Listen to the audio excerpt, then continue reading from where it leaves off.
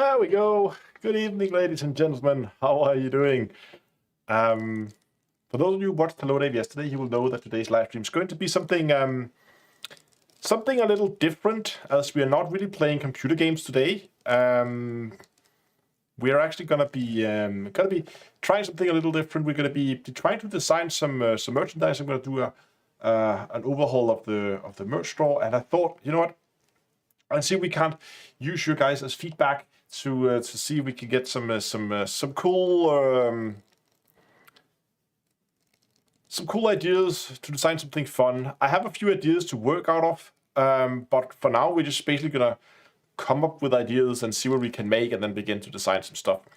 So as I said, there's not gonna be any like gaming today. It is going to be just basically us like sitting, coming up with ideas and having some fun. And I also want to hear you guys feedback, like what kind of stuff we would be interested in, you think would actually be something people would want to see in the merch store. So it's something quite different. If you are more here for the gameplay for Elite Dangerous live streams, then you should come by tomorrow, where I will be streaming again. I was going to get a double dose of live streams, but tomorrow instead is, of course, where we have the Moon Collision, and I'm going to be live streaming that. So that's why I'm doing something different today. So you're not gonna get cheated for your gameplay live stream. That's all gonna happen tomorrow instead. And we're gonna be streaming an hour later than usual. So start time tomorrow will be an hour later than now, where we're starting. So from wherever you are in the world, add an hour, and that's when we're starting tomorrow. I posted a video on Saturday if you want more information about this whole Moon Collision and that kind of stuff. And the North Star is parked and ready, and I'm in the system, and everything should be good for tomorrow. So yeah. So the reason I want to do this was because in the past we did on Discord, and I did on Discord together with some of the guys who were hanging out over there, and that's when we came up with the whole pre-flight checklist mock. And there's a few things I want today.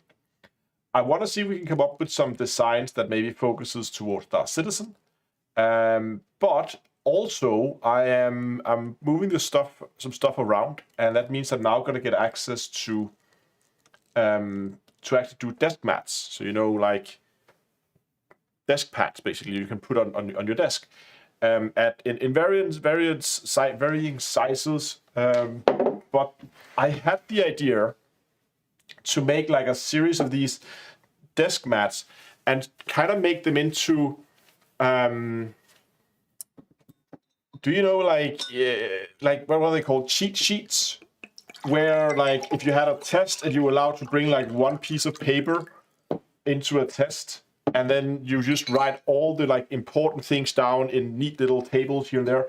I thought of doing something like that for different professions in both Elite and Star Citizen. So like one of the ideas I had for like Star Citizen, for instance, would be a miner's mat, where you have, for instance, like a table where you can see the rock mass on one side of the table, and then on the other end you could have like the percentage of a certain material, and then you could kind of see in there how many SCU of cargo that would result in. So when you spot a rock, you could just go into that table and say, this much mass, this much percentage, so I'm getting that much. I should expect that much SCU out of it.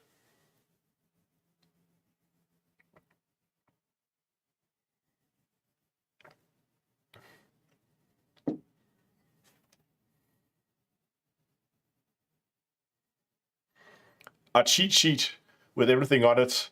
That's called microfilm. Yeah.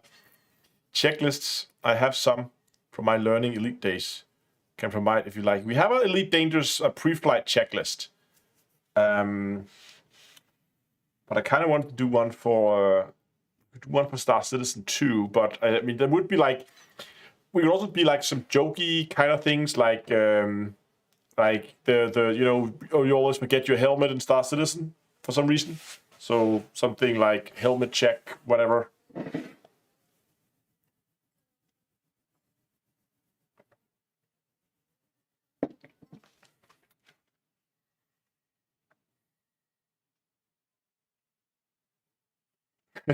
We have Body by VR over on Twitch says pilot in real life, and I love checklists. Yeah, exactly. So let me just, I did actually start something. Let me just see if I can find it here.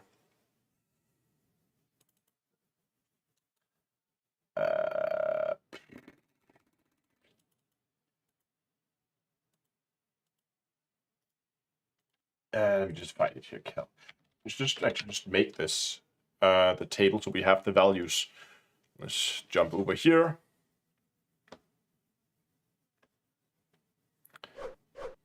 You wish, don't forget your helmet was a joke. Died so many times. Yeah, exactly.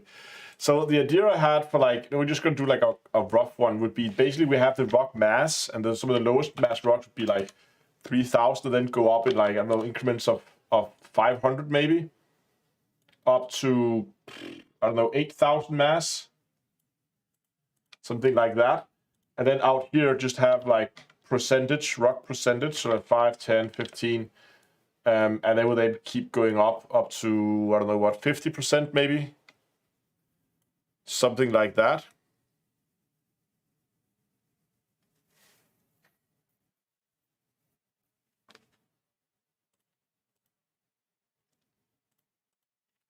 And then all you would have to do is basically fill these ones out. So that is that one times that one divided by 100. That's how many of those. And then again divided by 50.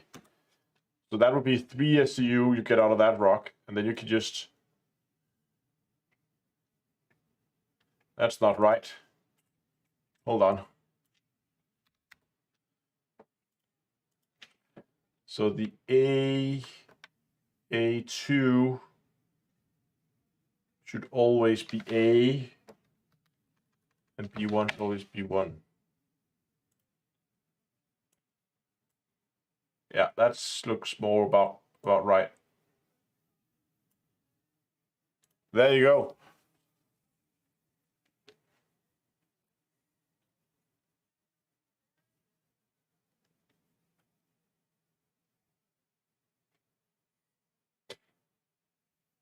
Michael says I was in Copenhagen yesterday. Awesome as always. Nice to see you stream Elite Dangerous again. Yeah, we might get back in. We're gonna do some Elite Dangerous again tomorrow. Today we're just doing other stuff.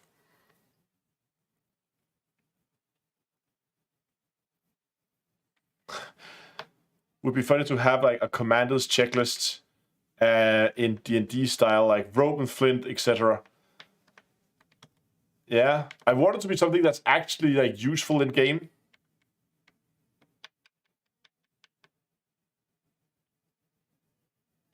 You don't know what's going on. Okay, so these is for, okay, for those who don't understand what it is I'm drawing right now.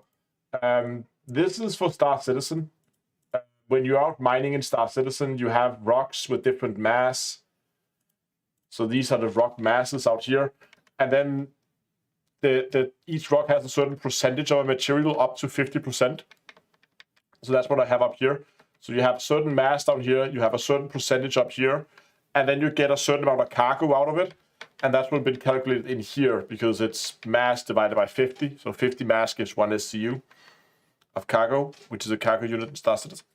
I don't know if this is going to be too... I feel like it's too big. Like this, if it's going to be just a small cheat sheet.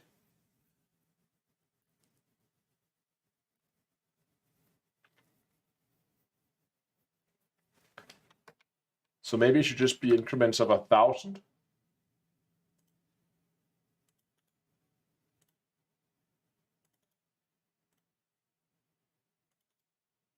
I feel like maybe that's better.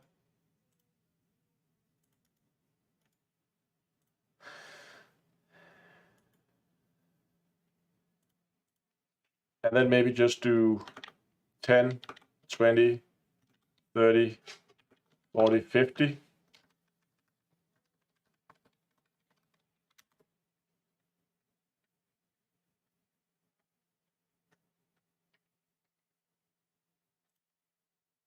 Something like that.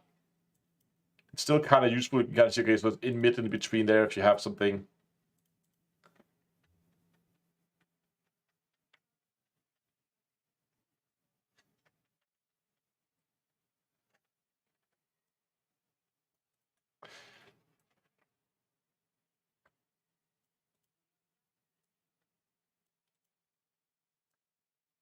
Something like that I could see being useful.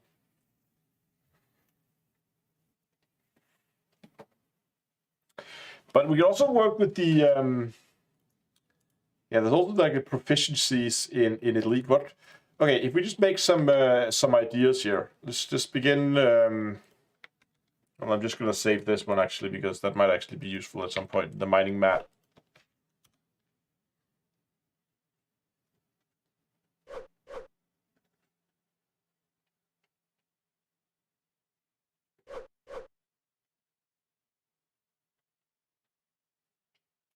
Hold on, let me just see here. Save this. Somebody says here, how about the orbit lines of your logo with ship replacing the globe?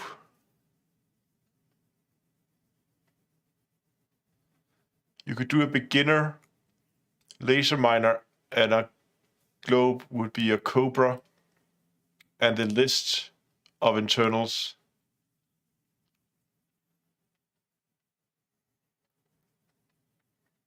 Then do an advanced version. So you think like a outfitting thing?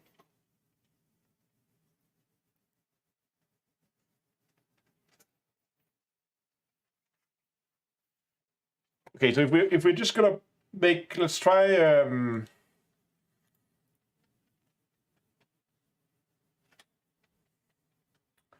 just go in here.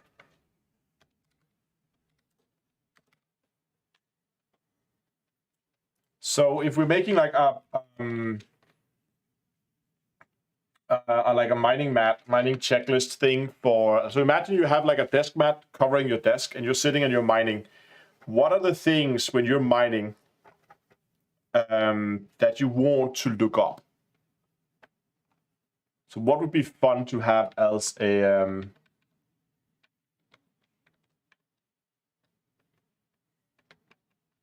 miner? We have to remember we can't take assets directly from Star Citizen, or sorry, from Elite or Star Citizen, matter. So we have to use, like, I think if it's pure text, I don't think anybody's gonna come after us. Can you use ship models for merge? No. So to a point, if you remember, I have the there was the Carlos design, that one, which I have had pre-approved by Frontier.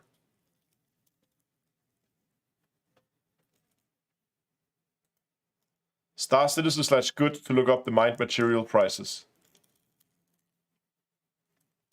Yeah, but those vary, don't they?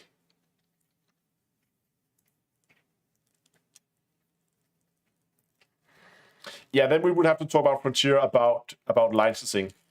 But like this design here with the Viper, that has been approved. I had run that by Frontier, and they said that was okay.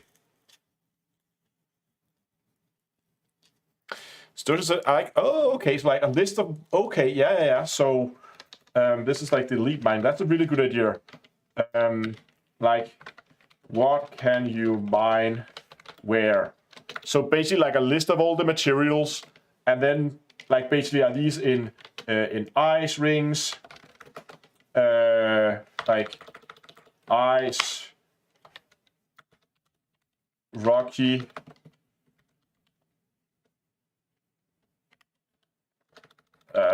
just metallic, and also are these laser, subsurface,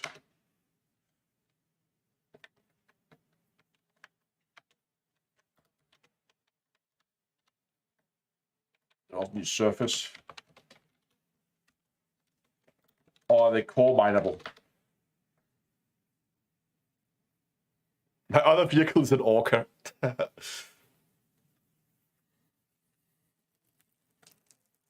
That's a really good idea.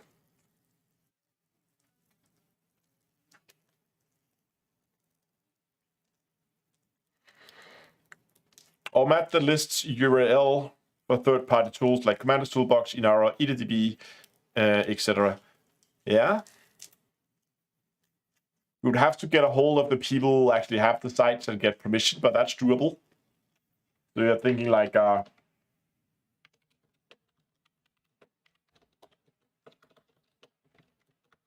third-party tool list.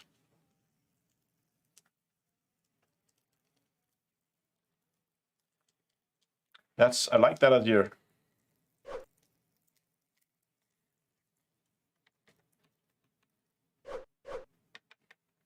What can you mine?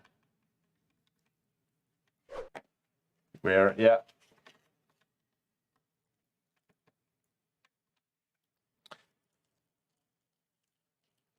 And since we are making a mining mat, maybe we should just put like in big. I was thinking like if you imagine a mat, and then you would put your keyboard on it, then above the keyboard, like big bold letters, it should just be like, remember your limpets.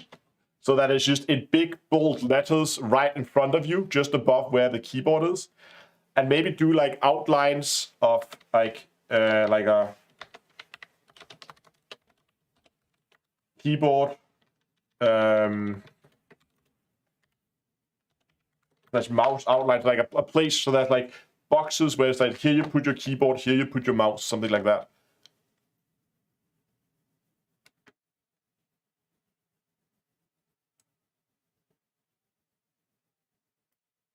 No, so Dunkel, what I'm thinking here, these are not individual things. These are just one big thing. So not only do you have that with the where you can mine what, that would be one item somewhere. And then you could have other items other places.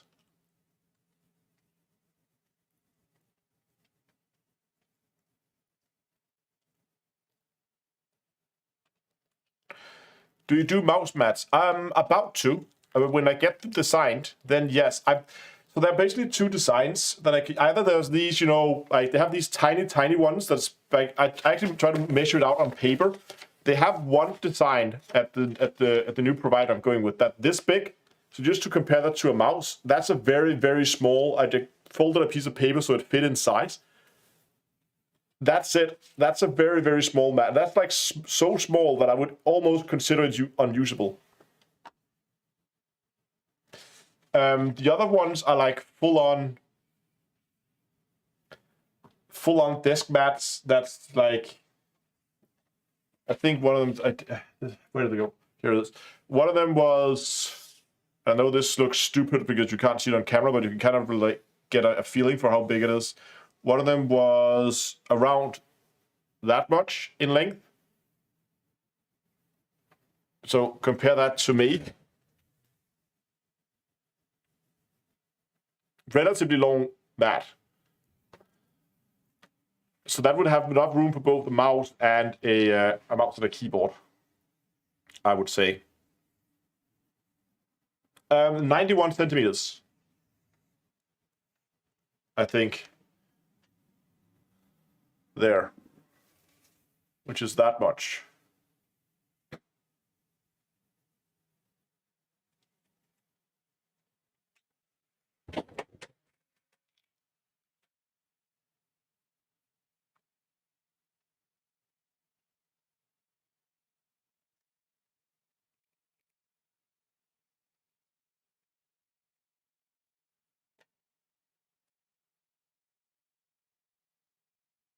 I seem to use about an A4 size, but look at how far I moved. Mouse. You only use like 57. Okay. Yeah, that's nearly a meter. It's designed to be like a full-on desk mat that covers the whole desk. So when I'm talking mouse mats, I'm not just talking like that size kind of thing. This is still relatively big. This is a good size one, I think. But we're talking something that's the size of a desk that, let's get that back there, that can actually like cover the entire desk, basically. And the idea would then, so let me just like sketch it out here for you real quick here. So my idea, whoa, what happened here? So my idea was like something like this, right? Like, so you have like this huge desk mat and it looks like that, and then do like here goes keyboard square, and then have a similar square here that says here go mouse, and then out here maybe you would have like here you can mine different materials, and here it will says remember your limpets in huge text or something like that. And then you could have something else here. And there's more room over here, probably, maybe here, and here, I don't know, stuff like that.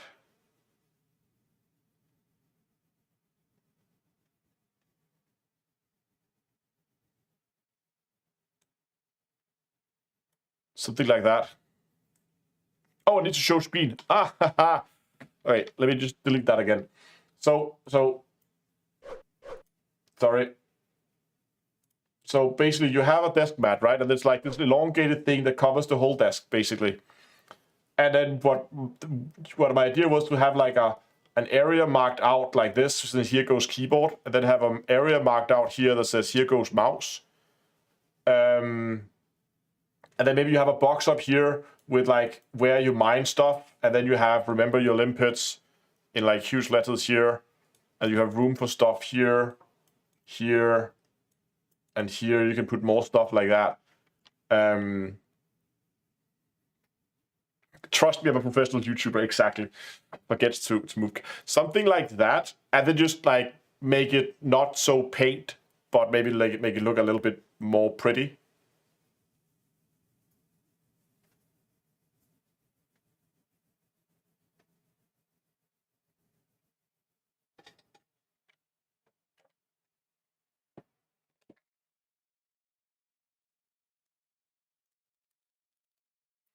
How are we going to make them do drop shipper? Yeah, basically.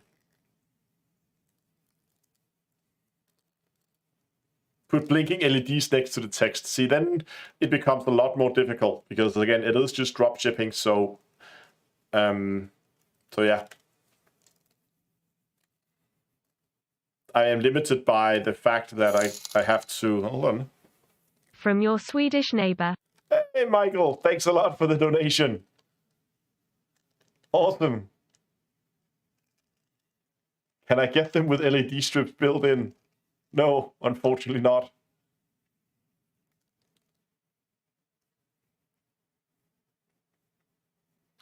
What's the pay like?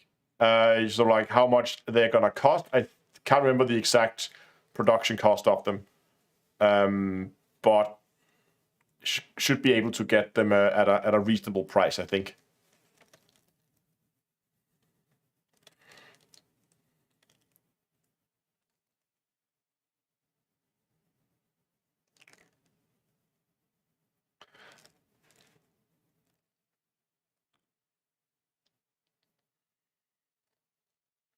It would be nice to have an orange LED. We can't do LEDs.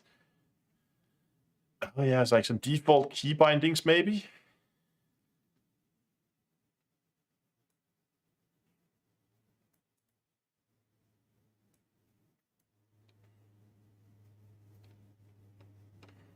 Ship cockpit and place HOTAS here. Yeah. Could also do a HOTAS mat.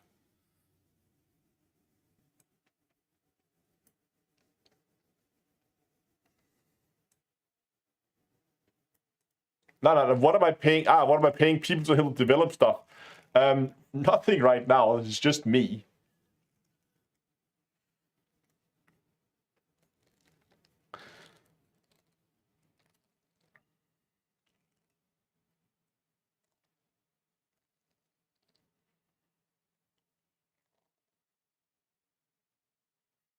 And the emotes, if you stop shooting people in the face. So thinking like a quick reference for some of the reels, maybe.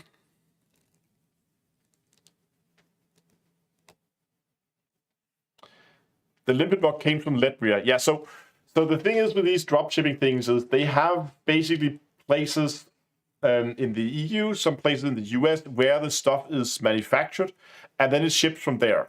Like, it's not feasible for me to have my own storage for this because with the volume that are being sold, it's really not feasible to go and pay for storage or have stuff in storage since the upfront cost is going to be way more than I'm ever going to make back on it, and I'm going to end up with a huge amount of stuff. Either I'm going to end up with a huge amount of stuff in stock that I'm going to take a long time to get rid of, or I'm going to have to have to a lot longer delivering times because I have to basically order it as they go in. But by doing these drop shipping things, they have all the manufacturing and they take care of shipping, they take care of returns and all that stuff, so I don't have to do that. Downsides, of course, are that it's often a little bit more expensive for me to do it that way, but I save a lot in, again, storage and that kind of stuff.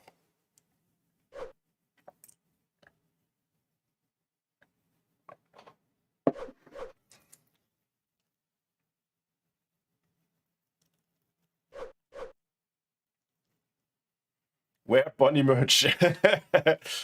Yeah, maybe. I don't know. Do you really think people will buy a bunny merch? I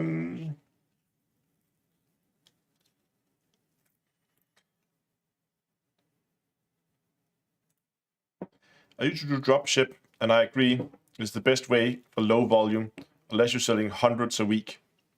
It's not worth keeping your own stock. Exactly. Like it's not really feasible to do, I think, on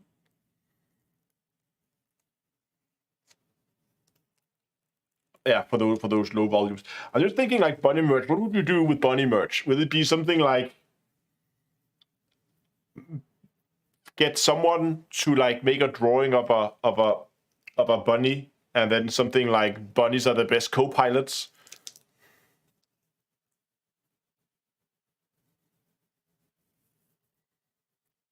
Little knitted mittens with hats. Okay.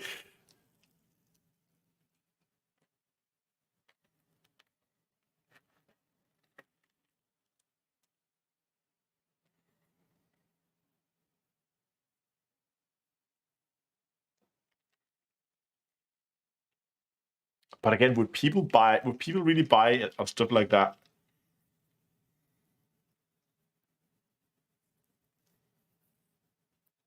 There's one design that I have that I really like. Let's see if I can find it here. Finished designed. Oh, where did that go? Why is it not under finished designs? It should be under finished. It's still in work in progress.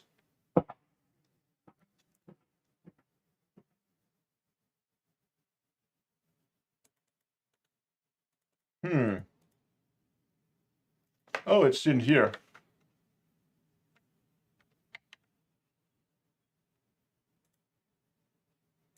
It's in the wrong folder. Used to go in here.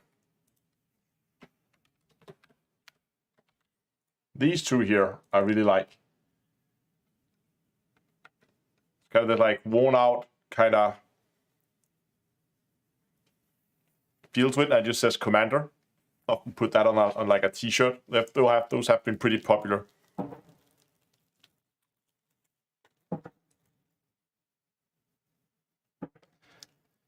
Hey, throwback. Do the Commander logo with bunnies. I also have it in a darker version, as you can see here, which goes on lighter shirts, because the light one up here, that goes best on a dark background, but it doesn't do well on a white shirt, for instance.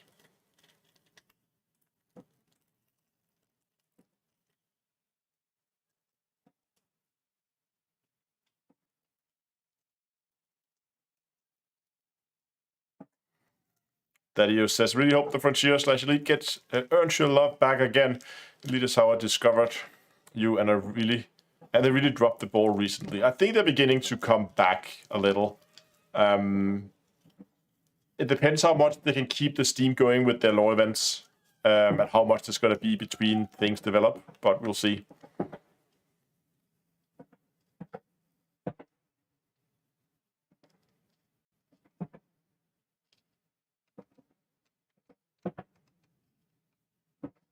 I mean, so if you really wanted to be, yeah, when deciding merch today,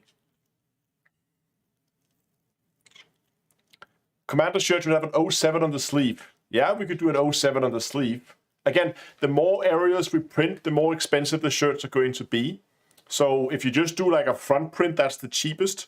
As soon as we begin to print on sleeves, as soon as we begin to print on the back as well, prices go up. Manufacturing cost goes up, and that manufacturing cost, of course, also means that the product's going to be more expensive. But having an 07 on the sleeve would actually be pretty cool.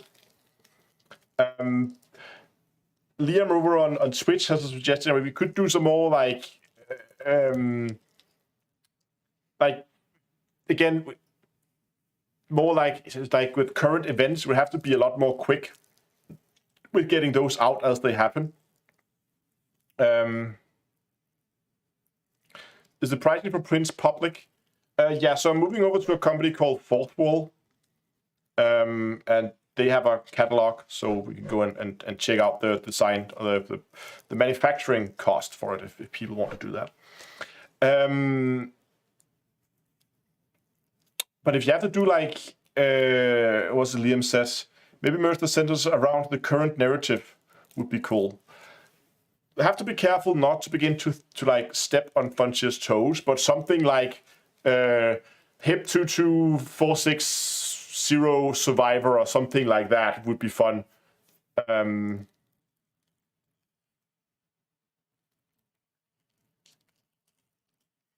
Or you could also do the like tried and tested, like I went what is it like? I went to Secretariat, I went to Sag A, and all I got was this T-shirt or something like that.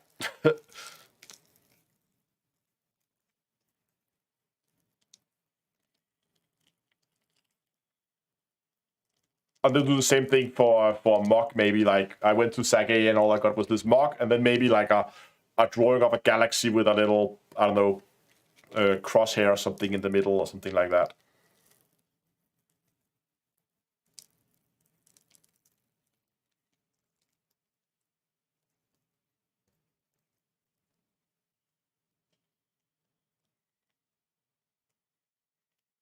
I survived HIP 22460, and all I got was this lousy T-shirt.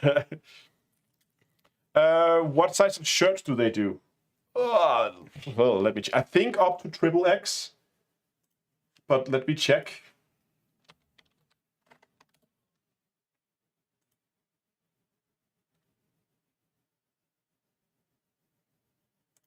Give me a second here.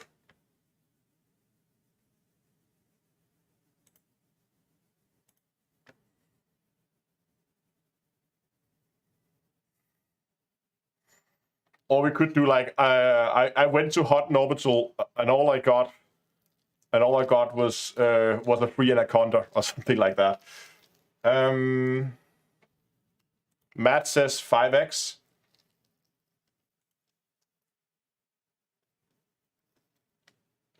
I think it depends on the design.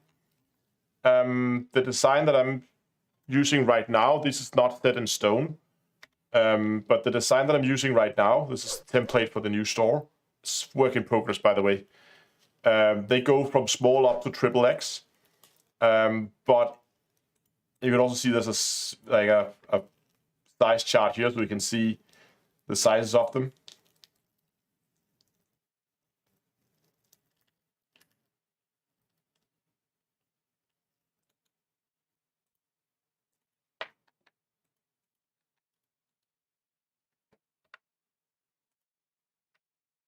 There we go.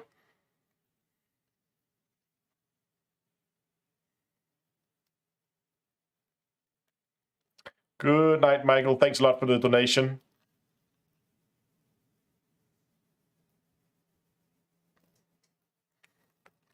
The Azimuth coffee, made with 100% Thargoid tears.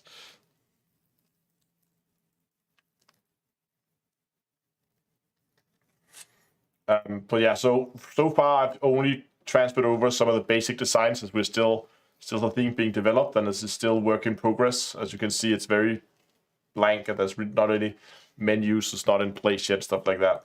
But like the remember your limpets mark is here, and now in even more colors than what you might have been used to. Now also in pink and yellow. I think the orange one is actually pretty cool. I might have to get myself something in orange. And of course it comes in red too.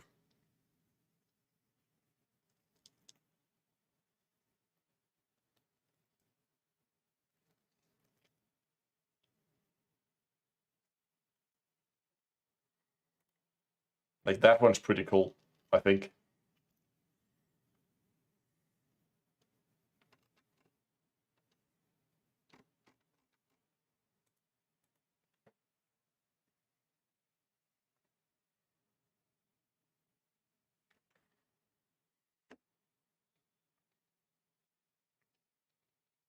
What is Joseph said? Bunny with a fistball and goldfish as a helmet in space.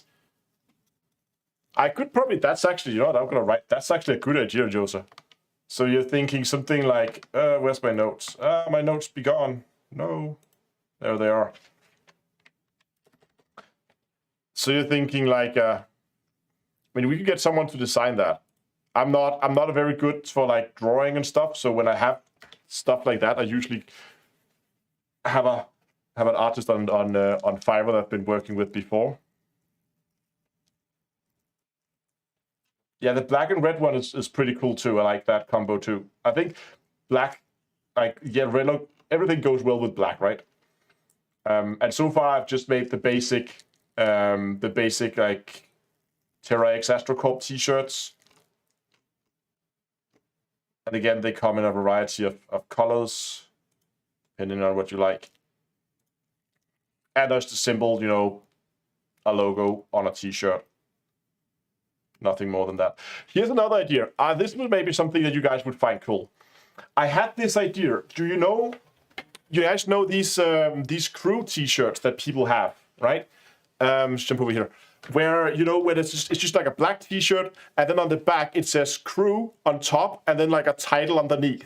What if you did t-shirts like that, but with like spaceship themed provisions? Does that make sense?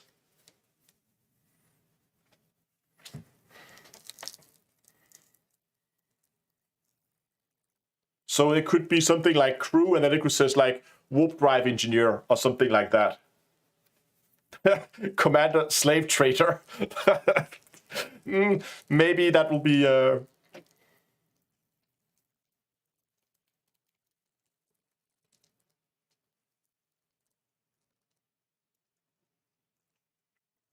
It's very simple because we don't have to do any designing. It's basically just text, right?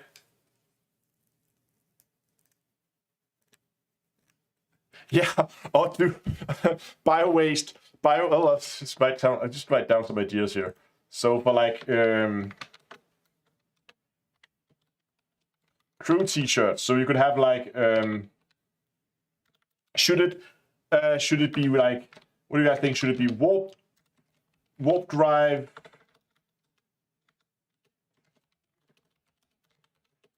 Wow, I can't spell. Warp drive engineer. It could also be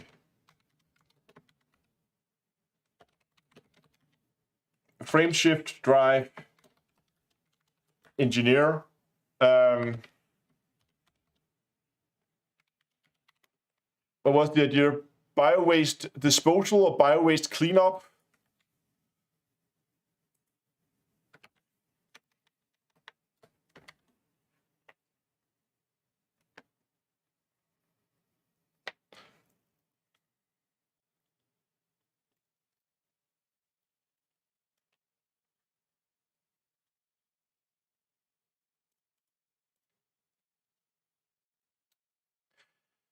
Sounds interesting, but too specialized, probably. Everybody will be captain or commander then. Yeah, maybe. I don't know. I could see that being interesting. People could be interested. We could also do something like astrogation. So it's not navigation, but it's astrogation.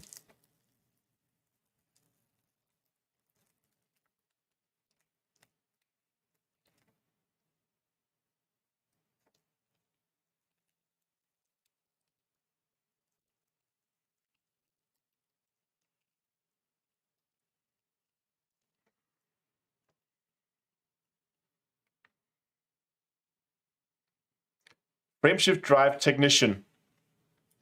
Yeah, that could also, engineer or technician could work. SRV driving instructor.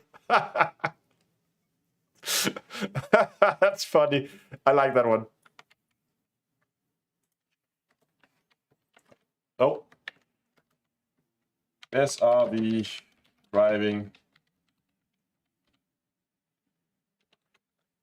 It could also just be like low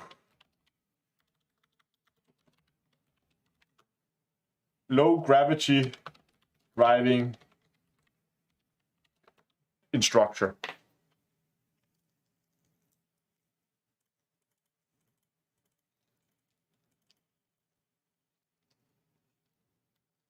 The crew, you should see about that crewmate.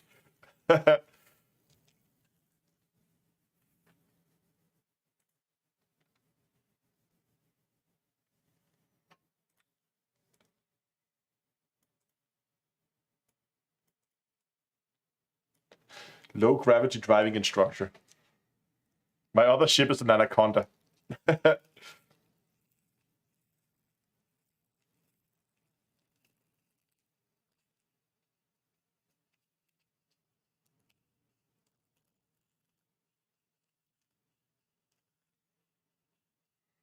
Limpet designer.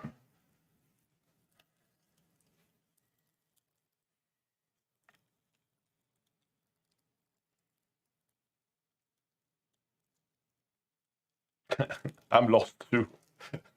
Yeah. Limpet designer.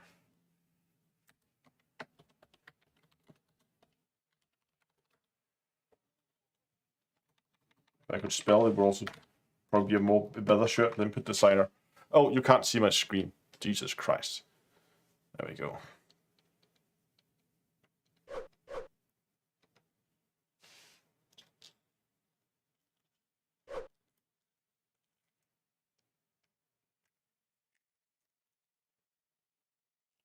Crew Howard.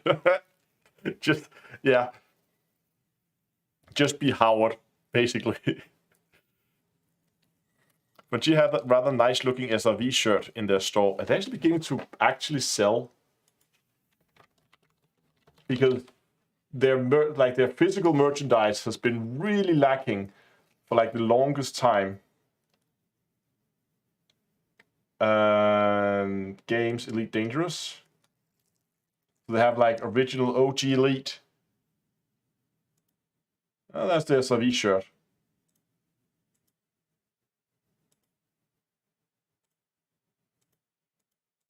Why can't you zoom in? But yeah, that is a pretty nice shirt.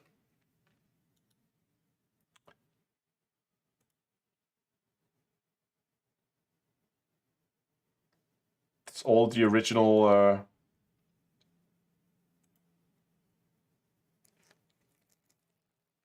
key change.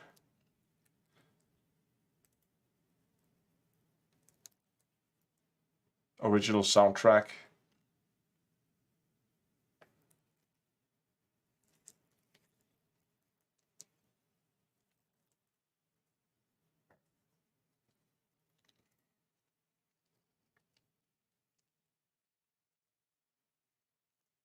Fuel scoop. R&D. Don't get stuck in the cold. Yeah.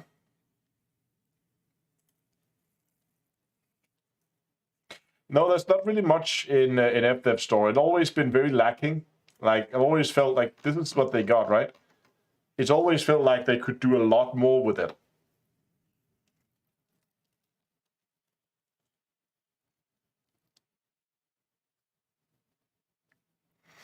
Yeah, so that, Daniel, so let me just see if I can find it here. Give me a second here.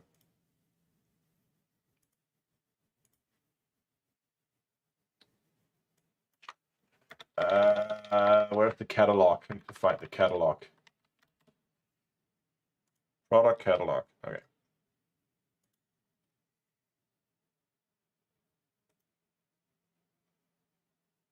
It must be under accessories. Pins. Here we go. So they do have pins. If it loads, there we go. As you can see here, where you can basically get like custom-made pins. Problem with it is that I need a minimum of 300 sold of a single type. So this is not different types. This is of one specific design. So even if we made a TIAC pin or because I've always thought what would be fun would be like do like either patches or pins, like, you know, embroidered patches you could sew onto things. But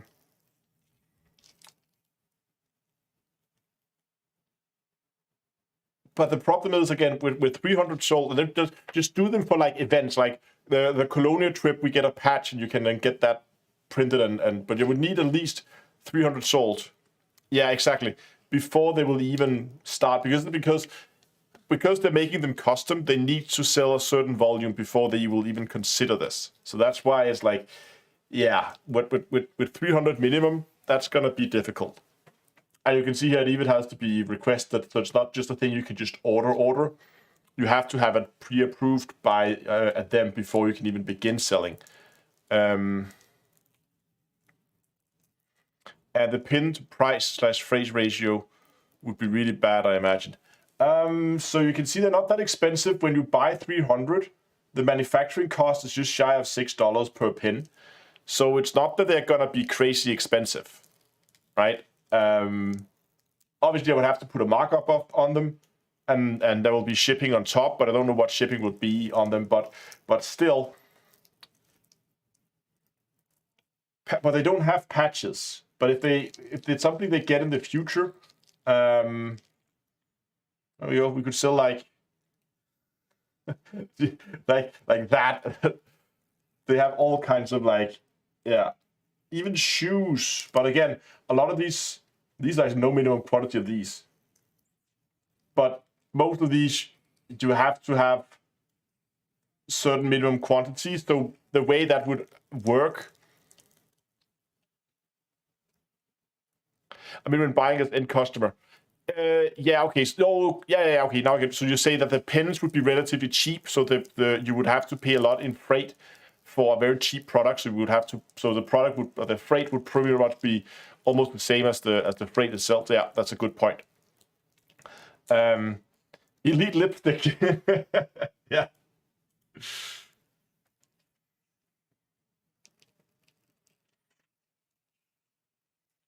Then we can have like a Thargoid colored one. Even eye masks.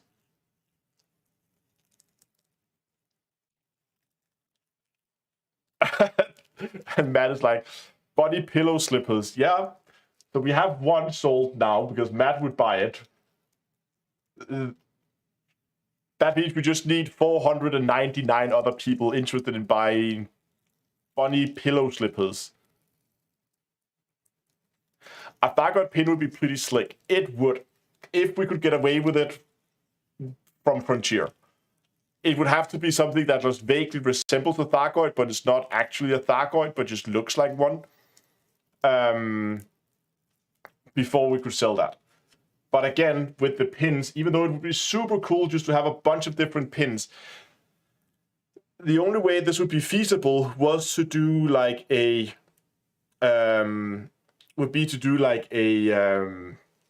pre-order thing, where basically like what you do with Mass Drop, where they say if you guys pre-order more than whatever quantity it is that they want, then the order's gonna go through. If not, it's not gonna go through. And I think they have options for doing stuff like that in the store. But yeah, I would have to like try to set up basically a pre-order. But again, if I set up a pre-order, I would have to do it, say, within the next month. And if we don't reach that 300 mark within that month, then I would basically have to cancel the order completely.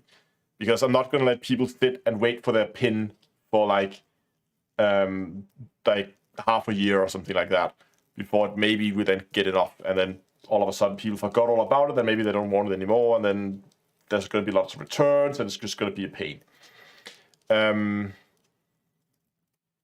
So if you do pins, it would have to be something extraordinary, I think. Or it would have to have a lot more traction on the store before I would consider that to be a feasible way to go. Yeah, sunglasses even, but I think a lot of these things like these specialized items, they have a minimum requirement. Look at those. Very spacey. I don't even know what you can do on them. Can you like write on the side?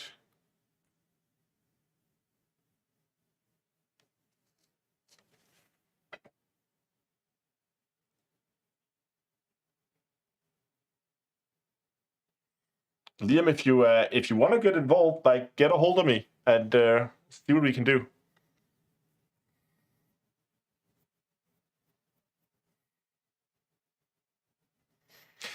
Yeah, it's a good point Daniel has that says that they might work for special occasions like carrier trips, although I doubt those will be as big as the first.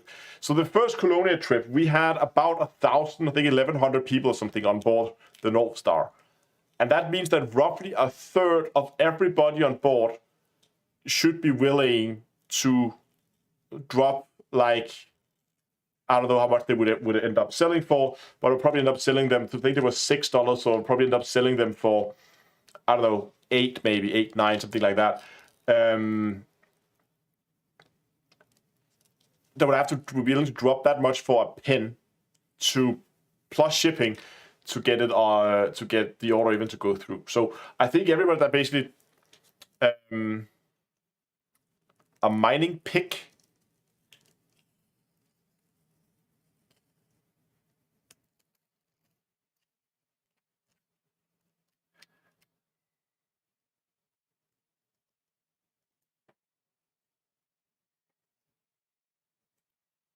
Keychains, also volume planter, like books.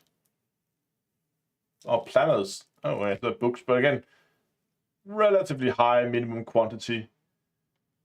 Notebooks is likely the same. Well, there's actually a spiral notebook where you can just print up from the front page. That has no minimum quantity. That could just be 1. Laptop sleeves has no minimum quantity. Face masks.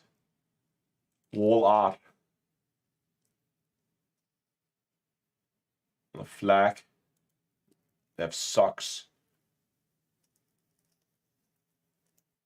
And there's the desk mat that I was looking at from before.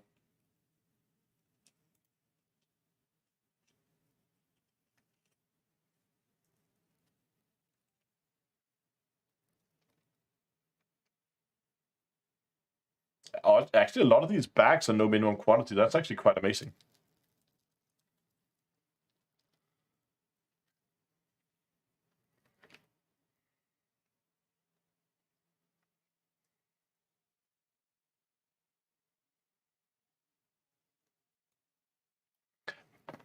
Back to Bad Logan's limpet cemetery with an angry-looking limpet, but that might get you in trouble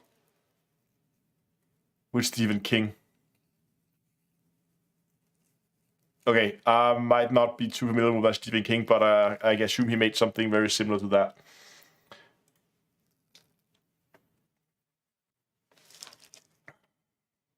Some good design, good frameshift drive technician, or core engineer, biowaste disposal, cleanup, astrogation.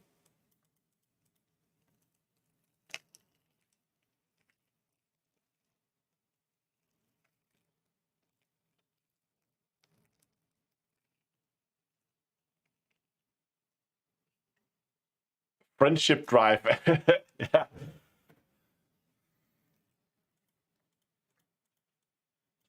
I actually want to go back and see, because I had a lot of discarded designs that never actually got into work.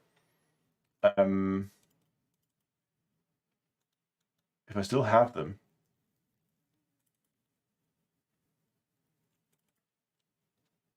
Yeah, here they are.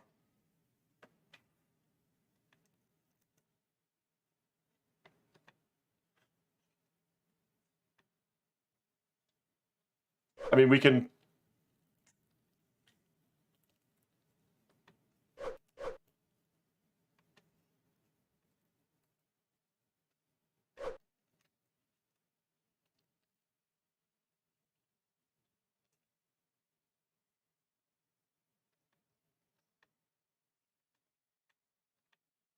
That was the commander ones that I extracted from, I think, one of the other ones.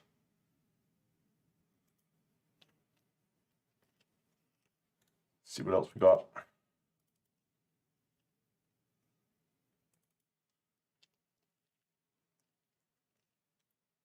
Oh, that was the guy who did just a lot of like weird slogans.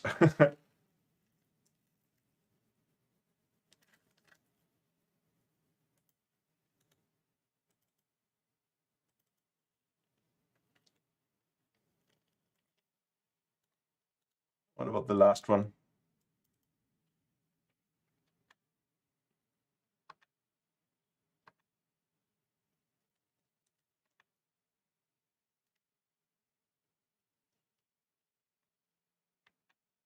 Apart from the Federation logo that we ended up using in this one, there's kind of some ideas we could pull on there, maybe. I don't know.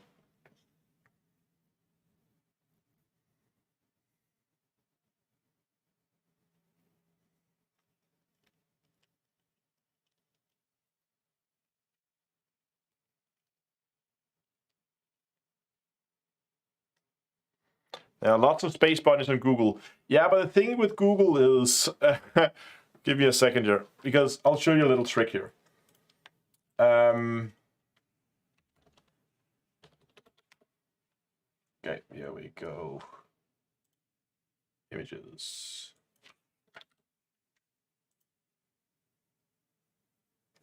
Okay, so if we go back here to Google, if we just go and search up like space bunny, like I'm sure there are plenty of hits here, but we can't just take and say, oh, I don't know, that one might be good, or say we're gonna steal that, because we don't have the right to do that. So we have to move up here and they create a commons license, and that's gonna narrow it down significantly. So these are pictures with Space Bunny uploaded in with a creators commons, meaning that they are basically public domain.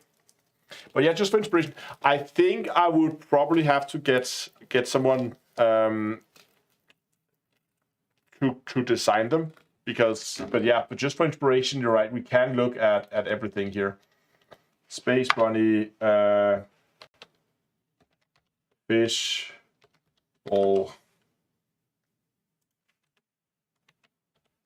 helmet.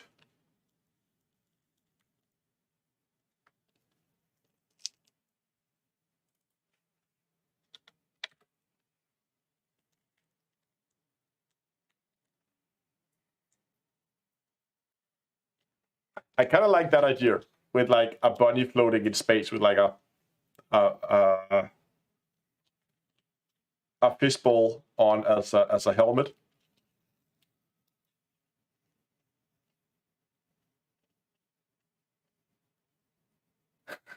Take a picture of one of your buddies and put. Yeah, but it shouldn't be a picture.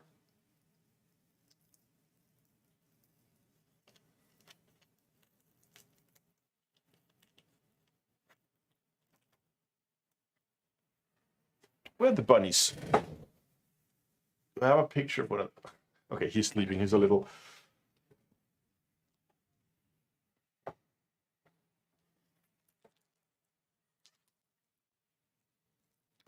So I don't know. It's a good idea. Did we write that down, by the way? I can't remember.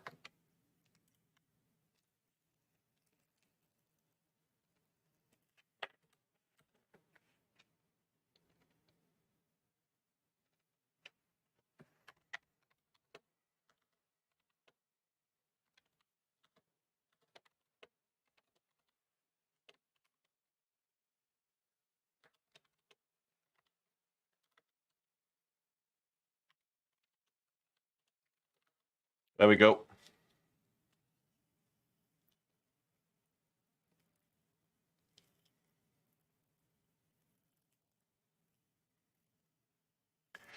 Share our thoughts. Yeah, so we can also go. That's another way to go.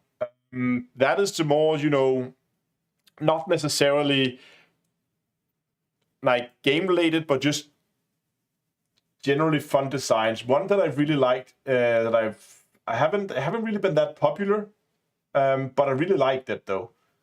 they're still in working documents, even though they have actually been published, is these ones here, where I would kind of take the logo and I would use that as a stencil and then cut out from a picture of the, in this case, the Pleiades.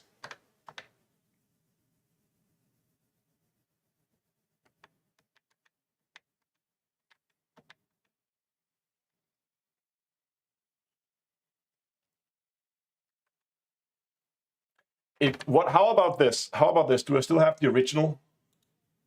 There's the horse head. There's the Pleiades. You could take something like this, and you would have to kind of make the...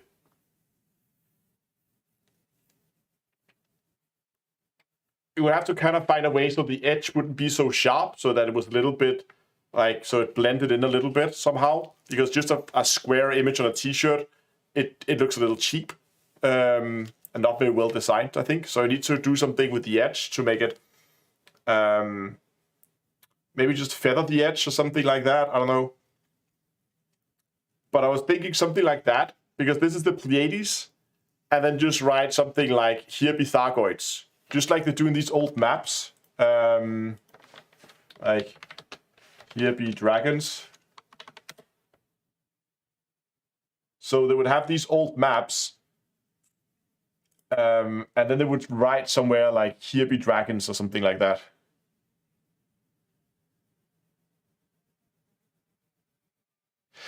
Yeah, Daniel, so the original photo is taken by a Danish astrophotographer who has specifically given me permission to use his photos. So that photo there is by a Danish astrophotographer who wrote to me years ago and said if I ever needed like pictures of deep space stuff, more than welcome to just take his pictures and use them. Because he has a whole catalog of lots and lots of things, and as you can see from this picture here, he is very, very talented. That's a really, really nice round stars, no trailing whatsoever. So he's done a really amazing job with these pictures, and I do have permission to use them. And that's why I've also had no problems in making these pictures of my logo with it, because I know that he is okay with it.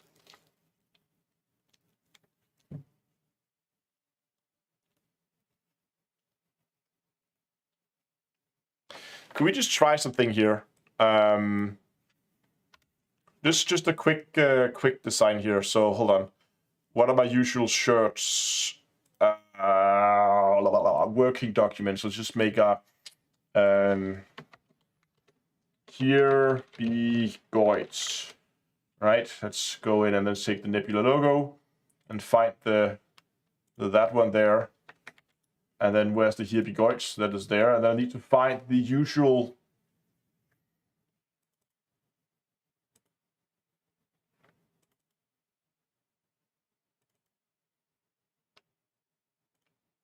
Oh, okay. Well.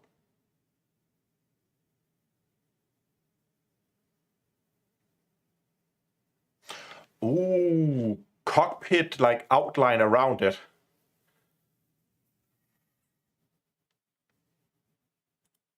Oh, now we're getting somewhere.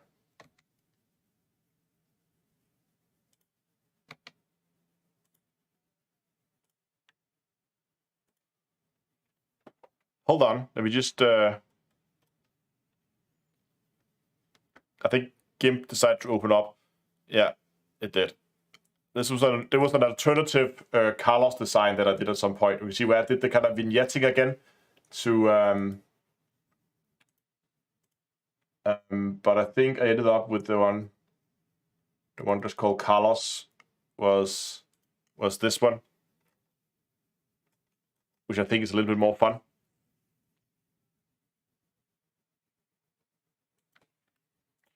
But if we just take.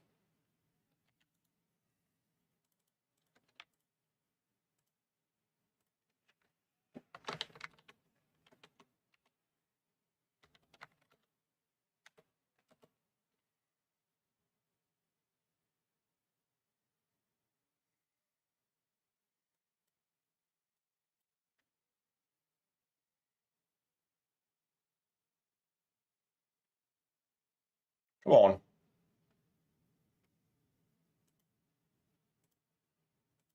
Did it crash? No, there it was. I just want to see if this print area was actually correct. Hold on. Give me a second. Do I still have...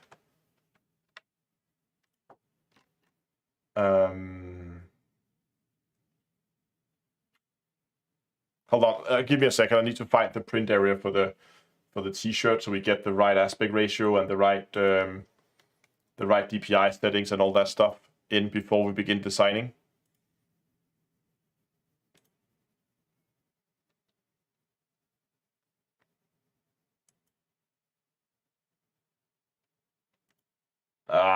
Hold on. Why did it lock me out? That's stupid.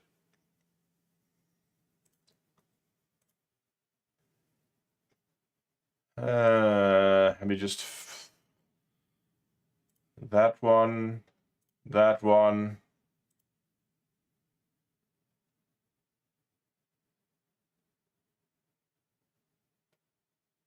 Yeah, okay, so here we have it. So they recommend 12 inches by 16 inches at 150 DPI. Is their recommended ones. I think 150 is a little low. But if that's what they're printing in, I don't know. Again, it's on a t-shirt, so it's kind of far away, but still. Again, that's also, it's still on fabric, so maybe you can't get higher precision than 150 DPI. But at least that's the way we're going to design it. That means we need to go up here to image, and we need to canvas size, which should be...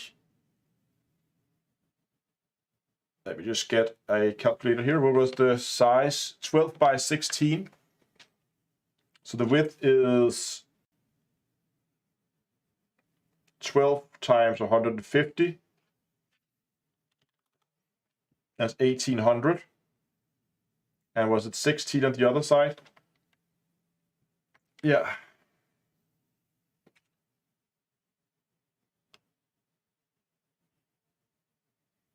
We're not going to use faction logos. This was a design that was made by someone else. So the faction logo that was used in that design that definitely never made it into... I never sold that. But I asked some artists over on Fiverr and gave them some money and said, hey, come up with some designs, be creative because I need some inspiration here. And I mentioned briefly what I did, and they clearly went in and they looked up the logos for the factions in Elite Dangerous, and they used them, even though I never specifically asked them to.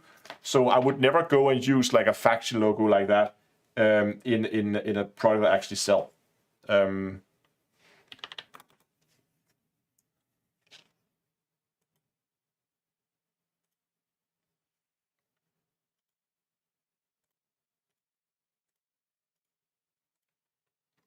All right, so this is our print area. So let's get this thing in here.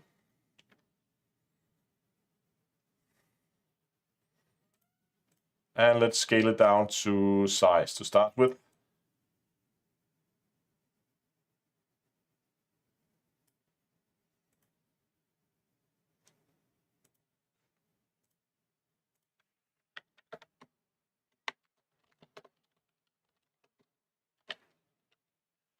So we're just going to take a cockpit view from Elite, something like that, maybe.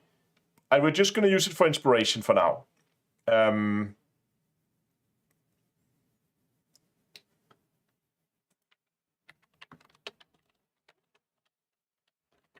want to have a look from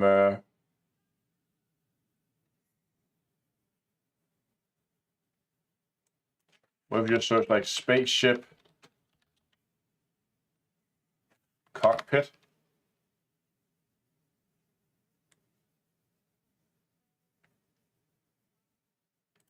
So you could do stuff like this. This is pretty good for inspiration, I think. The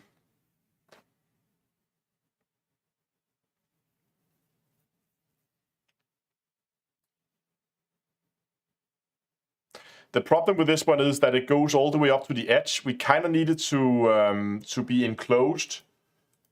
So we see we have the same problem here, that you can see the sky all the way to the edge. For it to work, we're gonna need to have it enclosed somehow, like fully enclosed on all 4 sides.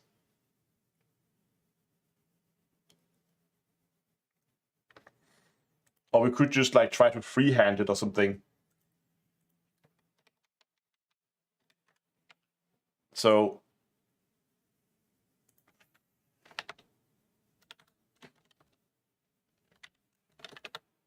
if we just start by basically importing something as a kind of a template, and then we kind of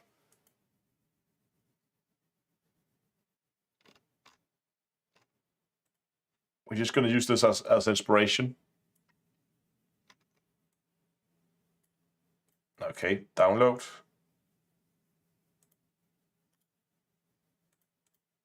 Oh, that's not working.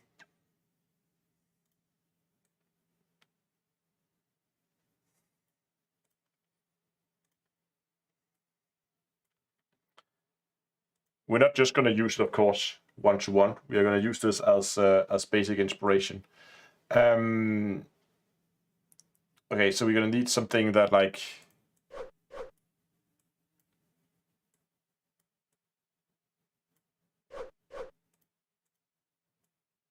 Why can't I move these layers around?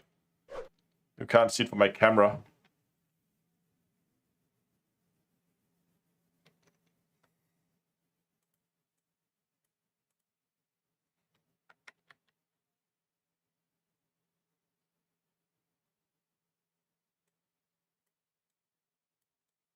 What's going on here?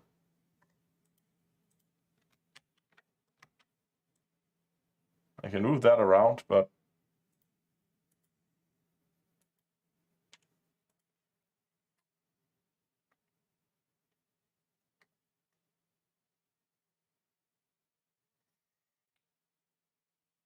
But just to draw something like a rough shape, we're not gonna...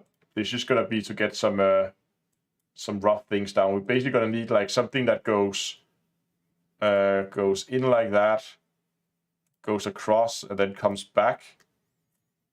And then there's gonna be like, just to get an idea about what we could do, right? So we're gonna have this come up like that and down like that, and then we're gonna do again just basically free drawing stuff right now, just to get a vague idea about what you could do. There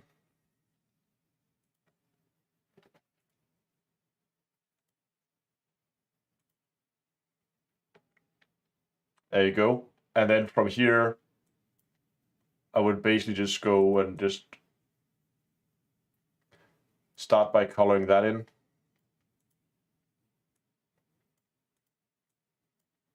And that would have to be something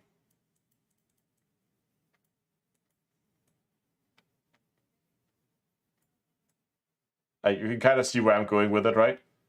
So you would have that, and you would have to draw like the cockpit in here, but that would kind of be your windshield. And then you could take this one and maybe squeeze that down a little bit more.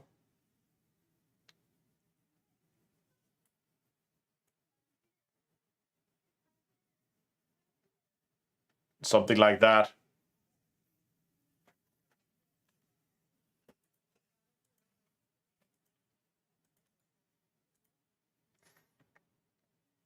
And then obviously you would have to draw something that kind of looks like the inside of a cockpit.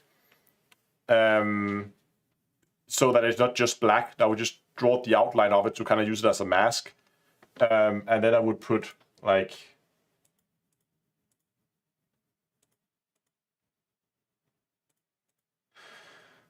And then we could put like texts with something like...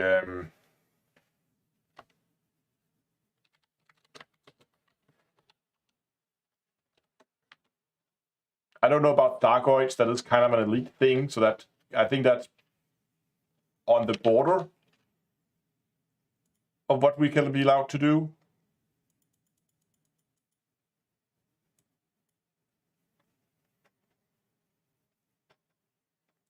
Like, I know this is very rough, but just like to kind of give an idea about...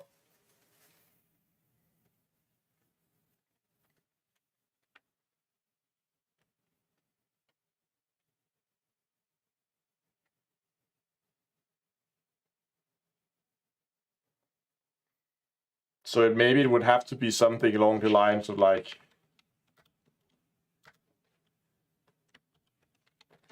here be aliens maybe instead. Center that.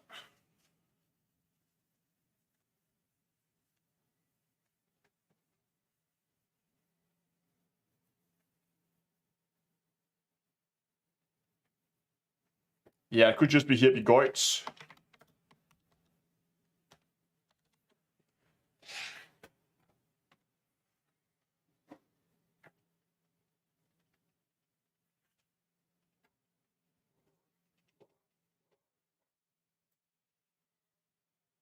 Something like that, maybe.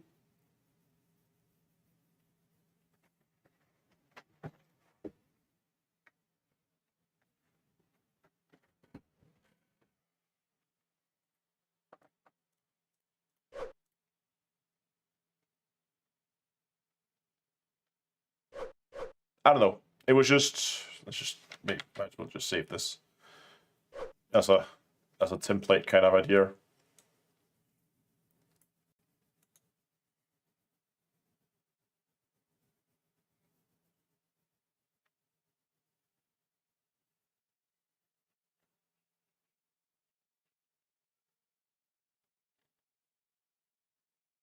Wow, what happened to my server? Did my server die? Nope, there it is. How about, now that we are looking at this picture here, how about basically just taking this picture and just naming all the stars that we can find in it? Because all these stars are in Elite as well. Or Danger Space Cauliflower ahead. Yeah. No, if the bunny's caught an internet cable, you wouldn't be able to hear me anymore, because then everything would go down. Unless they caught the specific cable to that server, but that's on top of a like 2.5 meter closet. While the bunnies are good at jumping, they're not that good at jumping.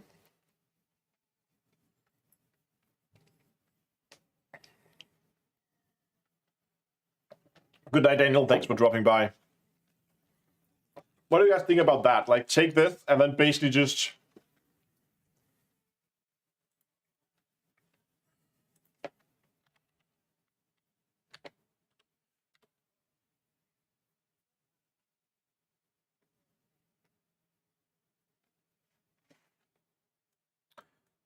let's see. Pleiades. There. Should be up.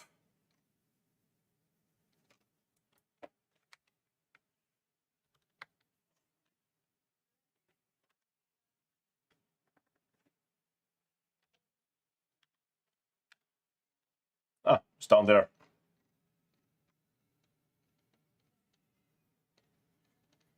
So you can see we have Meyer, we have Astrope, we have Electra here, Merope we have here. All these stars that people know.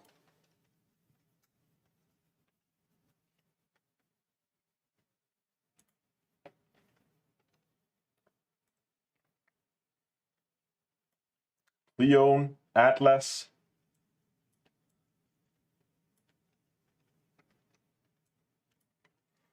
I don't know, would that be fun to do something like that? Take this picture here and just name the stars on it.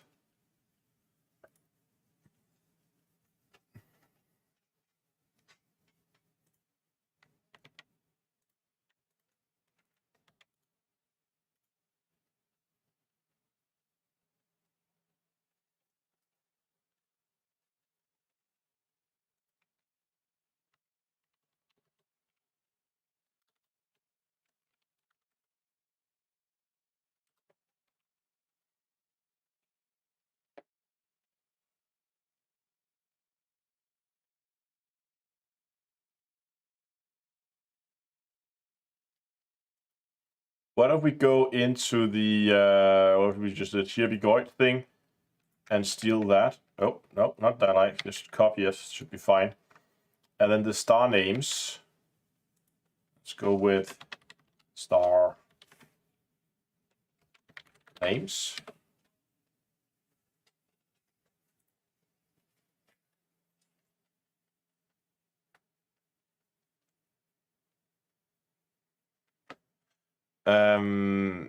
Basically just delete these layers now. Oops. Delete that.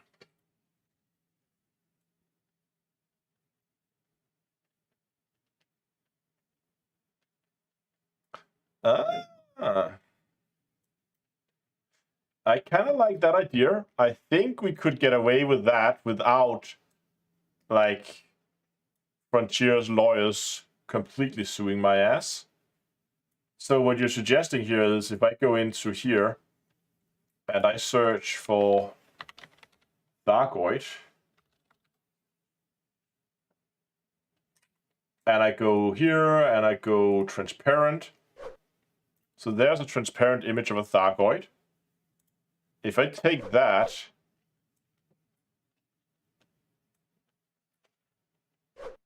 and I just drop it in here to start with, like so, and then we drop this Cyclops in here. Might be a small image, doesn't matter, because we're going to smooth that thing out to death anyway. So we size that up like this, basically.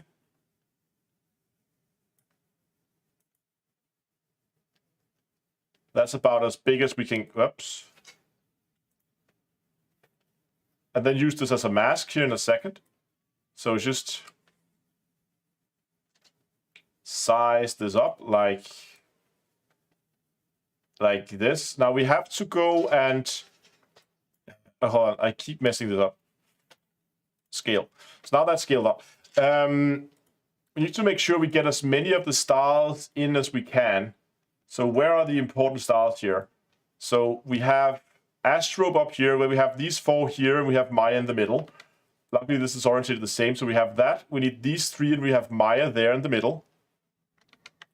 And those are covered by the Thargoid. Yes.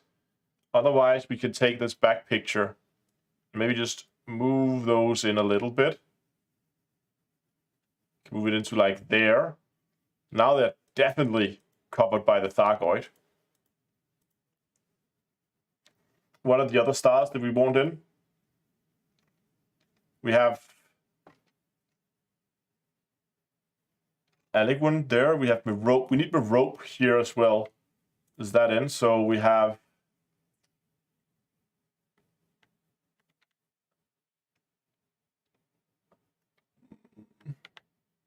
that one there. We need that too. That's under the Thargoid. I think we got most of them.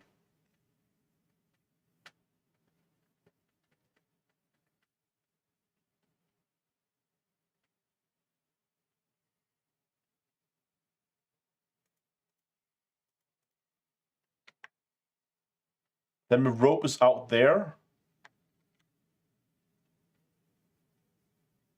So that's that one there, right? Double star and then Merope. Yes, that one's Merope, which should also be covered. I think we're pretty good here. So I should be able to just go in here, select this Thargoid, and then what I want to do is I want to take this selection and I want to kind of smooth it out a bit so that it's not so jagged, but it's a little bit more smooth, and also so it's less obvious that it's a Thargoid, right? It should be less obvious that we're just taking it. So we're gonna go and basically, it should be enough that you can see it. I'm just gonna go and like grow the selection. That's not enough. I'm just gonna expand the selection a little bit. Let's say 50 pixels. And then we're going to go and shrink it again by the same amount. And when we do that, we can see here how we kind of smooth it out. And I think if we take this and we make that into a new layer, like, look at that.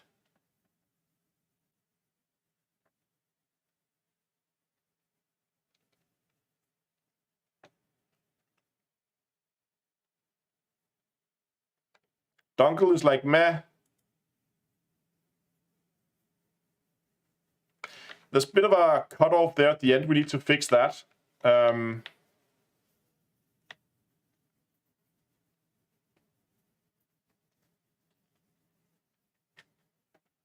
that should be easy to fix. We're just gonna delete that layer again, and we're gonna go and select our Thargoid.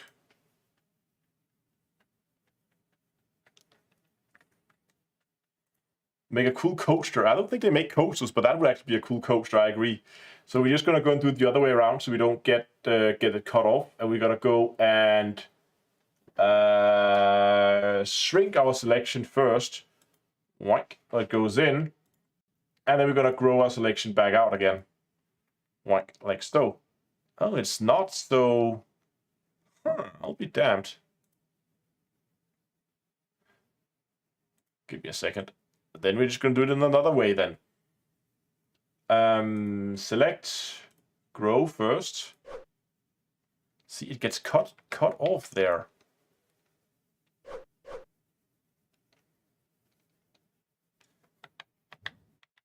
Does it have just a smooth?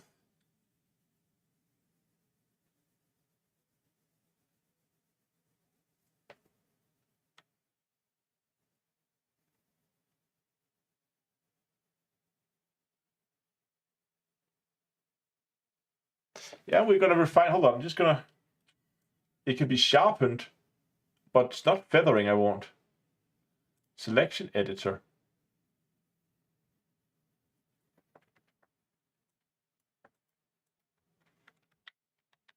Not what I wanted.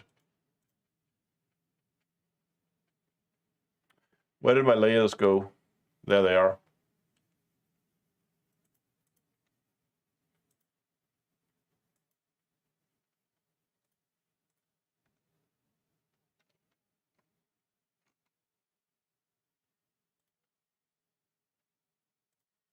Why don't you shrink it by 100 first?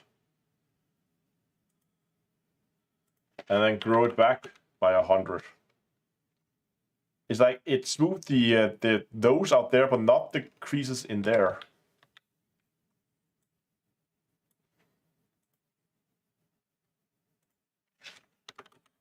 Maybe it's okay.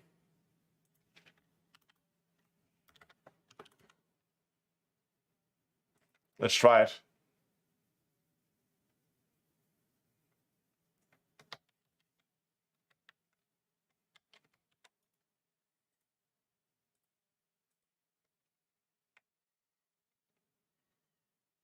I mean, the edges, they are more round out here. I think it's actually okay.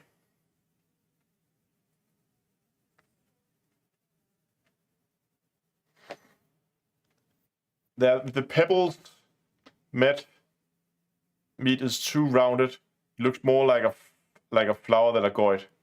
It's very flowery, isn't it?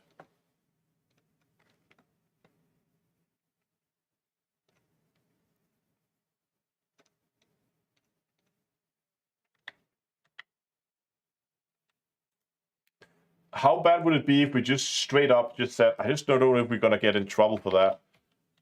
But let's try to see what it looks like. There, that's just, you know what, that might actually be okay. It's a little pixelated, which we don't like. That kind of blockiness you can see there.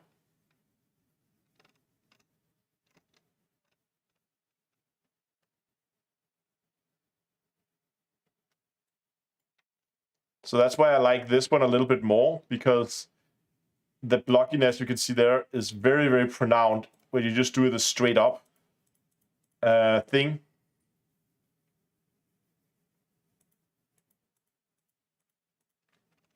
But feathering is just going to make it look a little blurry.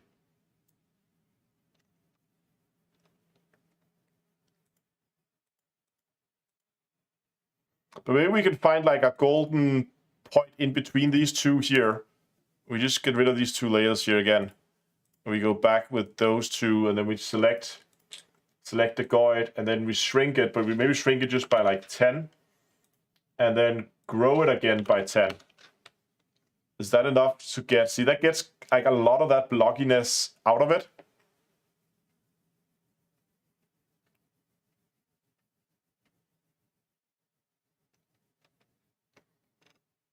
So I'm just going to try to post that in there. So what you guys are saying is I should try to feather it. So we just basically go and, so you say I should go and select the goid and then feather it by 25 because that was what I had selected.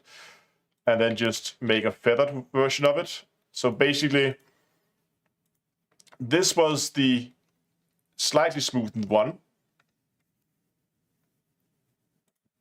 That's the feathered one. Okay, the feathered one actually looks kind of cool. I will have to admit that.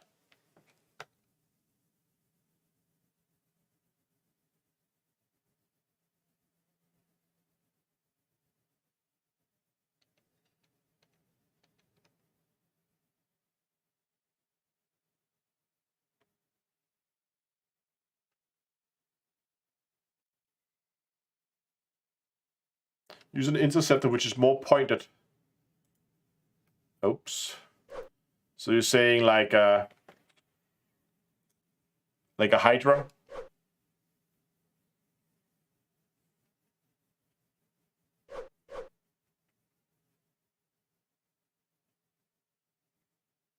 We can try with a Hydra.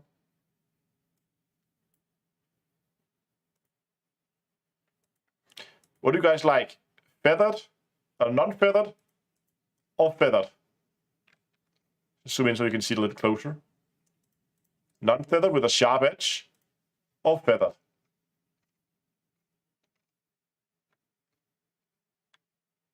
What do you like more?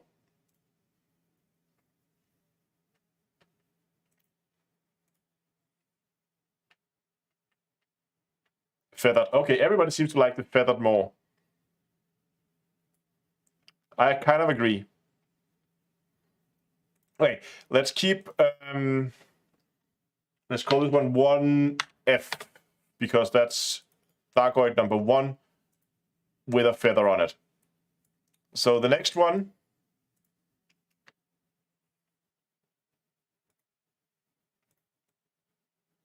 kind of need to scale this up again, like so. And then we have to ensure we get all our stars, which we do not have yet. Oh, this is difficult.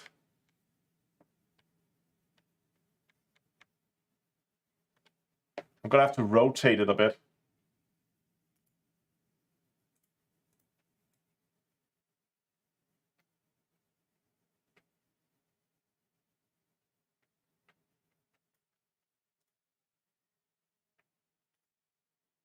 And then scale it back down.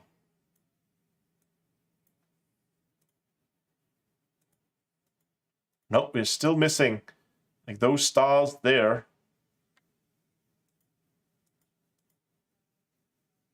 Maybe I can just move it up a little bit.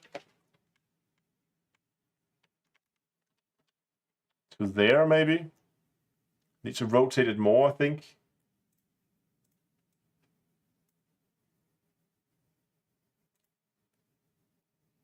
And then scale it in.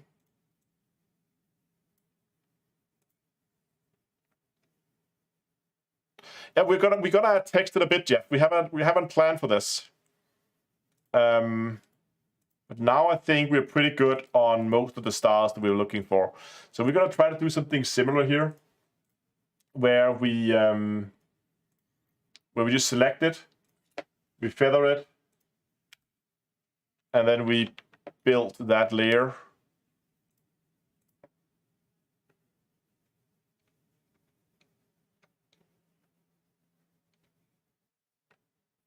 So there is Cyclops or Hydra. I like the Cyclops better.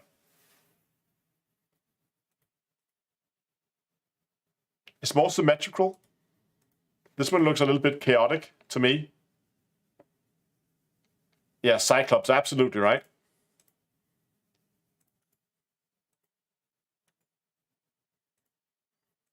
So my idea was from here,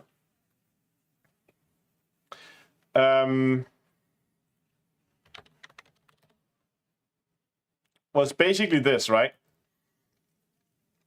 That we around it, we would take text, right? And then I would go back and be annoyed that this one has moved.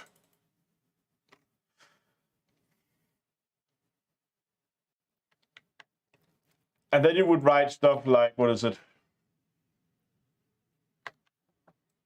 Up here, right? We could write row, row, right? And then we just make it in either white text, or let's just make it white to start with. We're gonna fix that later. Just say size 50, bold, and maybe in a little bit more interesting font.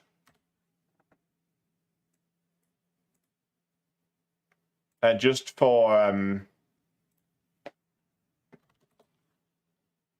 simplicity's sake, we're just gonna color in a background for now, just as a temporary thing. And we can kind of see how it would look on a black shirt. And we're gonna make it sure that you can print on multiple types of shirts here. Don't worry. But if we have like Astro there,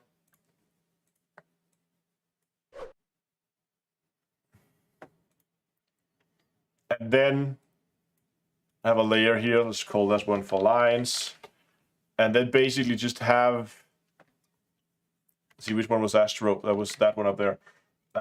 A pen here, and then just, whoa, that's a little bit too big. Let's just say like 10.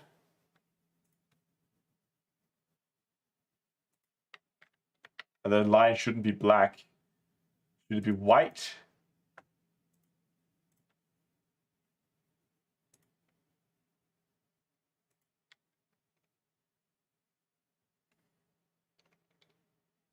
Gray?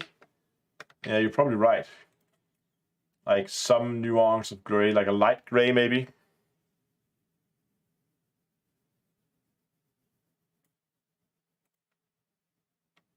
Then from Astro to the star.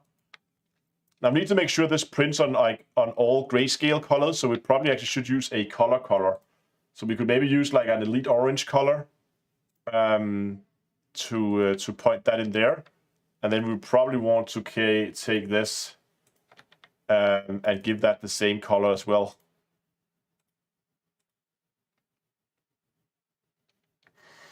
And then basically just like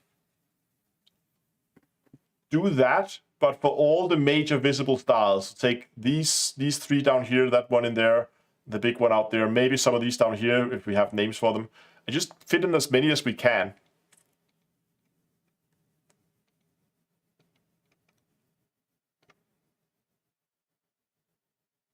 I don't know if that's funny at all to have.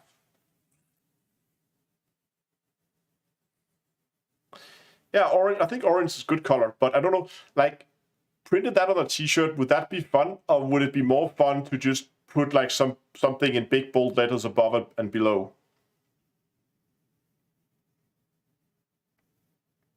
Because we could sit and we could add names for all the stars, and that could kind of be fun.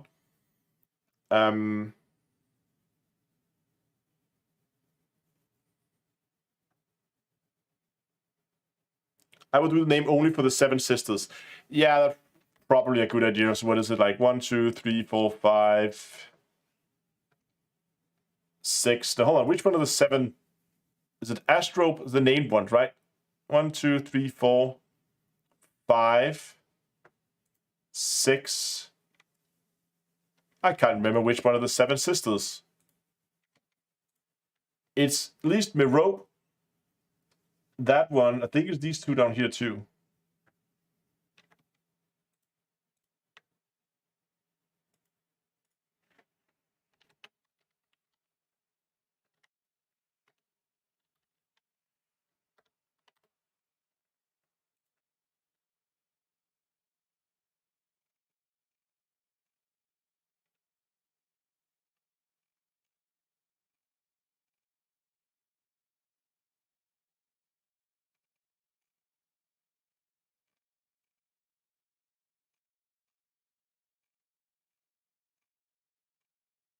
One, 2, 3, 4, 5, 6, 7. Oh, there's too many of them.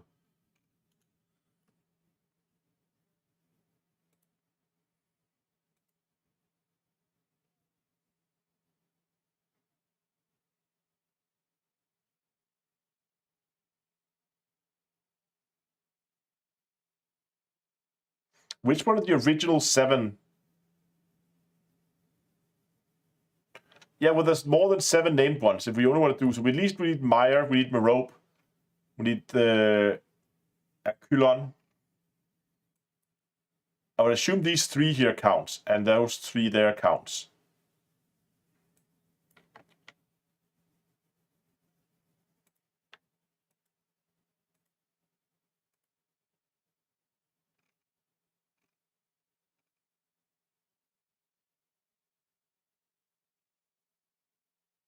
There you have them.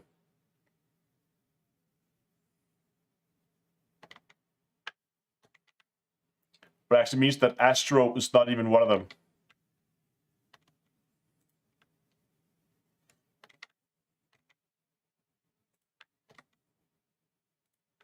We just put this there.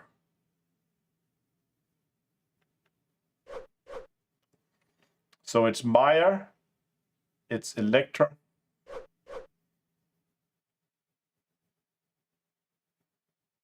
That one.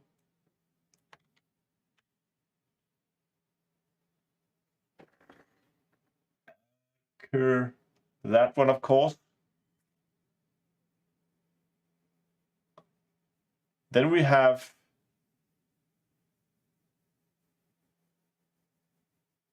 that one. Then you have the Stirrope and Merope. Merope. Where's the Stirrope? Is that the double star? That's that one.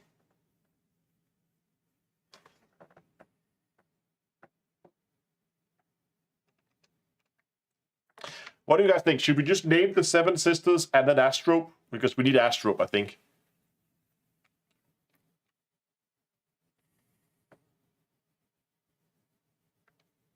That means these down here is pretty much not gonna get named at all. We have, what's that one out there?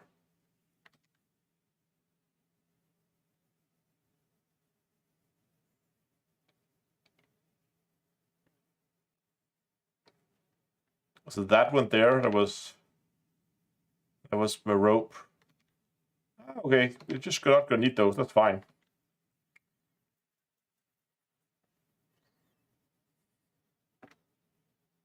Could be Astro and his 7 sisters. What do you guys think?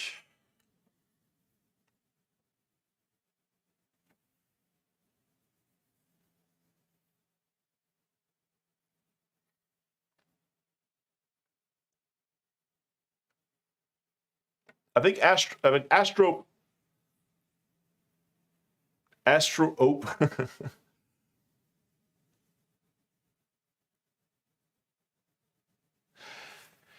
Yeah, someone says it will be too busy with all the names. That's what I'm afraid of, because we're gonna have what, 3 on each side, maybe. I'm not sure that's gonna be too busy.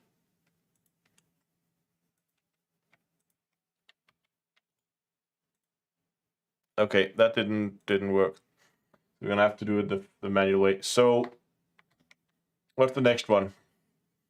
Taigeta.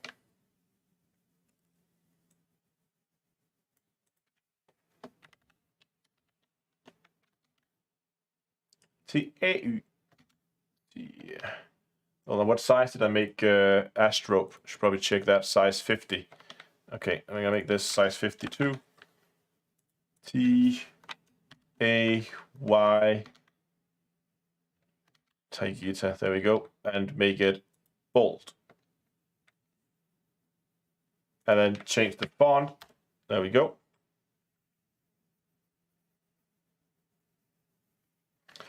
We can make the lines thinner. That should be easy to do later. I mean, right now the lines on their own layer, so we're just gonna put them in now. Then we can always discuss later if we feel like they're too wide or something. We'll see how it turns out.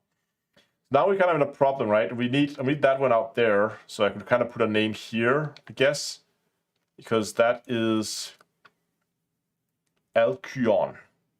Alcyon.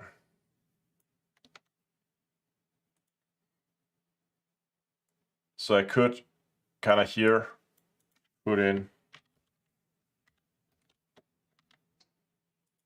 that other format, size 50. Then kind of need to move this down, I think, like there. And then on the lines layer, we're going to draw a line down to it there.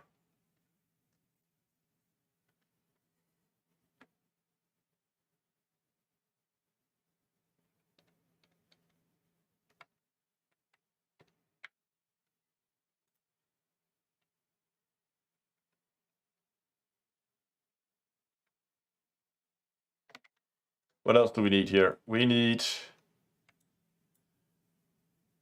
Clean Ion.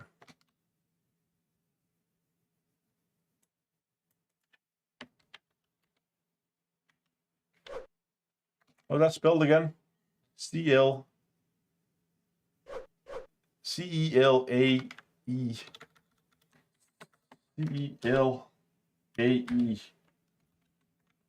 No. And like that.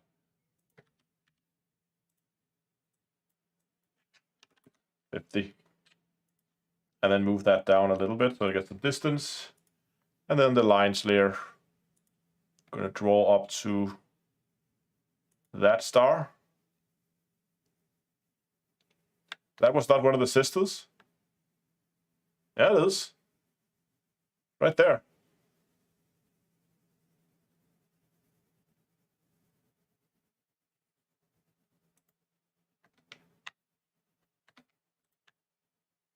And Electra is too, as far as I recall.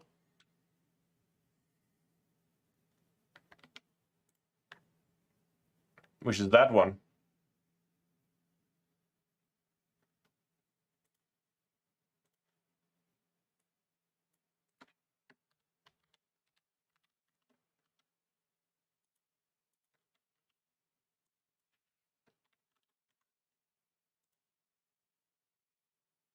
Kind of have to move this out of the way a little bit so that they're spaced out more evenly. And then put in a line there. So now we need 2 more, right? And that should be Maya, which we have in here. And Merope. So we need Maya, which is that one, and Merope, which is that one.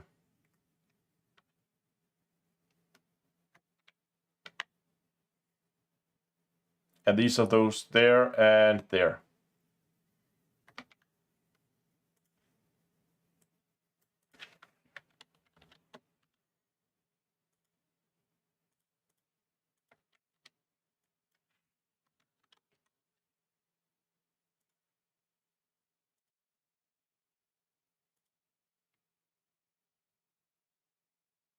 Hold on, which one was Merope again? That one, the close. Okay, fair enough.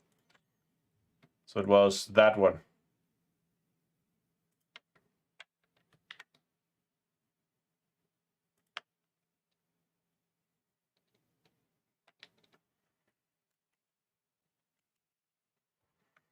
We kind of need to find a way to put Maya in here too. Put Maya up here maybe.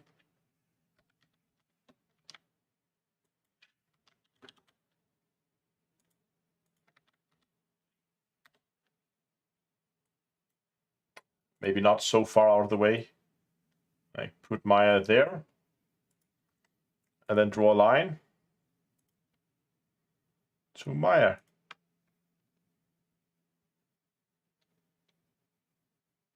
Yeah, you're probably right, right? We should put Maya down there and then kind of move these over. Let's just go and move these around a bit. So we're just gonna take Merope and move that down there. And take, come on, this one. And move that like there. Making small space for Maya over here, right? Go ahead and delete these lines these lines, and these lines. And then, oh god.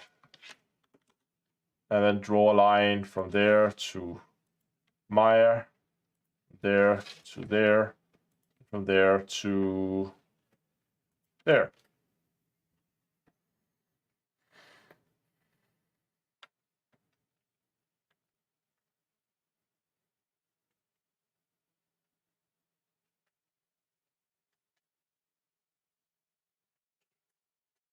Hold on. Could we try to put the names of the stars on the pebbles, one for each pebble, and the 8th? Well, there should be. We have 1, 2, 3. Hold on, we're missing a sister. Have you seen the new Virtual Constellation Prime? No.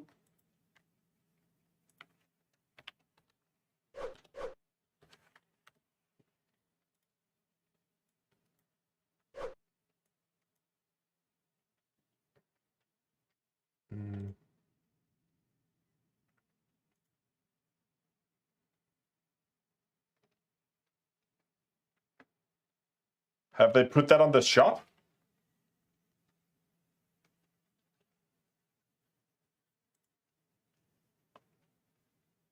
Ooh. Oh. Oh, that's pretty. Hold on, so it has the same layout as the normal constellations, right? No, it's different. So it still has that out there, that out there I assume is... Yeah, this is a good view. That's a 4-way hat, that's a 2-way hat, that's a push button, that's a push button, and that is a thumbstick.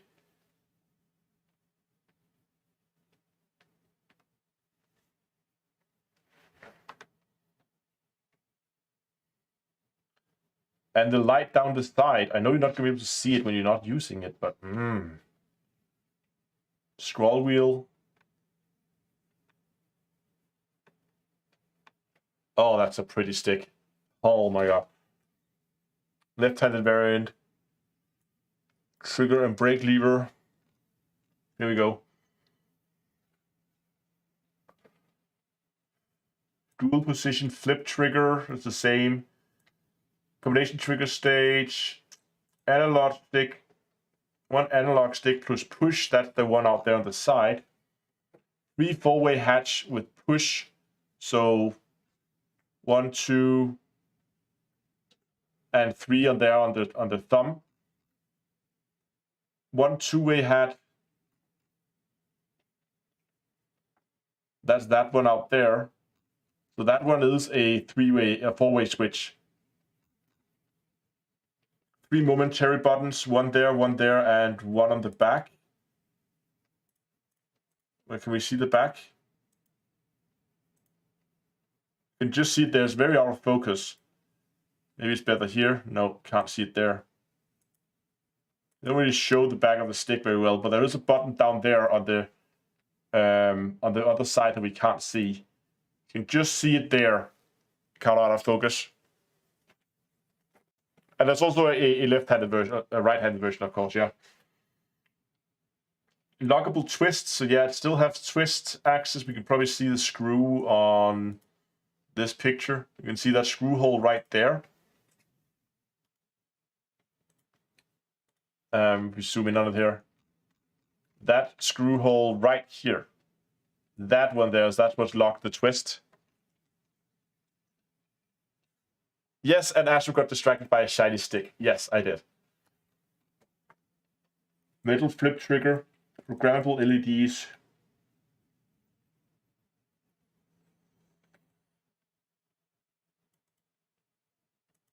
Wait. They have new bases. They have CM2, CM3 base. Because the CM versions are usually their throttle. Ooh. Damn you, Virpal.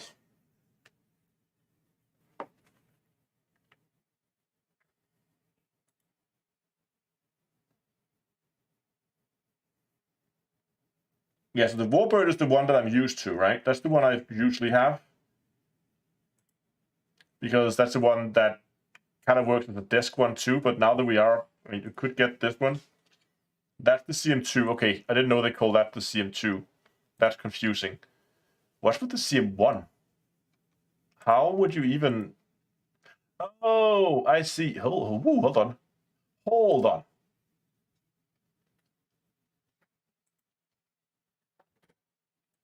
Ooh, these are daisy chainable. Oh my god. This one is not daisy chainable. This one is like fixed cable. And I think this one is too, if I recall. Nope. That one's daisy chainable too. Oh, I hate you, Apple. What are these up here on top?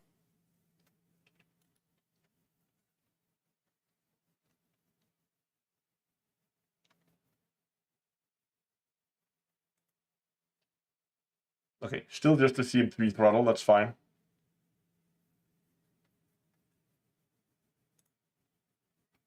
These are for helicopters. And also heard they got a new control panel. Yeah, that one, I have not seen that one either. But this is also very much a flight control one. More than really a space sim one.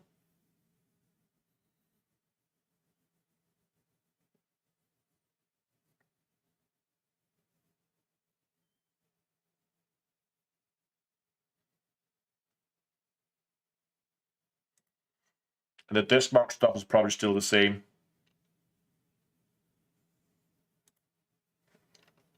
Why is that V3? Oh, because it has for the CM3 one. What is that hole on the CM3 base? What is that? That there.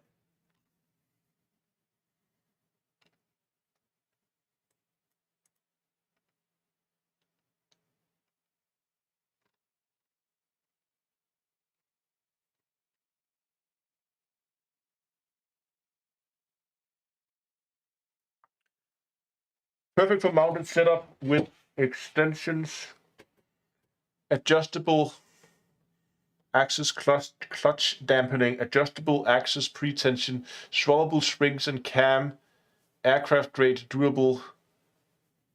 What is that? What is the thing? What is the thing?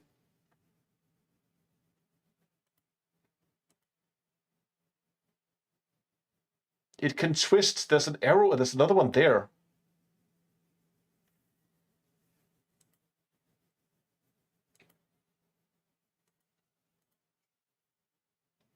Oh! Okay. So these are like adjust. Oh, so that's probably for the pretensioner. And the clutch dampener. Ah, so that's for adjusting them. Okay, now I get it.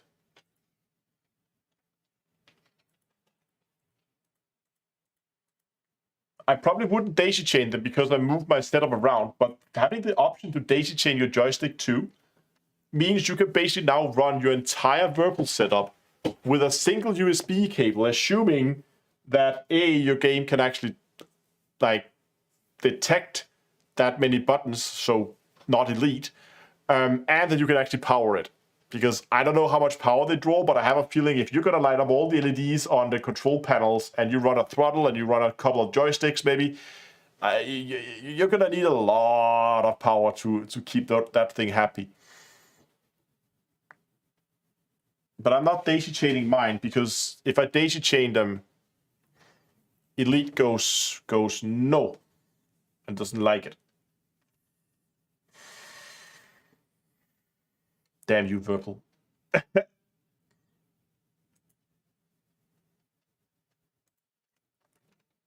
God, that's a pretty stick. I mean, if you already have a Constellation, I have a Constellation Alpha. Getting the Prime is probably not worth the upgrade, as it seems that all you get is some extra LEDs, maybe some slightly better build quality, I don't know. A more like spacey design. And they've also, is that a permanent discount or?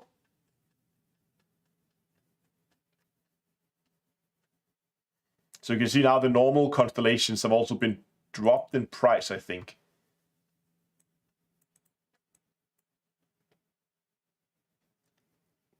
The Variable Constellation Alpha. The grip is metal. Are you kidding me?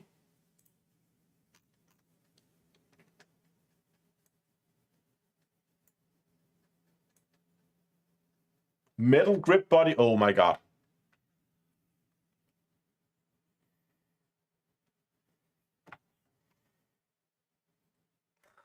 God. Purple. Oh my god.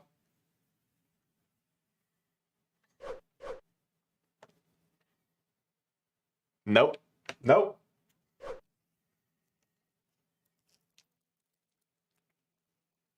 Rip Astro's budget. Yeah. I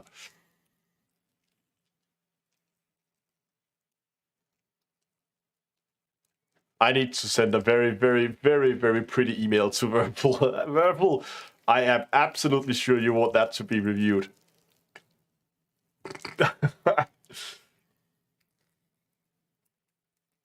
Not like I do not have enough Virpal constellation sticks already. I have the 2 mounted, and then I like a spare constellation just, you know, there. Because does it come with a pack of rubber bands? Hopefully not.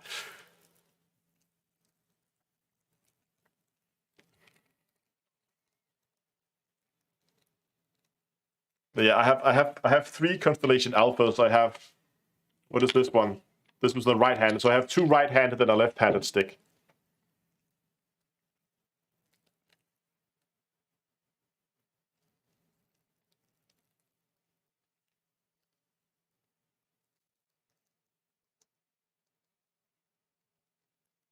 So even if I were to build like, I don't know what base, I mean, would I even change? I don't think I would change the base because I'm not going to daisy chain my joysticks. Until Frontier decides to figure out and solve that 32 button limit, which I don't think they are ever going to do. There's no point in going and begin daisy chaining your joysticks because you're going to have to split them into virtual devices. The only reason you would do it would be if you was really short on USB ports. But in that case, I would probably say that get a USB add-in card or something. Maybe if you play from a laptop, but I don't think a lot of people who buys a full-on Virpal setup plays off a laptop. But yeah. So I probably would still say that one of the best bases for it would be the Warbird base, simply because that it has that option to be sitting on a desk, if that's what you want. Just sit it on a hard plate without having to do anything, because it has rubber feet on this button here, or the bottom plate. And if you do want to mount it later, then you have the option to unscrew that bottom plate and mount it. That's what I've done. I have Warbird bases, and mine's of course desk mounted, and you can still desk mount it.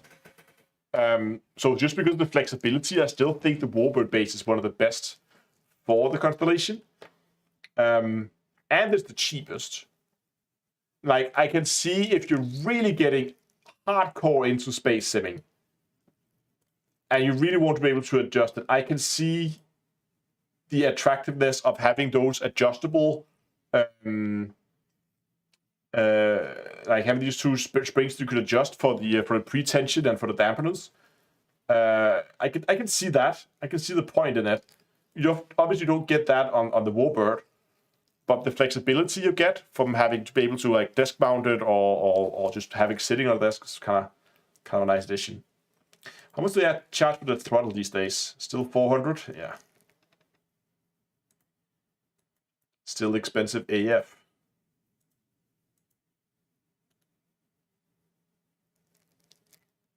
I actually have one spare. I have 2 throttles standing back here on the lower shelf. One of them is actually a pre-production model of the CM3 throttle, And the other one is the Mongoose T50 CM, not the CM3, just normal CM. They don't sell that anymore. That is still, I don't know why they don't. It's still to this day, not the CM, sorry, it's just the T50. Doesn't even CM. It's still to my day the best throttle I think they've made. And they don't sell it anymore. I don't get why. I love it so much. I'm just going to show you guys. And sorry, they're really dusty. No, I'm going to keep them there. They're too dusty. Okay. Sorry, I got sidetracked. Somebody said Verbal has shiny stuff, and I had to go and look at the shiny stuff. When was these launched?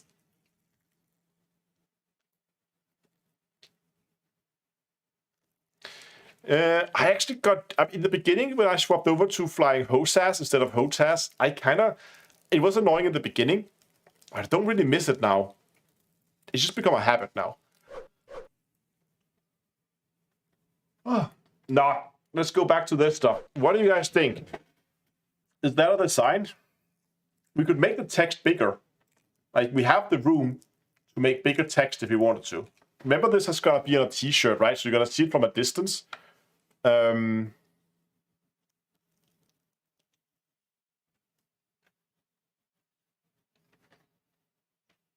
Alpha Primes came out like a few days ago. Oh, the Whirlpool. Is it okay? Is it even in stock? It seems like it is.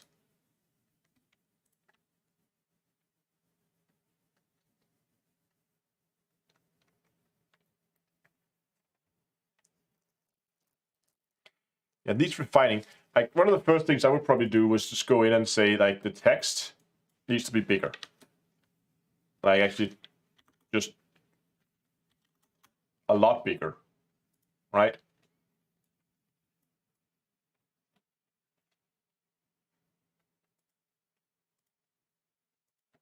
Since we anyway have the space for it.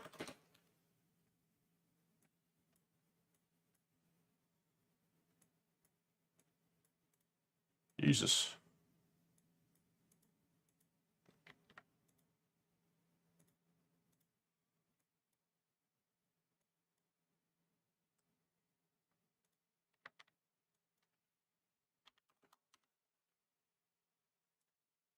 This may actually be too much.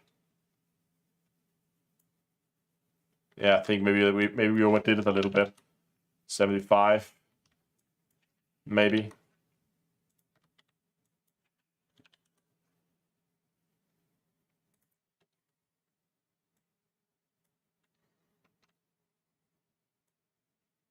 So, Dunkel, what do you not like about the alignment? Colors are easy to change. Add desperate email to Whirlpool of things, list of things to do. Yeah.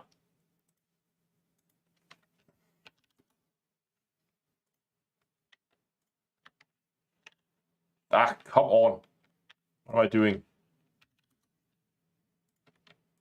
There we go.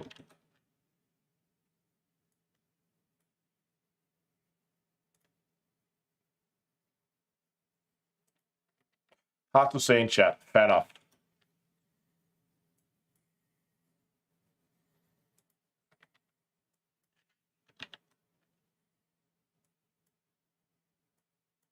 Is it because it's too messy looking?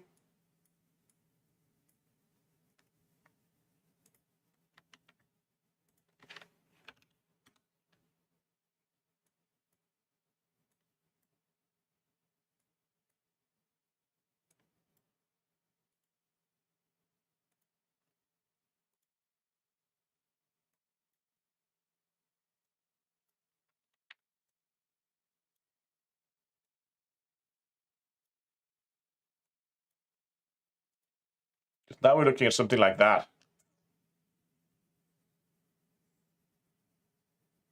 Does anybody know anything about console to PC transfer? No, only that Frontier said they're aiming for the beginning of September for that transfer.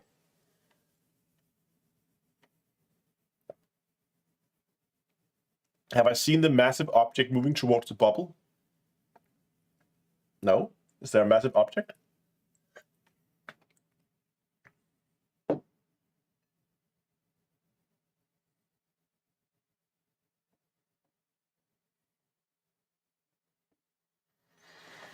I think I still prefer this to system names on top and here be Goich. DM in Discord. Hold on, let's check.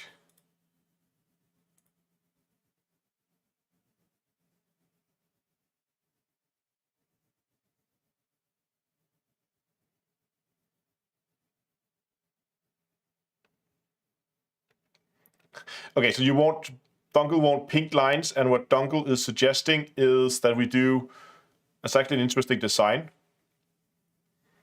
Let's try to just take and hide the lines and make a new line layer.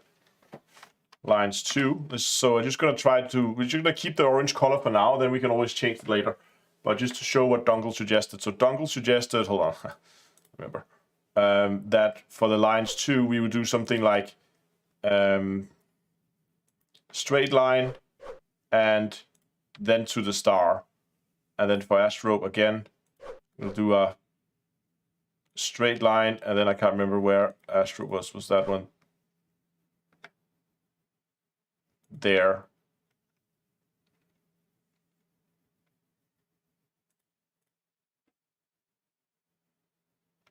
And then I kind of messed that up there at the end. So there's like some fine tuning that needs to be done here, right? But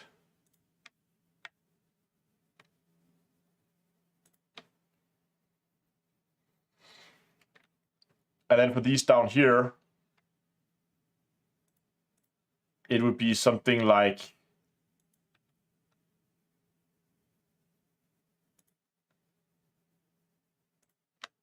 that. And we'll have to obviously clear some space here because now I'm just going to draw it the wrong way. Yeah, either that or we just move my rope if we want to keep it like.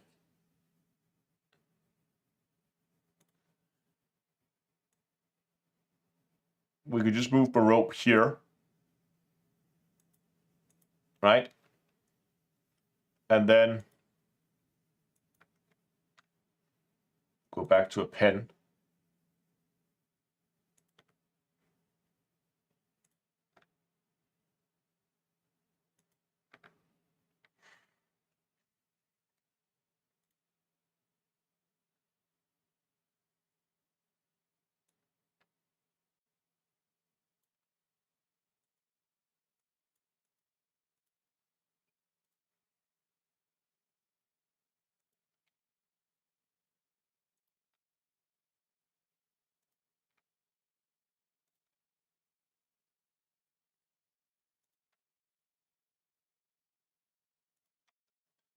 Maybe have something like that.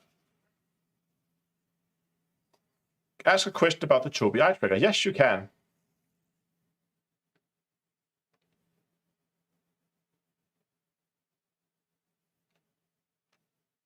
Some commanders discovered a VLO headed towards the bubble. It's moving through a permit locked space right now.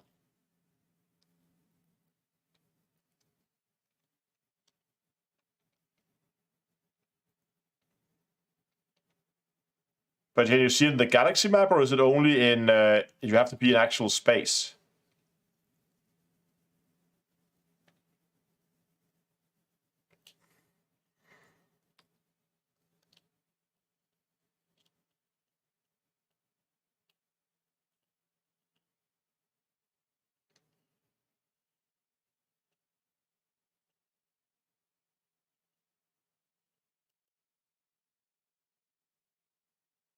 Yeah, there's a bit of like tweaking we need to do here to make it more look better.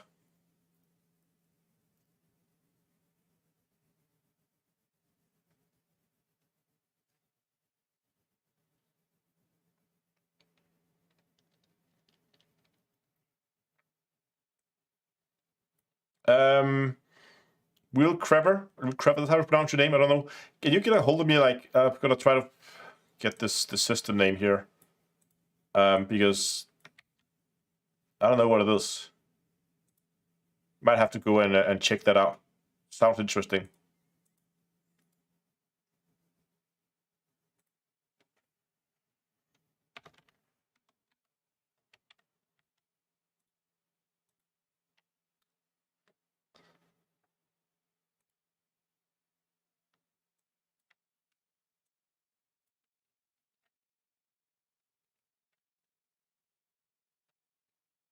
Yeah, this corner here is a little cramped.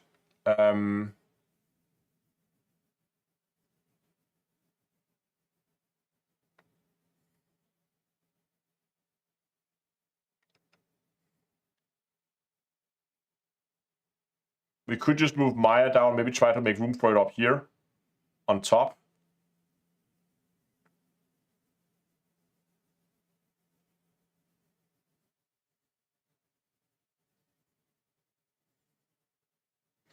I like the underlines. I think it's a good addition.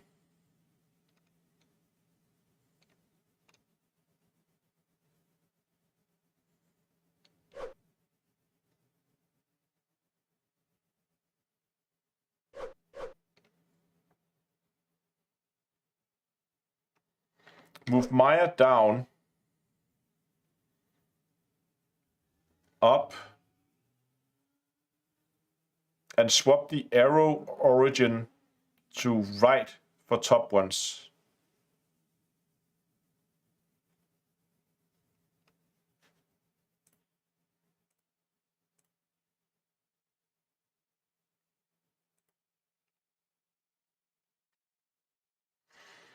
Yeah, so if we just take these lines here and just like try to like move these things around a bit, just delete the lines for now. So if we take Maya, kind of move Maya down there. Then we can move Astrope over there. This one up there.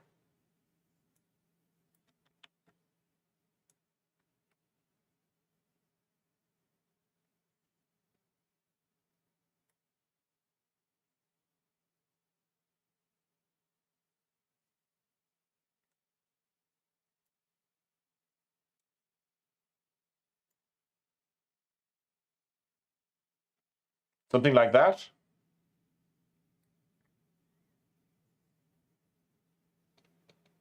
Oh, you want Maya like all the way down there?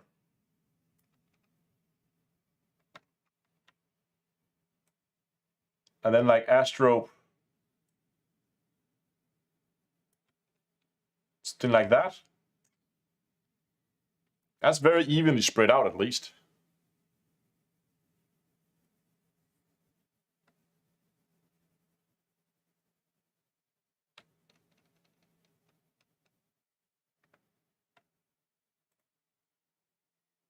And Redcon, I don't think you can post links here, but if you can toss me one on Discord, that would be perfect. PMs are open, so you can just send it to me. And then do the line things again, right? So Astrope. What do you guys think? Should we for Astrope, for instance, should we do like that so we get that hard corner? Or is it better to do it like that? So that you always get a more than 90-degree angle here.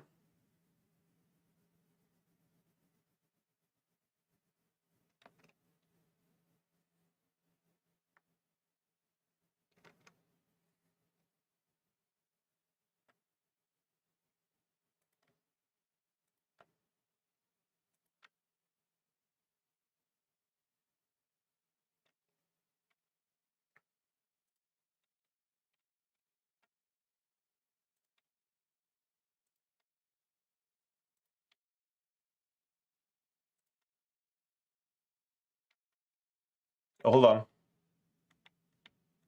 Am I messing up now?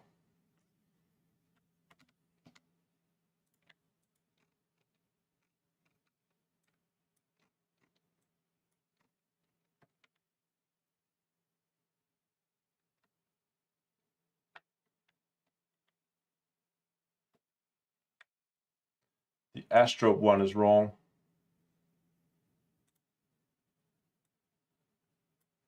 I think.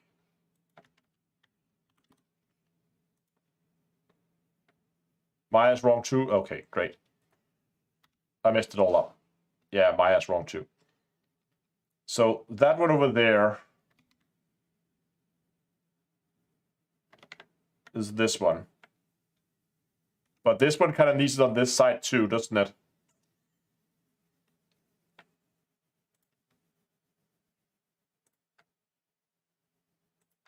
Because don't want it out there close to the edge. I don't think that's pretty. Maya was the one in the middle, right? Yeah.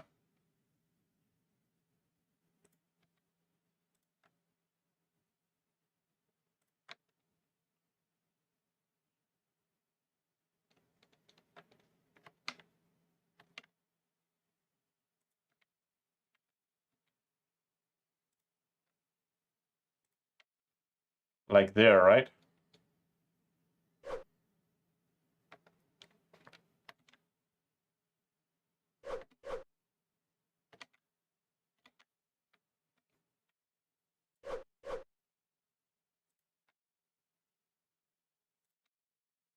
There.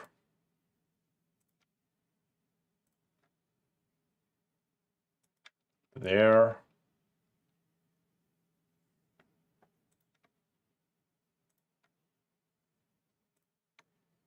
There.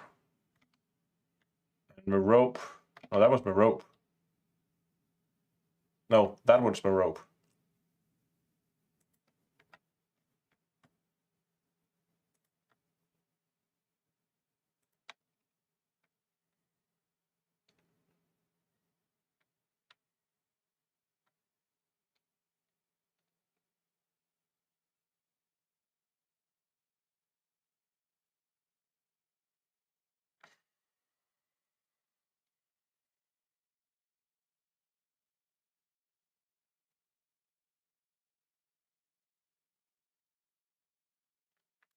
Swap sides for... Yeah, okay. Try that. Give me a second. Get rid of that.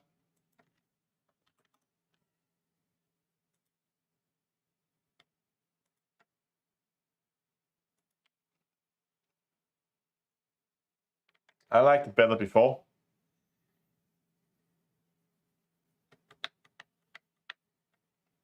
I think that one's better. Spreads out the lines a little bit more evenly. One thing I do want to do, though, is to take this line here. Don't like that one. And then I want to move the name in a bit to like there, because then we can go out here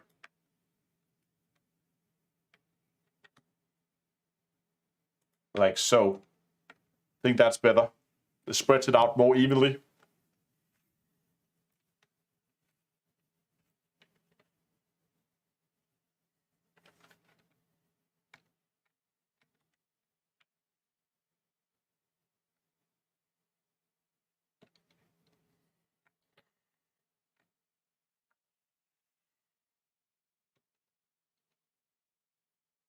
I kind of like this.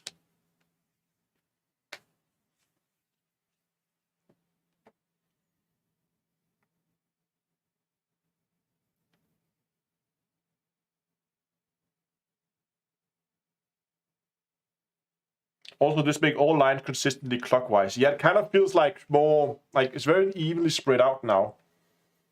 Like there's some small things here at the beginning that needs to be corrected, right? So I need to go in and like say, oh, hold on, there's a bit of a mistake there. I need to go and fix that. And this one kind of needs to have the ends cut off so that they are square instead of round. And I kind of want to also go in and do the same thing here. Like cut the ends off so that they're square.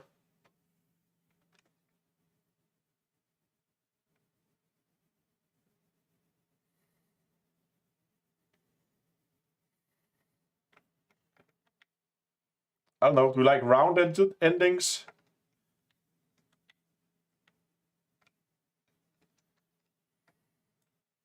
Duncan really want to play around with the colors. We can play around with the colors. Hue. Okay, here we go.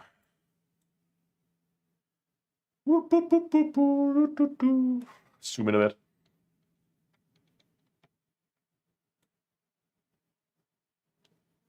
Blue is kind of cool too. I'll have to admit, that kind of looks cool.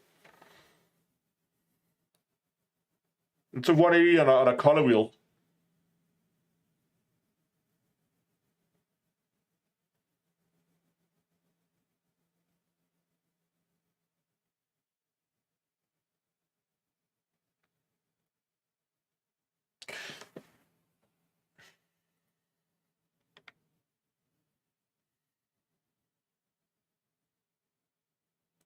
The blue is less intrusive, isn't it?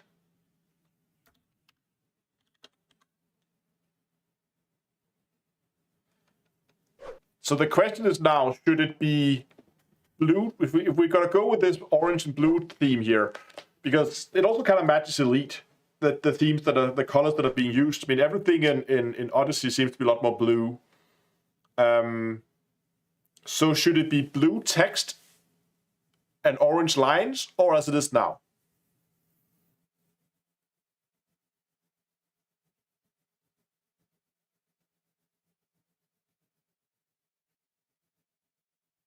Hold on, let's just try something here. Just gonna go back there, and we're gonna call this. We're gonna delete the original lines. We're not gonna go back to that. We're gonna call this one lines orange, and then we're gonna copy the layer into a new layer. And we're gonna call this one for lines blue. And then we're gonna select that layer, and we're gonna go up to the color wheel, and we're gonna go to hue and chroma or whatever. And then we're gonna say, yup, minus 180 to you. So now we can just sit here and we can just flip around between them as we see fit.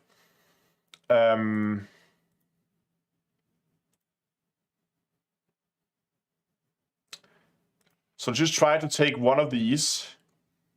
And we need a color, so we're just gonna need to sample that color. There. Thank you. So that color is sampled. So I just want to see what happens if we go in and maybe change this one over. Oh, I didn't remember it. Great. To that blue color. So now we can kind of just look at the top one for now. I'm just going to go actually and hide all the other ones so they're not confusing us. So the question is, do we like that look?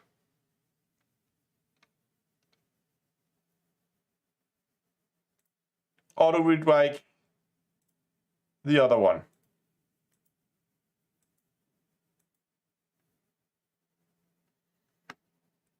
Let's make a quick poll. I'm going to make a poll here. Colors, color without any colors. Blue text,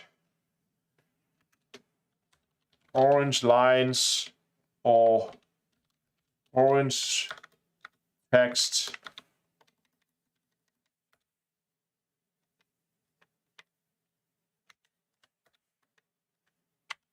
Especially I could spell text plus blue lines. Ask community. Go community. So I'm just going to sit here to flip between them so you guys can see. So there you have the one at the top where you have the blue text, orange lines, or you're going to have the other one over there as Astro, where there's orange text, blue lines. I know which one I like the most. Can we try with green text? Sure. Let me just get one with green text too. It should probably be like a down-to-earth kind of green. So not like super in your, you know what, let's just go actually, hold on. Give me a second.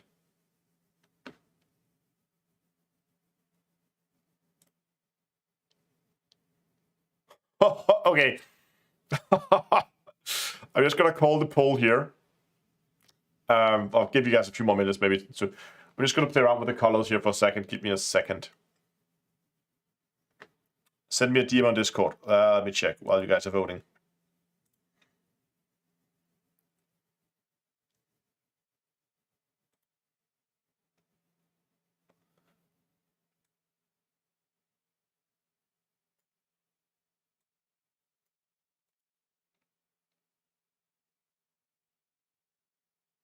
Oh, yeah, sure. We can try that in a second.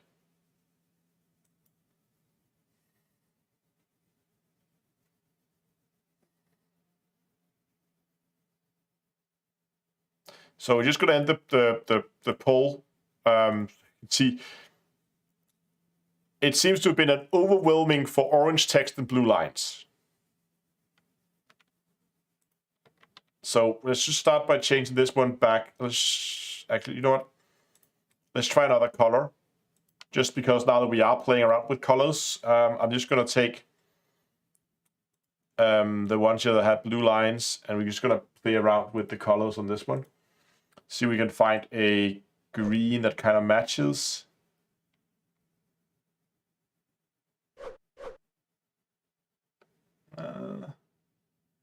Like that one there, maybe.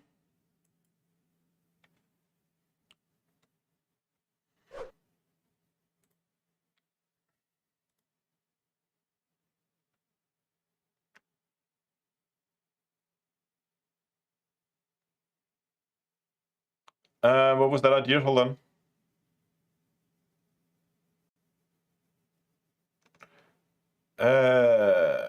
What's the idea? Two variants, text line orange and text lines blue.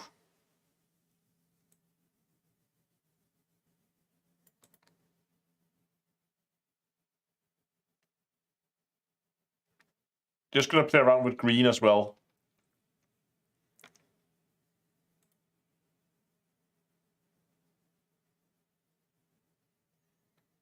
Matching colors, both variants. And let the buyer choose. Or get both. I'm just gonna try to make this one green. We can see, I don't wanna make like a gazillion different variants of it. There's gonna be a number of variants available, but it's not gonna be 20 different variants just in different colors. So there's the green with either, now these lines says they're blue, but they're actually green.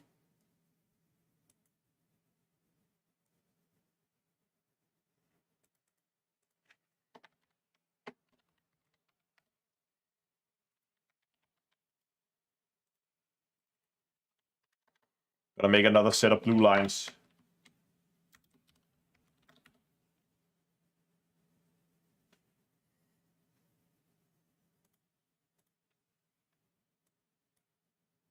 Okay, so we have orange lines, we have blue lines, and we have green lines.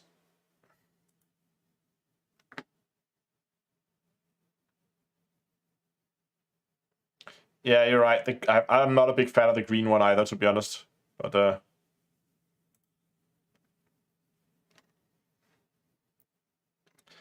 everyone really seemed to like the orange text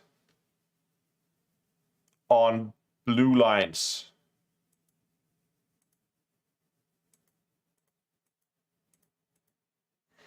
We're just gonna make one more vote. Yeah, green was worth a try, but I don't like it. Delete the green. And then go back to this one. And make it that blue. Okay, so white text.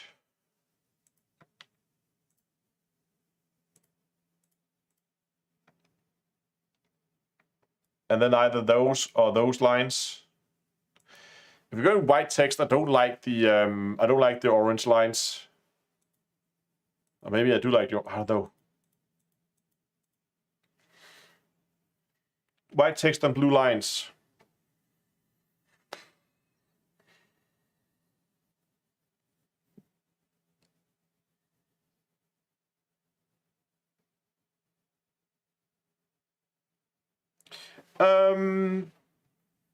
They need to be a bit thinner, the lines.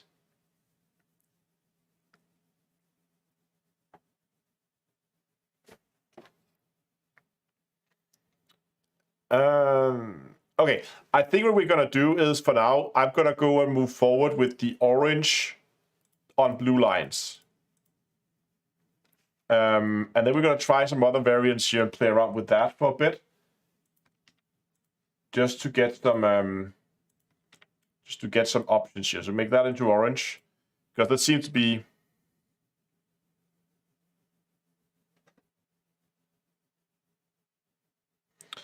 You can't see white text on a white t-shirt. That's correct. I mean, right now we're using a black background. We should actually just try something here.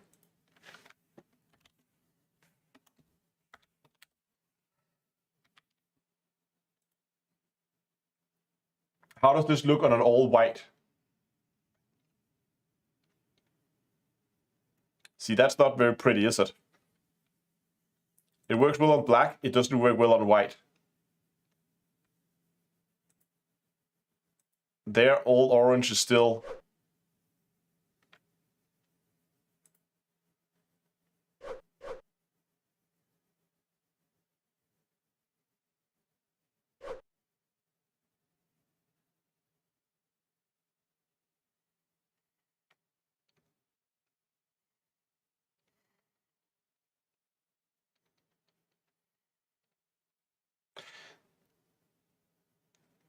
But I have a solution for that.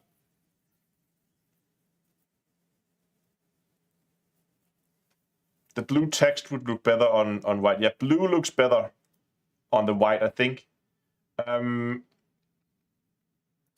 But let's just play around with the blue lines here. I'm just going to delete the current lines. And we're going to draw some new ones.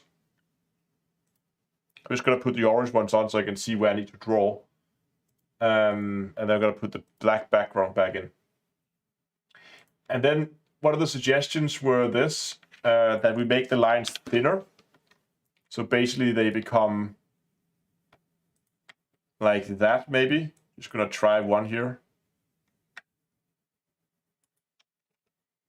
So that instead of them being orange,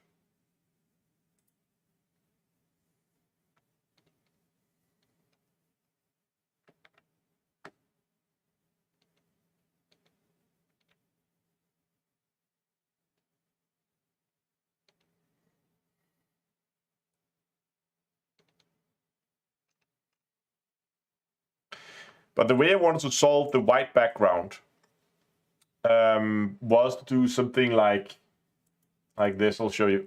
I do this by thumbnails all the time. Basically select the lines. We're just going to do it with the lines and Astro here just as a test. And we can do two things basically.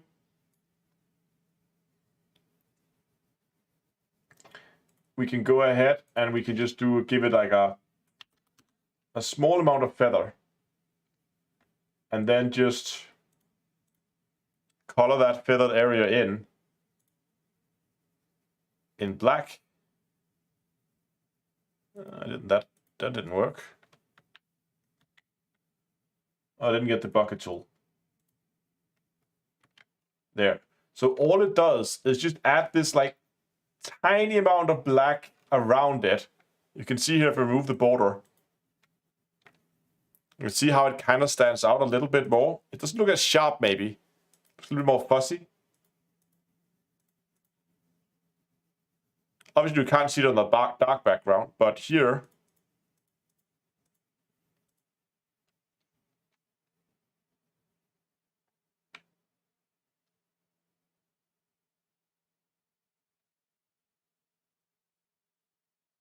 yeah, feather transparency might be a problem on a t-shirt. You're right. So maybe we should instead go with an actual border. I don't know if they will actually support feathering. They do support transparency, but it may just be...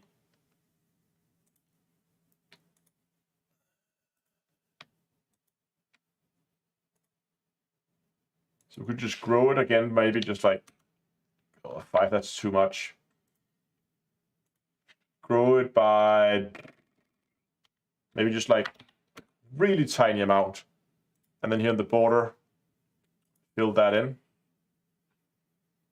Again, why no bucket tool? Because I haven't activated the layer. So that's there, just adds a tiny amount of like around it.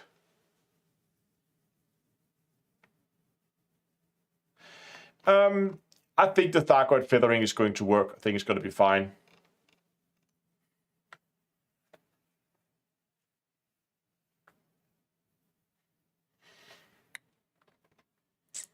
And then now there's one question here. I kind of like the very thin outline around the text because it makes it easier to read on a white background, if we just look at the difference here. It's a lot less strainy on the eyes when you have that around it. I don't know if I want it around the lines. That makes the lines a little thicker again. So they're thicker than they were before. But I think it's kind of cool.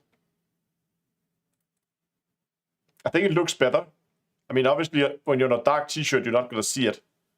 There's no difference here, but here it does make a huge difference for the readability of the text. Just adding that little thin black line around it for some high contrast. Now, the question is, should that line, black outline, make the text hard to read? I think it's a lot easier to read.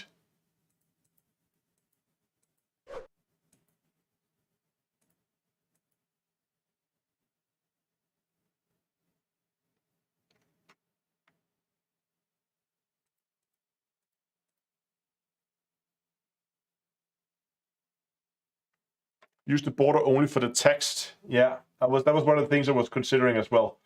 Like, do we really want it for everything? So if we just go in there, like there, and leave it there. So like that.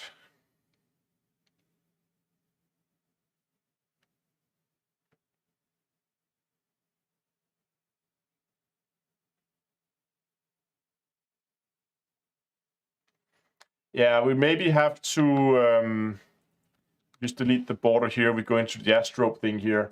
We might have to do a bit of keying. I think this is the keying.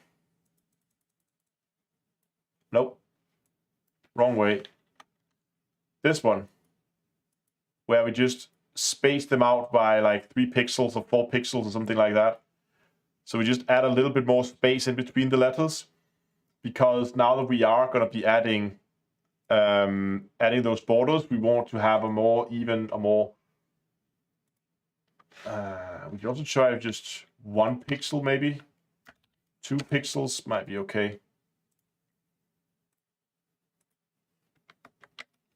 There we go. So we just spread the letters out a little bit. I'm obviously going to have to redraw the line so that it fits at the end and stuff like that, but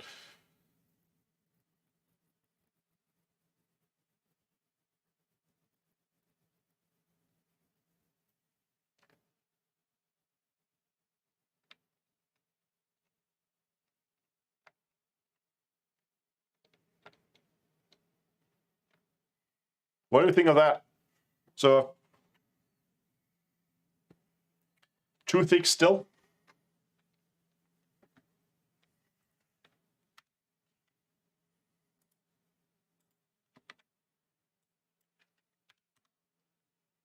Like, do you want to go all the way up to 8 maybe? That's quite a bit of keying.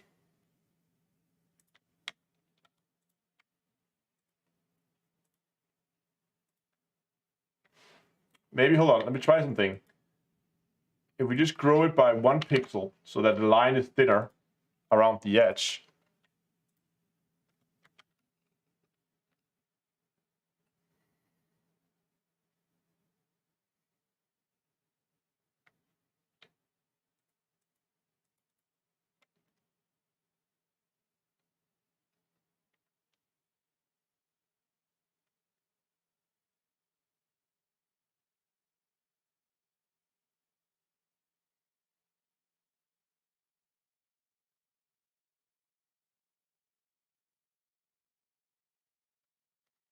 What do you think?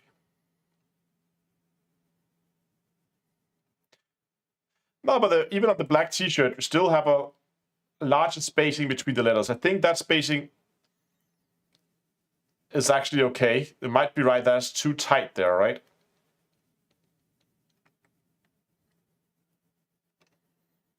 Yeah, but more, I mean, I think if I had to, new layer here. Oh, hold on, should be. I personally prefer these, like, not quite black, but like these dark gray, like that kind of color. I think they look really good on t-shirts, so something like that. I think that looks really good. But it works well here because it's a dark background.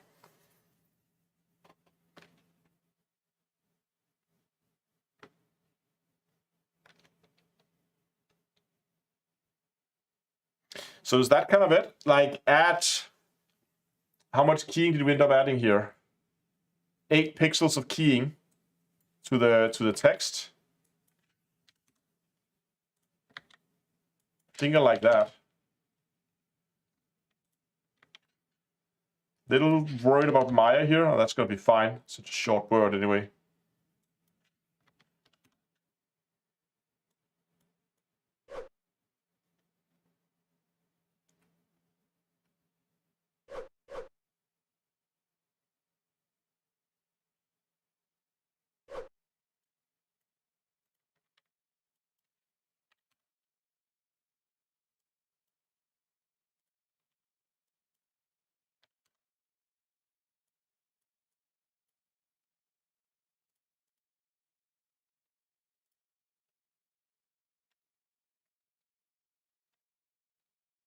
And then for the lines, let's enable the orange lines. Let's remove the green lines and then blue lines. And then just draw those very thin blue lines again. Was that blue, I think? We're basically gonna start there and then just follow this out there and then point it at the star.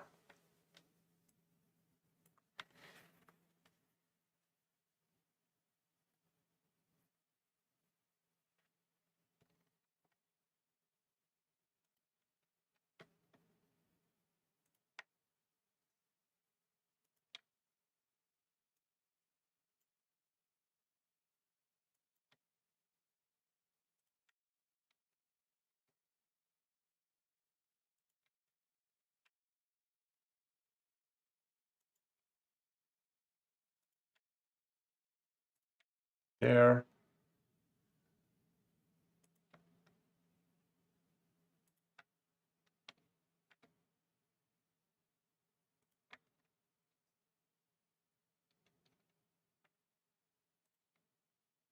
Doodle-doodle-doot.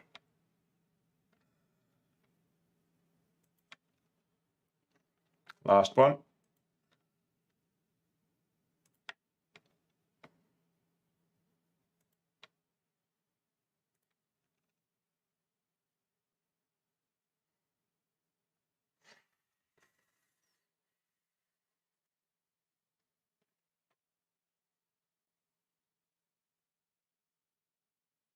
I like the contrast between the two, line and text.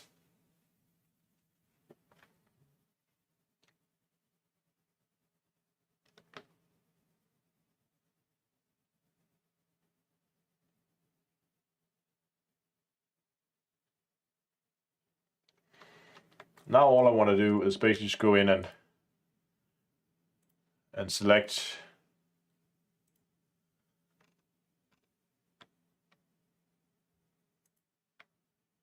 all of these.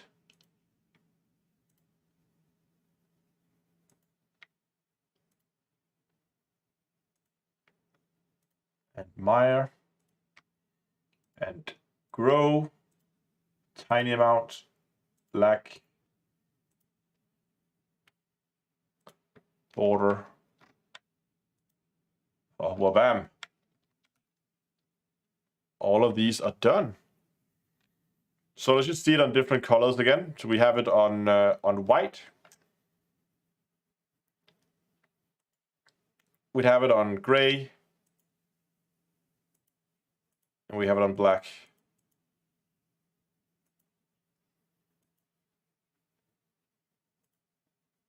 I think it's a pretty cool design.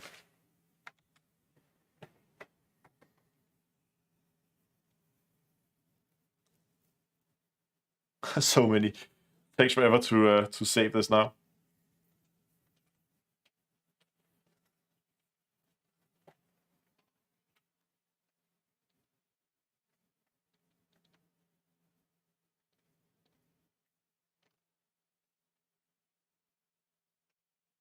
Yeah, the white variant is a bit like the contrast, like. But again, then people might just not order it that much in white. Maybe they're just gonna order it in black, which is by far also the most used color.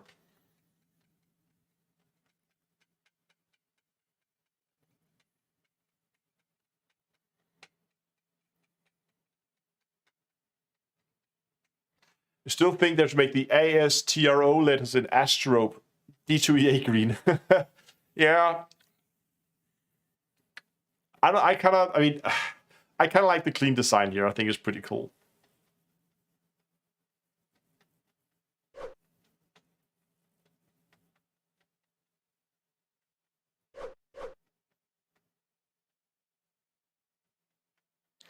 The lines get lost. Yeah, they do kind of get a little lost, maybe.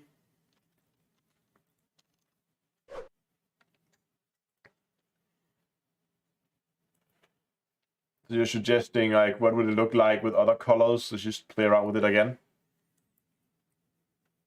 We take them back to an orange. No, it's not exactly the same orange. We'll have to redraw them, but just for the looks. What do you guys think if we make them orange again? I don't know. I kind of like that too. Again, I know it's not the same orange, but again, we'll draw them in the right orange.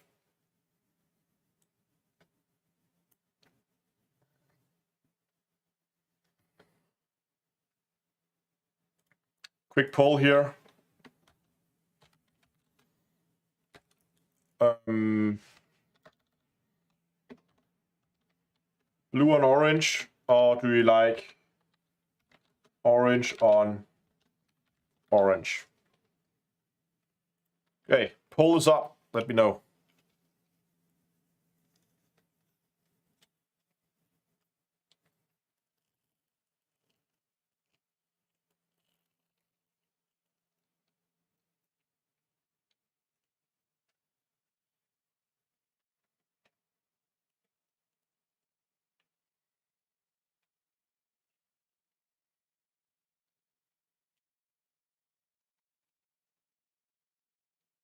Oh, this is going to be a tight race here.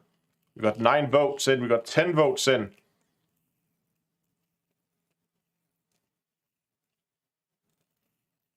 get a few more votes in for the poll. See what people think. We're 12 votes in. Okay, yeah, a pattern is beginning to emerge now.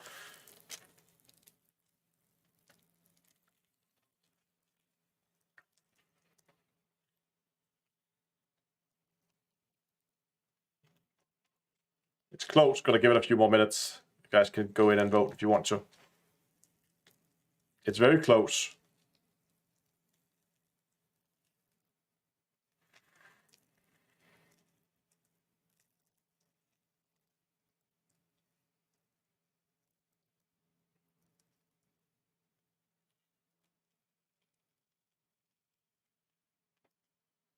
How does this look on white?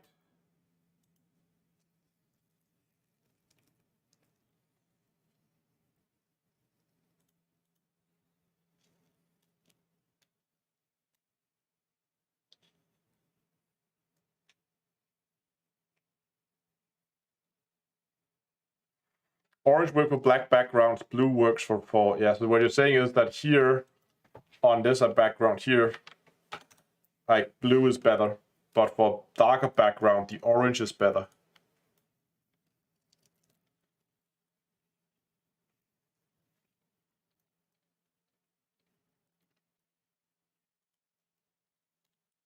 Oh God, guys, it's pretty much a dead heat right now between the two options.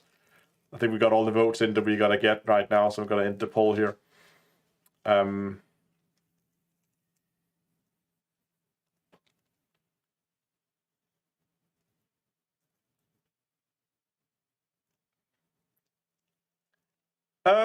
Yeah, so I mean, I could do both.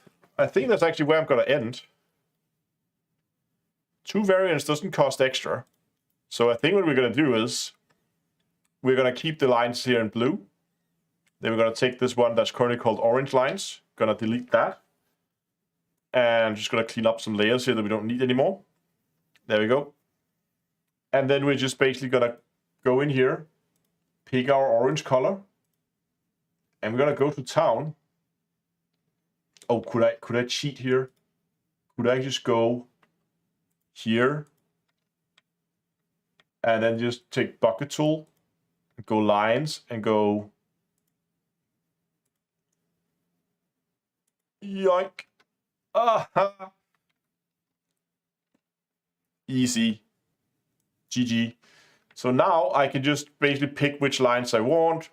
And we will of course put it on a transparent background like so that when it goes up in the shop,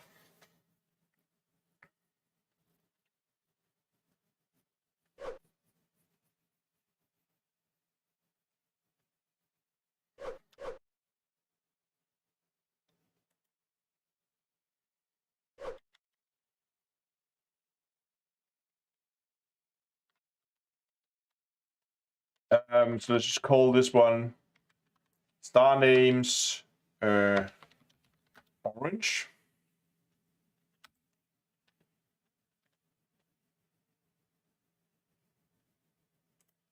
It's fine.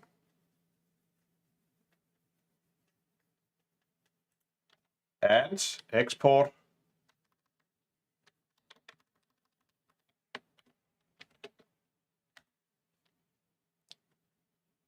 Okay, just jump over on the face cam here while we go in and I figure out where exactly I'm gonna go and add these so we can go and check it out. What it looks like. Give me a second. Give me a very, very quick second here. I'm just gonna there.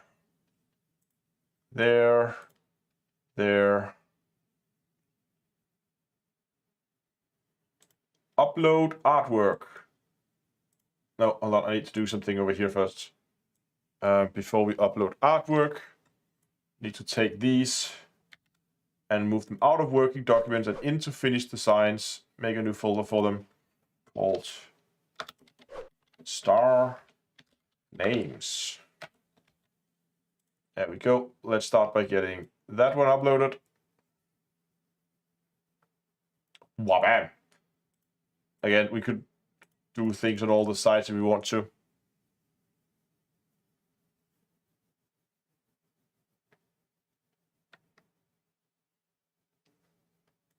Next. Oh, no. It's too soon. Too fast. Go back. Go back. Fabric colors. Select all the fabric colors so people can choose. Give all the power to the people. Now you can generate high quality photography.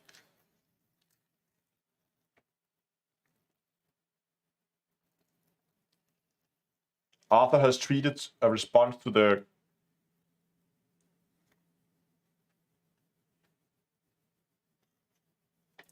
what should we call this? What should we call this? We should call this like the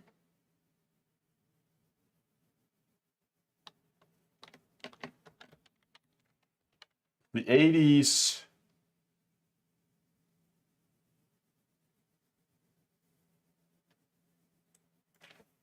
Should we just call it like here be Thargoids. Here be Goids.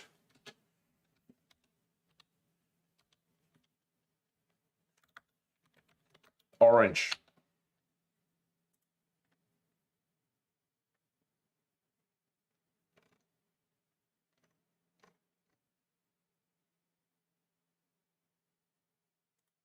Go and check it out how to look in the store.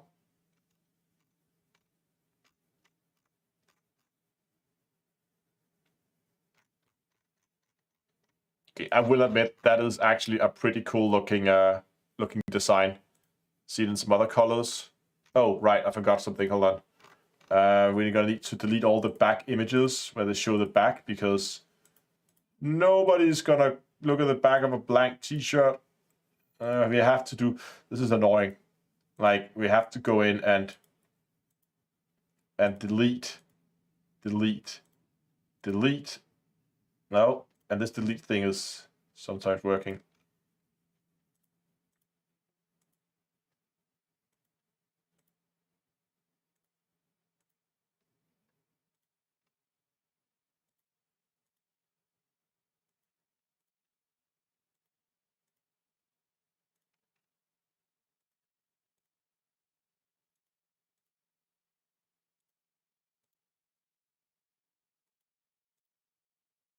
Come on. There we go. Save. So now you can go and you can look at the different color options and say, oh, that was actually pretty cool, the gray too. I like that one, the blue.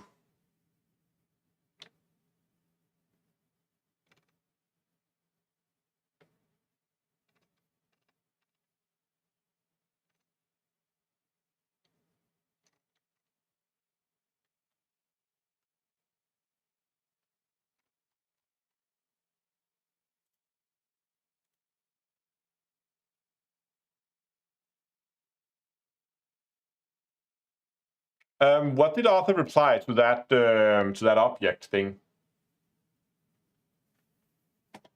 Let's go and create a new one.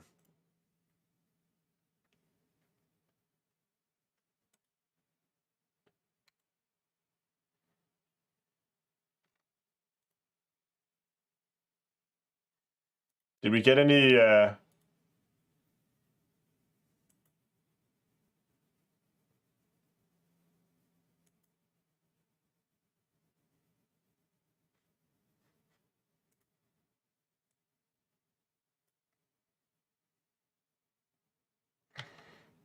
Can we have a mock with the Goit design, please? Yes, we can.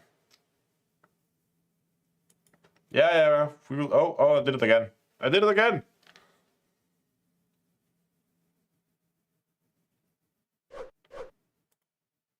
I forgot to go to the fabric colors and give all the color options. There we go. Whee.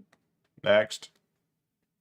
Now you can generate a high quality photography.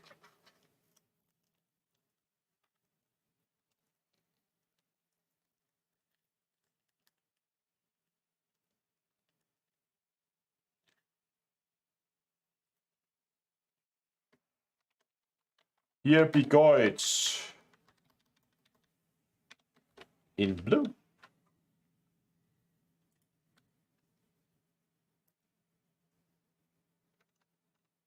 And again, we're gonna sit here and delete these. Very exciting. Delete. Delete. Delete. Delete. I suppose you heard we've been talking about the big orange dot, but I haven't seen it yet.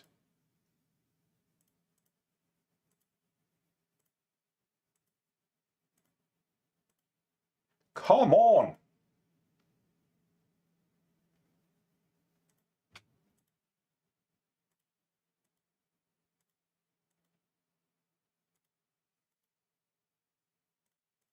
Two more colors to go.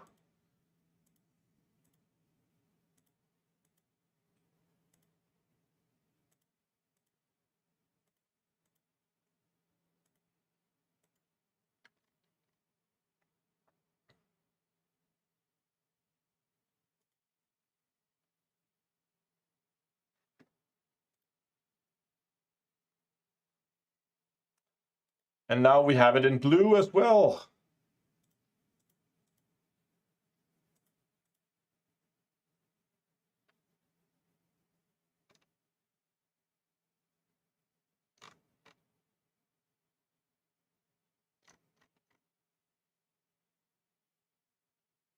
Fortunately, that line there the lines doesn't show up that well.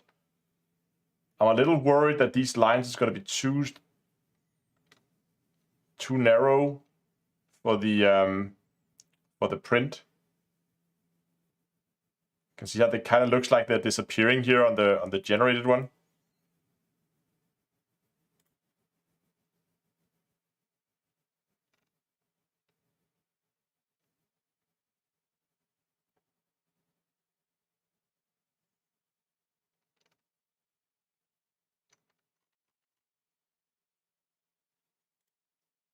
Yeah, we'll see. I think I'm gonna try to order a sample of this, just because I want to see how thin the lines get when they're printed, and if they can actually print it that.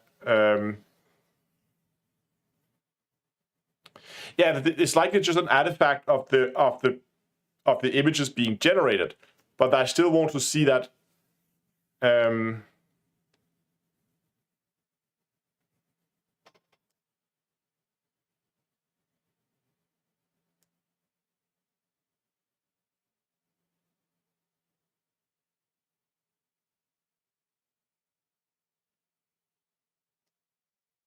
Someone in the chat says, I have a few Commander t-shirts and I love the t-shirt.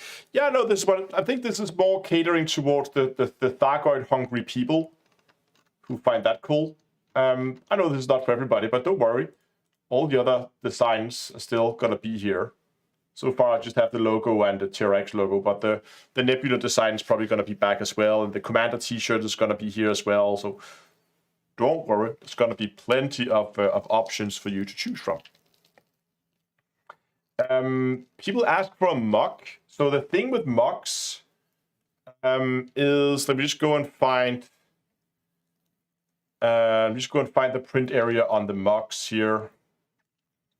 That must be home and living, maybe. Coffee mocks.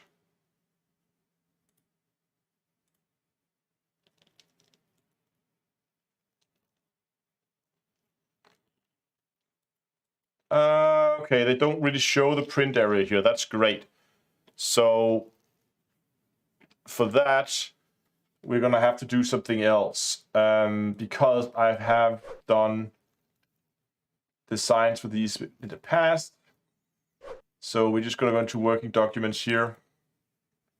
Limpet mock.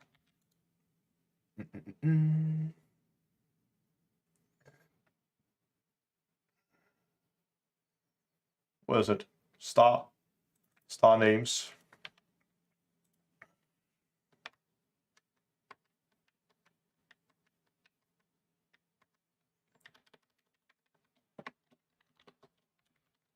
Star names mock. Okay, maybe I don't actually need that.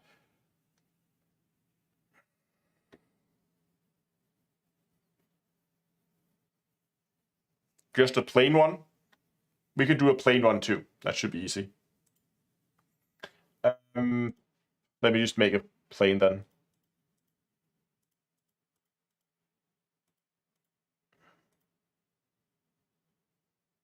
Where's Astrope? Oh, there's two border things. That's a mistake. There you go. Fixed it. Oh, no, where is it now?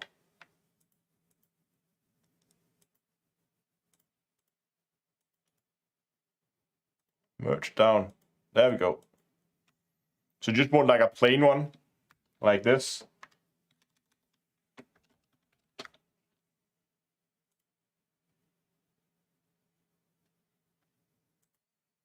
We'll upload that in a second, the plain one.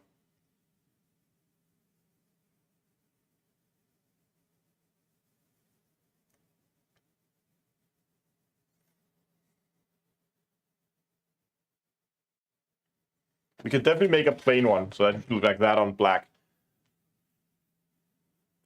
If you want it without system names on. We'll see which one's going to be most popular. No, but what I wanted to see with this one here was the layer dimensions, because this, I had that from another site where I know the layer dimensions. Okay, so it looks like we're dealing with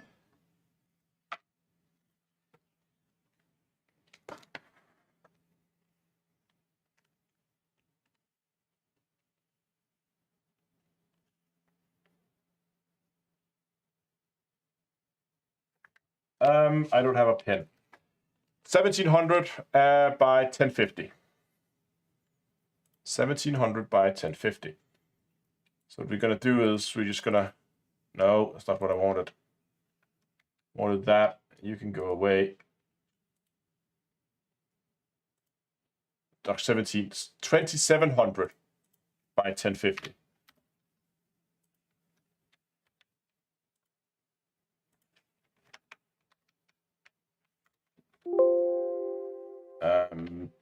Mark.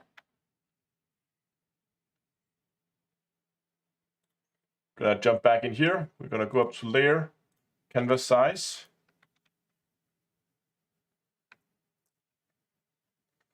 Good.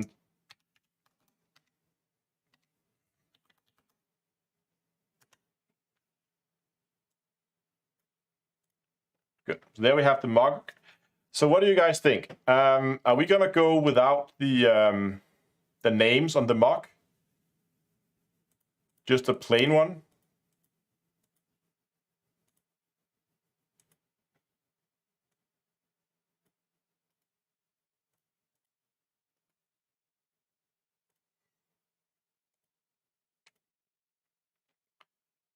So this one's going to be on a white background because the mocks, as you can see here, while they have color inside, the print area doesn't go all the way up to the colored edge, so there will always be a white border at the top. So therefore, I always make mock designs on a white background because that's how they're going to be regardless. So, hold on, I need a mock. Be right back.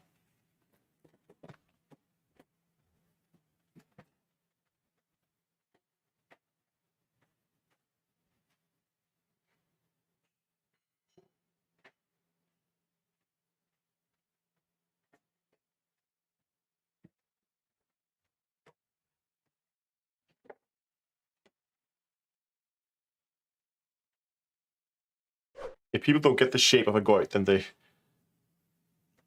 So what we have to decide now is if you're sitting with a mock here in your right hand, what do you want here and facing you? Should probably be the design of the Thargoid? Like, so mock in your right hand, there's the Thargoid, right? But we still have all this space. We could also just put it here on that side of the mock. But I kind of like to have these designs that kind of wrap all the way around. So I'm thinking we could also do like, yeah, as Dunkel says, like one big here front opposite the handle. That's an option. And then have like smaller ones out on the side of the mock.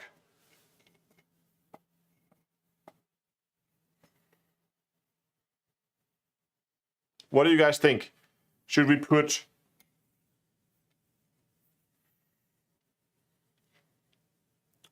like one here on the side and then have some text on the rest of it? It could be like something like Goit Hunter or Thargoid Hunter.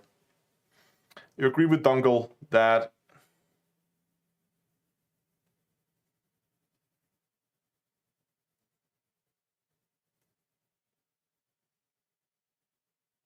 definitely have 3, but not symmetrical. Okay, let's try this.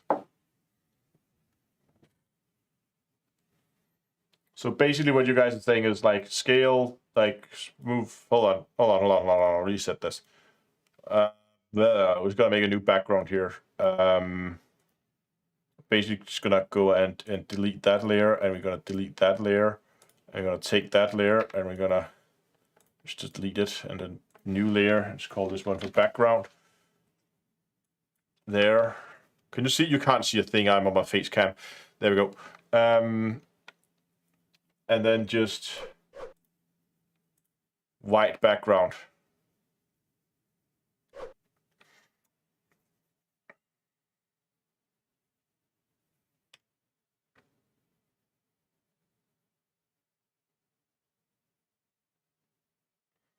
So we could do different Thargoids, maybe?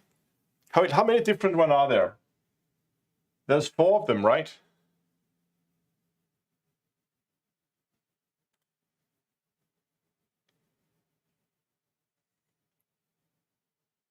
Hold on, I'm just gonna clean this up because we have a lot of stuff right now that we don't need.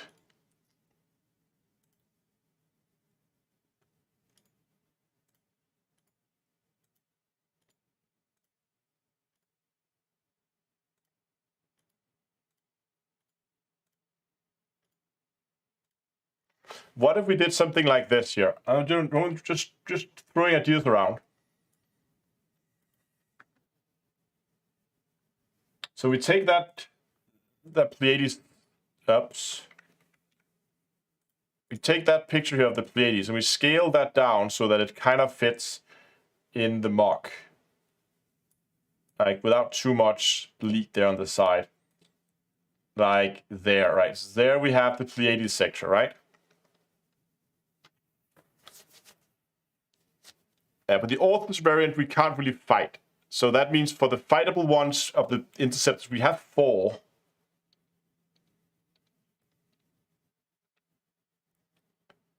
So hold on.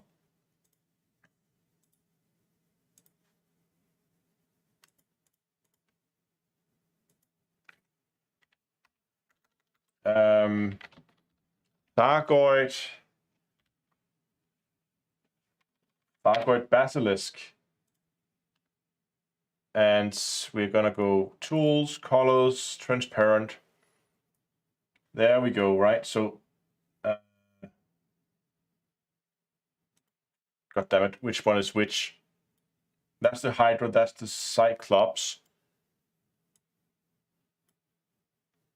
No, I don't want that, that's too small. I want it slightly bigger.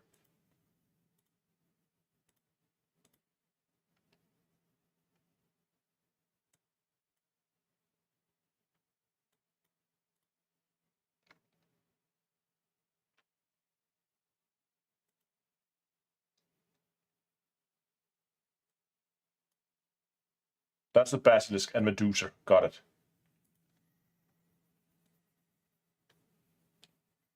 So if we take and we say Cyclops,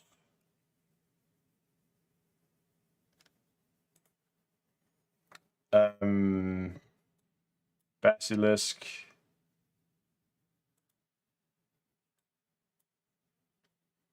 Medusa, and a Hydra.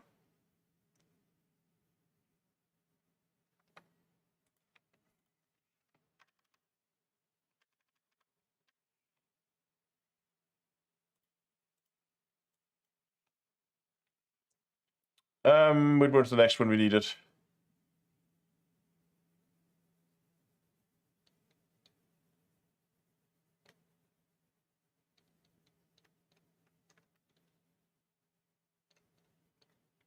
Where was the list again? Medusa. The Medusa variant. Put that there. Bassi. Put that there. Cyclops. Is the Cyclops smaller?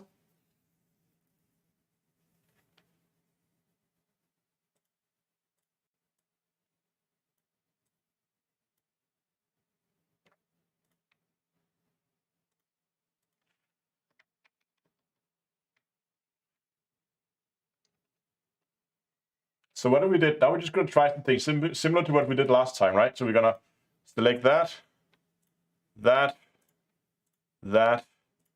and that. Yeah. And then we're going to go in here, we're going to copy and paste that into a new layer. Wabam. Delete these and woof.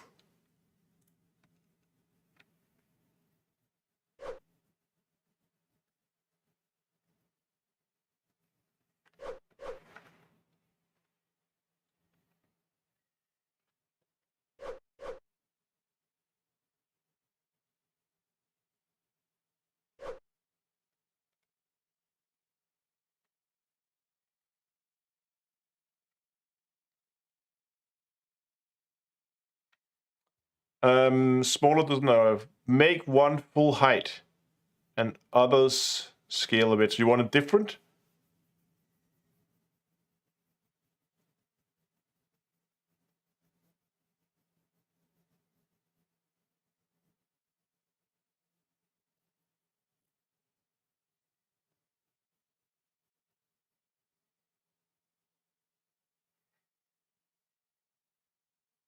I'm just going to try something here.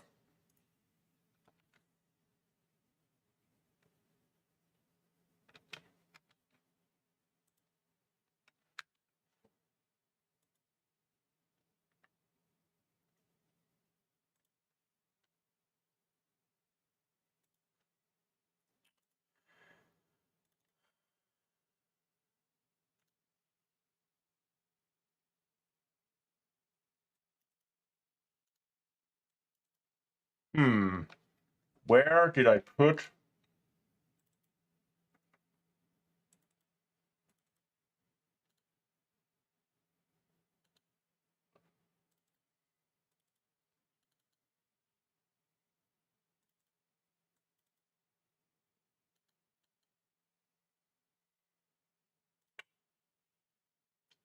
Did I put that somewhere else?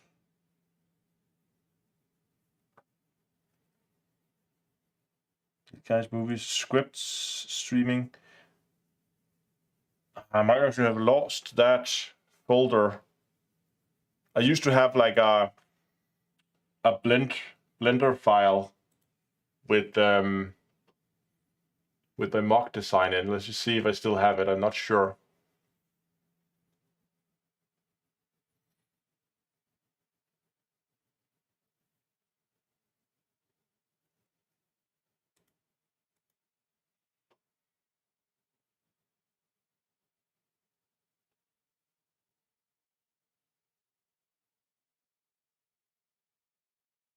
I don't even have it in my recent, so I don't know where it is.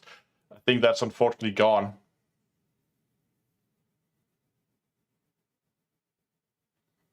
I think my Blender folder died at some point. Yeah, oh, it's gone. Too bad.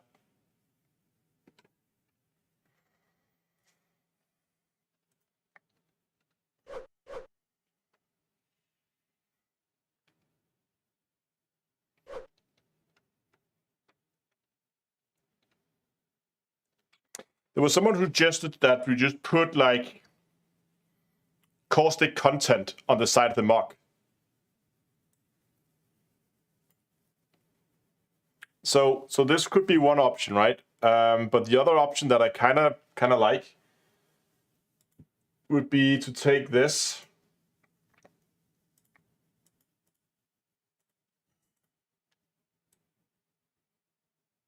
kind of put that there.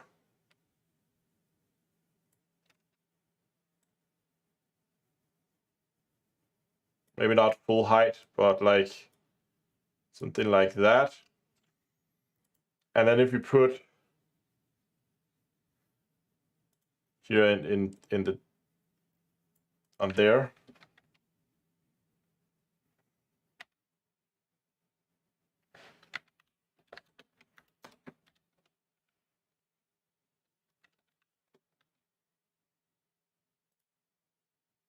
just gonna make it in black to start with, and make it bigger,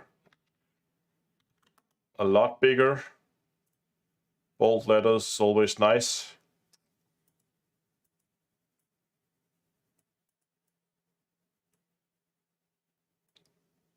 Doesn't seem center aligned.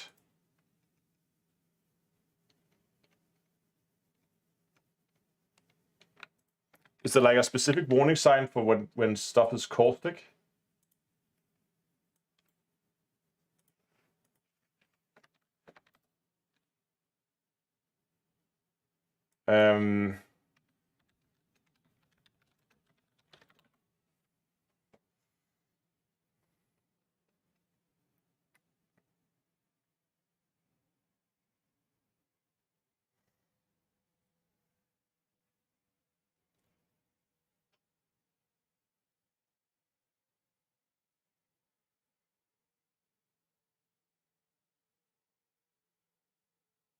Contents with an S.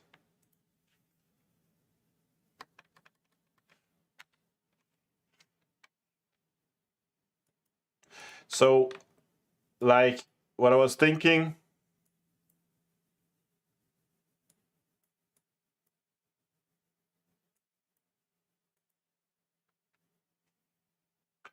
yeah, I was thinking something like if we could get just like an icon of a spaceship, and we could draw something like that. Like if we take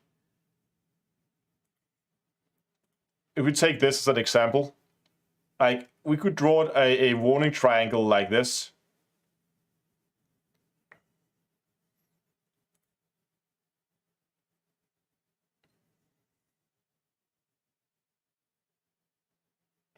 Somehow, I don't know where I would fit it in.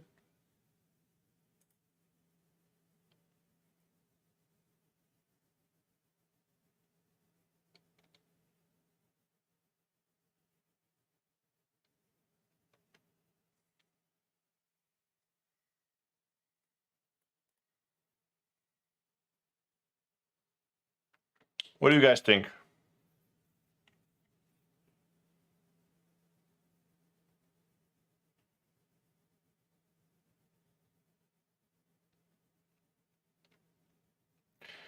Like, I could kind of draw that.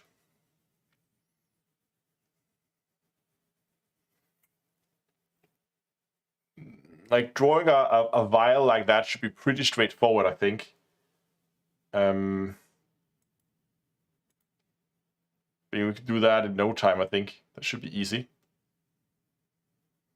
And then have a spaceship underneath that kind of breaks in half.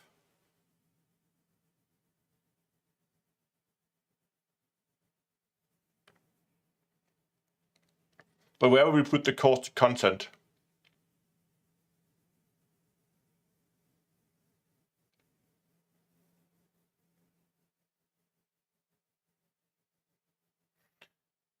Yeah, the letters should be the same size. They're all size 259 of 79.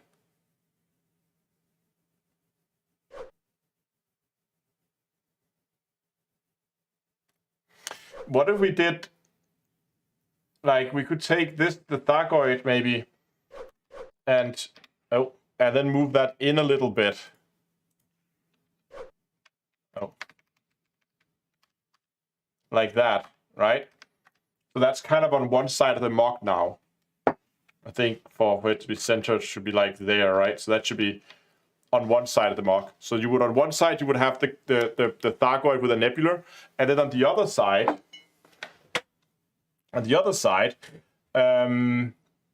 we make a warning a bit like that one, and then we just have, instead of the hand, we have a spaceship down here, and then we just write caustic with an basically build this one. That we could do pretty fast, I think. So let's just try this.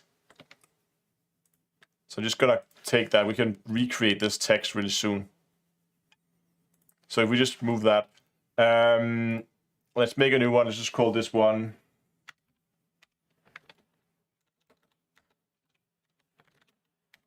square. So what we're gonna do is we're gonna make a square.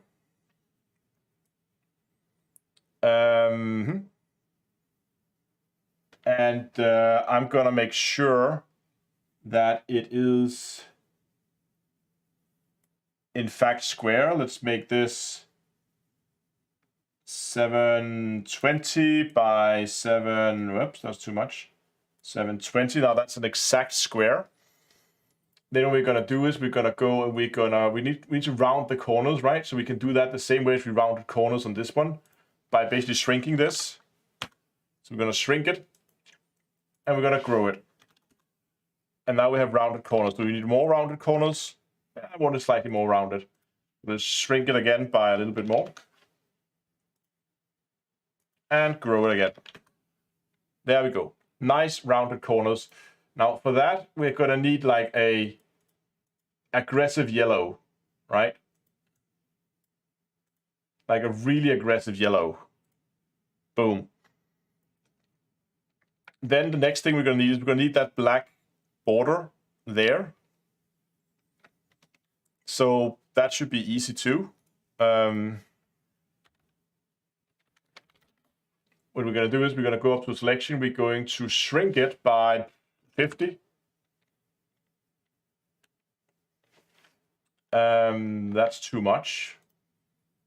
Let's shrink it by 25. It's too little, so somewhere in between. Let's go shrink by 40. And then we're going to go border 10. Is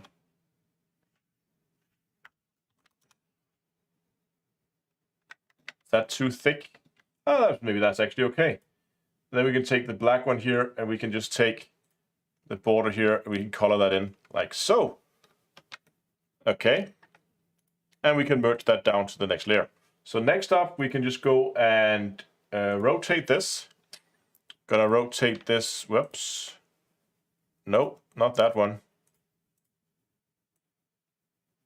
Oh, okay, so that's it. Oh, hold on. Uh-oh. Messed up, hold on. Layer, crop layer to content. Yes, rotate it. Nice. Rotate it 45 degrees. Whoop. Rotate. Nice. And then drag and put it somewhere like there, right? That looks about right. Okay. to new layer. Alright, so now we have that. Now we need to draw that like test tube, and they flipped the colors here for some reason. I like the ones where that one, like this one down here, a lot better. So this should be pretty easy, pretty straightforward to do. So let's just go call this one for the tube. Whoa. New layer. Tube. What we're gonna do here is we're just gonna utilize this pen, and we're just gonna make like how big do we want this tube? That's too much. I don't know.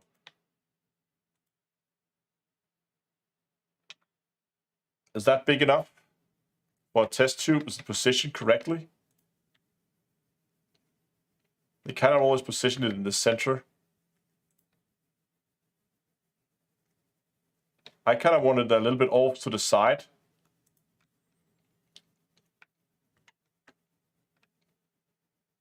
So now what I have to do is I need to, first of all, we need to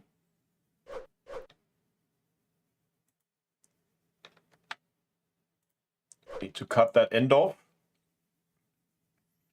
And then it kind of goes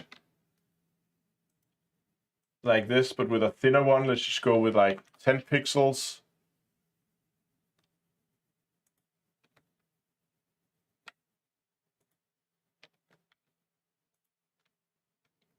Like there.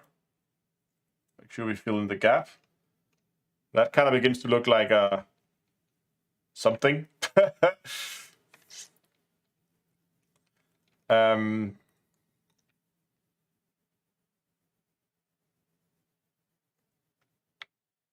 Actually, before we do this, what I should do is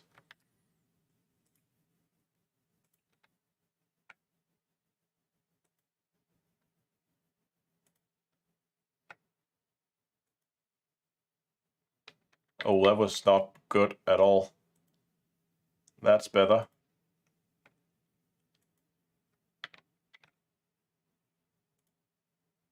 There.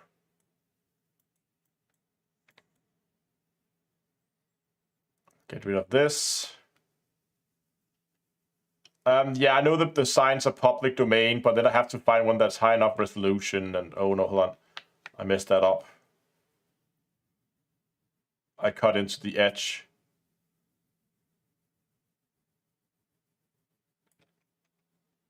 There we go. So now we can go back and we can draw the top of this.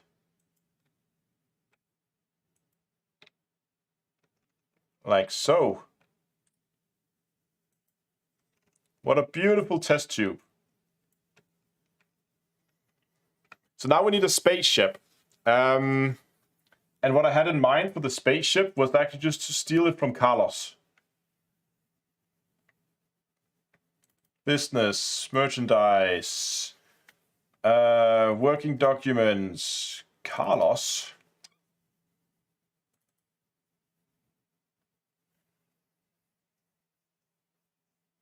Because that's a design that we already kind of have, like, pre-approved by Frontier to use. So nobody's going to come after us for doing this. And this one needs to be scaled down just a little bit.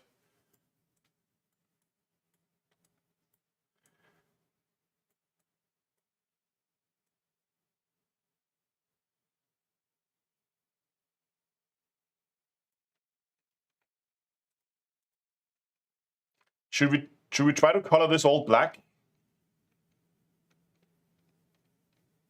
One thing I do want to do is I want to make that line there a little bit clearer. That line there is not very easy. There we go.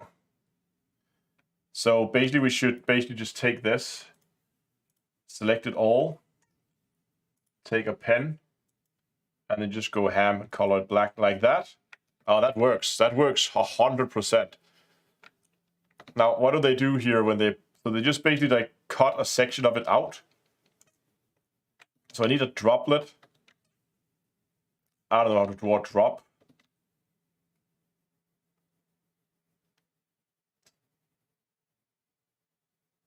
I think I know how to draw a drop. We got a Viper, we got a tube. We need to cut into the Viper here. So we could just like do that. There's a section of it missing.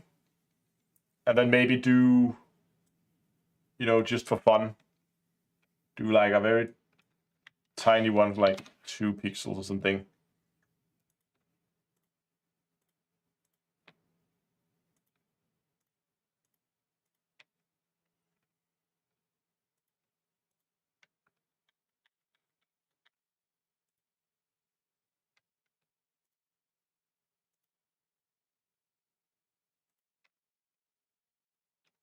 Like that.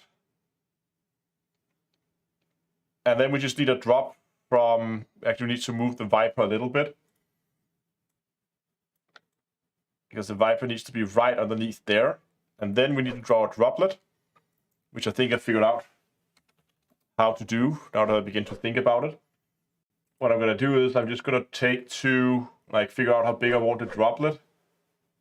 Maybe slightly bigger. Let's make it like 25. Yeah, so just want the droplet straight up like so.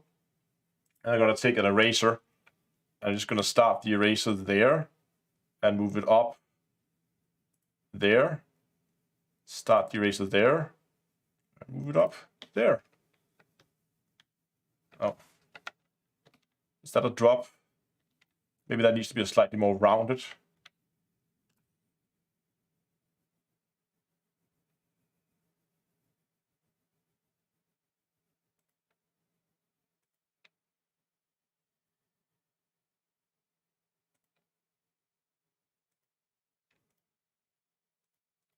Yeah, that looks better.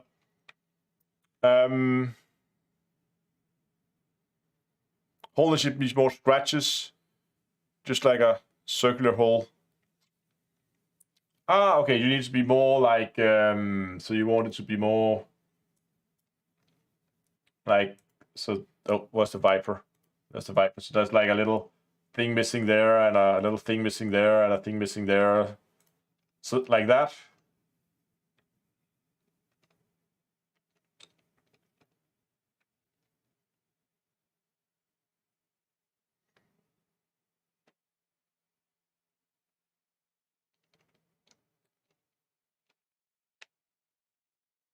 I think that one looks pretty good. Now what we need to do is we need to make a new layer. Let's call this one for box. And the box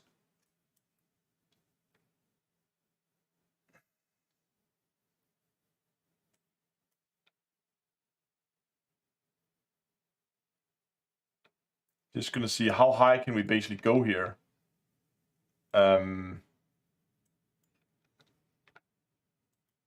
Why is it not drawing? It's because I have the eraser on. Can we move it higher? I think we can. I think we're going to need as much height here as we can possibly get. There. I think that's as high as we're going to go without it.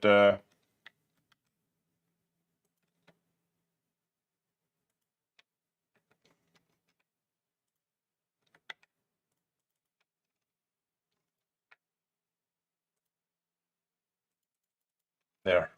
Without it beginning to look too cramped. So I'm just going to color in the most difficult areas while I still have a small brush here, which is these corners. And now that those have been colored in, we can go over to a larger brush where we can be a little bit more aggressive.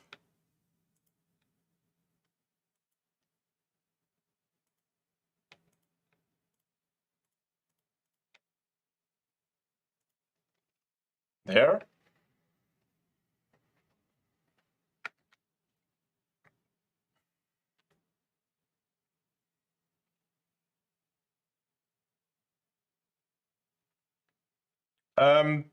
No, maybe the drop needs to move. You're probably right. It's not.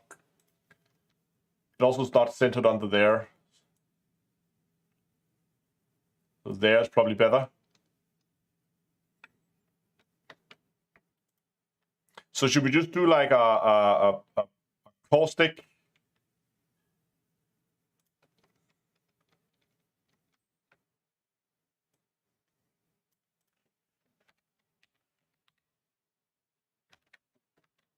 And probably shouldn't make it in black text, just make it in yellow. Should probably make it very, very thick and then very, very big. Let us just center this. This already is. I'm going to reduce the keying between it to make it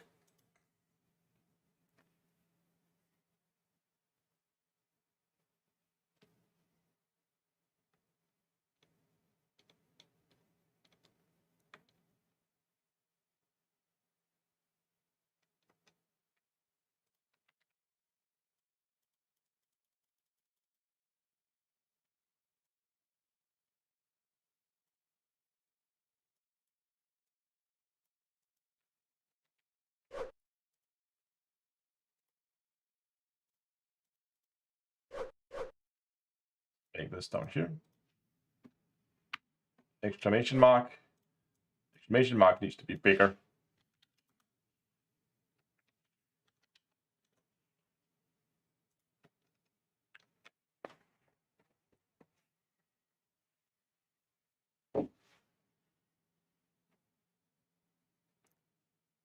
Unless you're going to fill the rest of the image.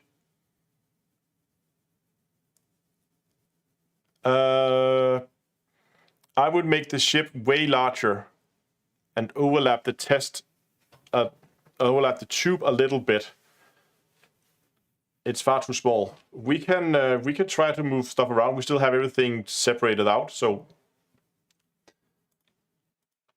we can move the test tube up a little bit. And then do the same thing with the drop.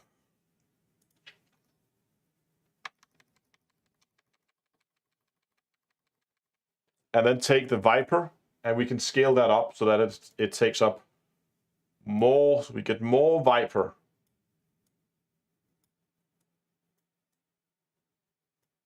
There we go.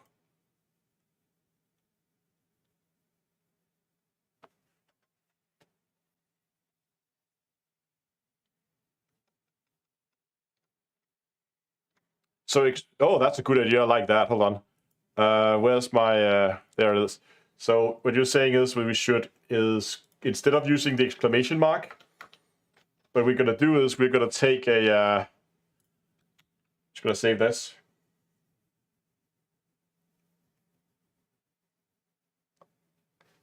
I like that idea. That's a really good idea. You guys are full of brilliant ideas. Finish designs, working. Now this one's still the star names. It doesn't make sense anymore. Is this one called star name mocks? Yeah, okay, we're gonna have to move this up somewhere else in a bit. We're just gonna take a Cyclops in here. That's the model we've used so far, so let's use that again. And let's figure out, hold on. I used to put that up there. Okay, so let's just figure out how small can we make this and still look like a Thargoid and actually fit down here.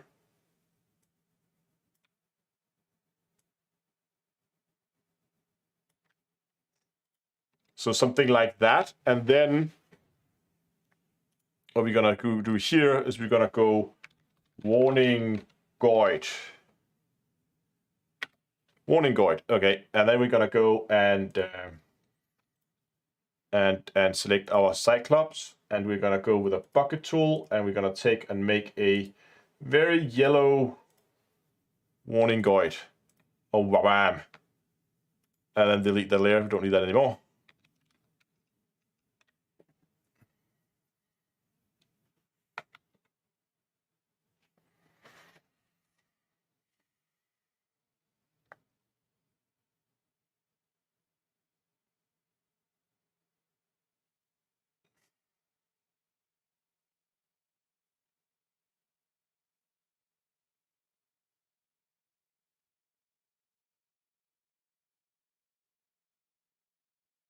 And then the exclamation mark inside the Thargoid, but in black. Oh my god.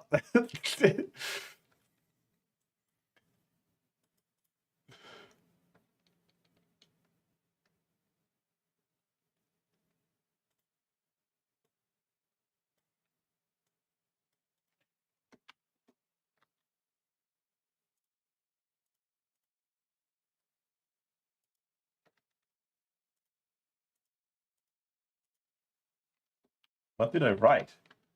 And why is it not going black? Oh, it's below the thargoid. There it is. Bold and bigger. Actually, put this up higher and put this down lower and make it bigger.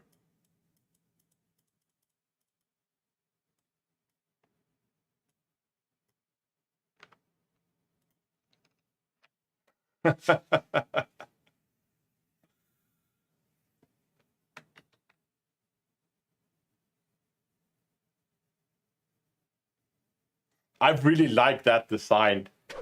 That's really funny.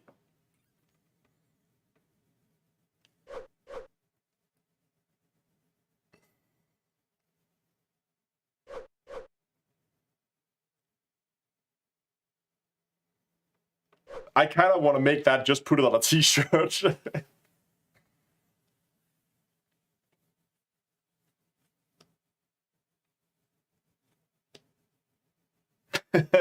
So, okay, what should be...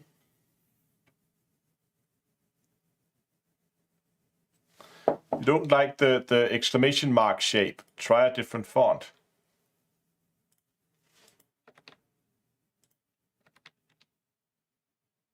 Is that better?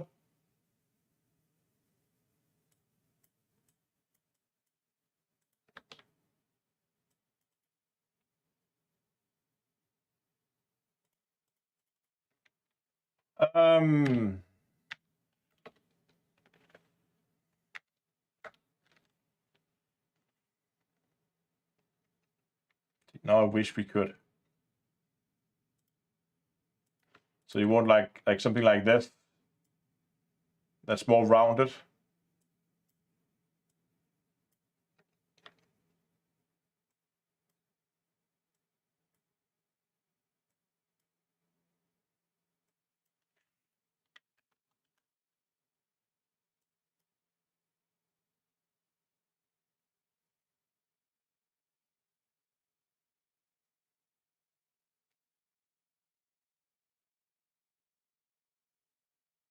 I still think it's too big.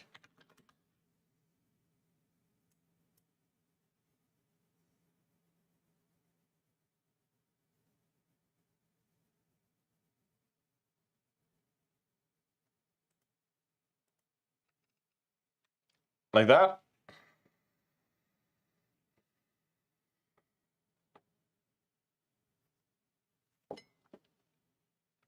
Oh yeah, you're right. Caustic should be moved up. Absolutely.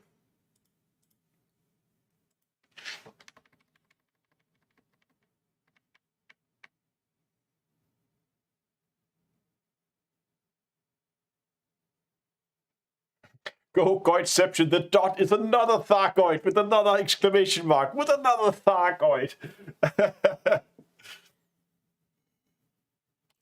I think the dot as a scout is gonna be like, we do not have a lot of pixels to play with here. We might actually, even now that we move that up a bit, we might actually be able to make the text slightly bigger. Even 100.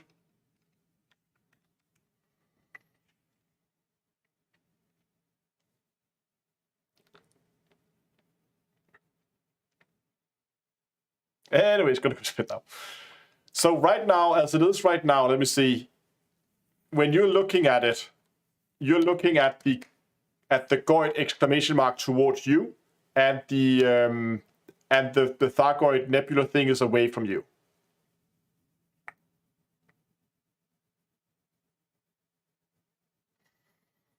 I actually like this design so much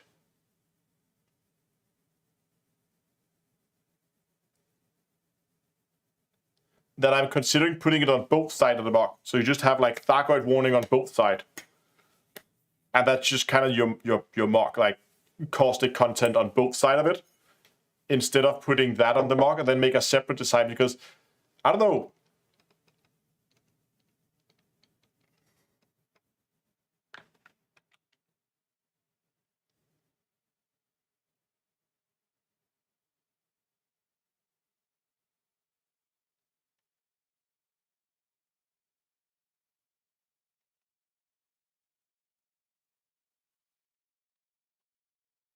Oh my god, it's 1 a.m. Jesus. What do you guys think? Should we go with Nebula Goid and caustic warning sign, or should we go with just warning signs on both sides? I kind of like.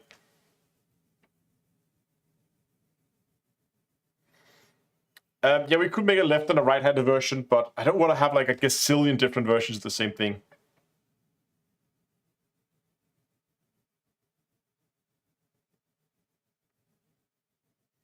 Yeah, I'm kind of leaning towards double warning actually,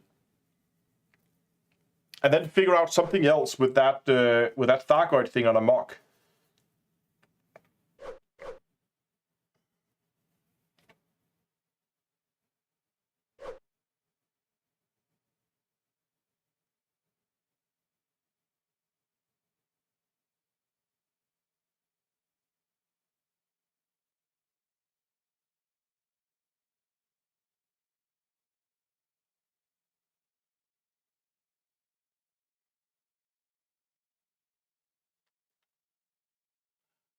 Use the other with variant names.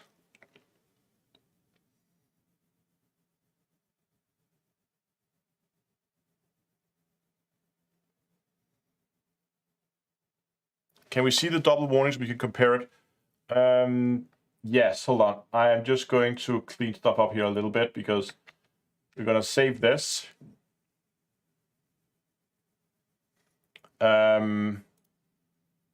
And I'm going to make one here.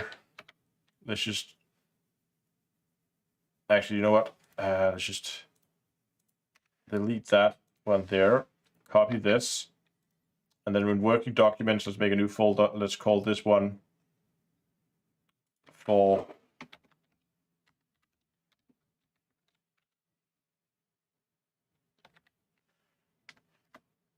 caustic content.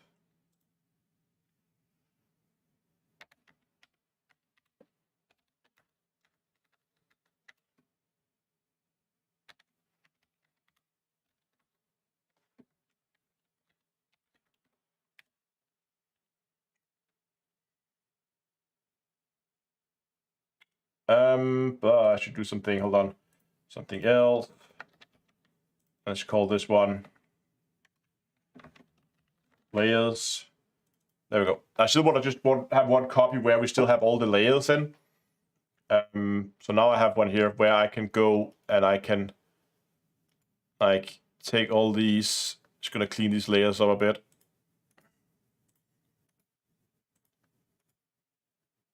Clean up some layers. Clean up some layers. Delete that. And now we can begin the merging process. Merge down, merge down, merge down.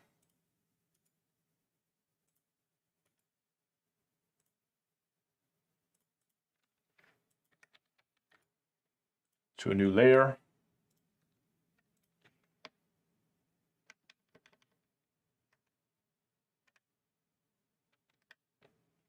Kind of like there. And I should probably also center them vertically.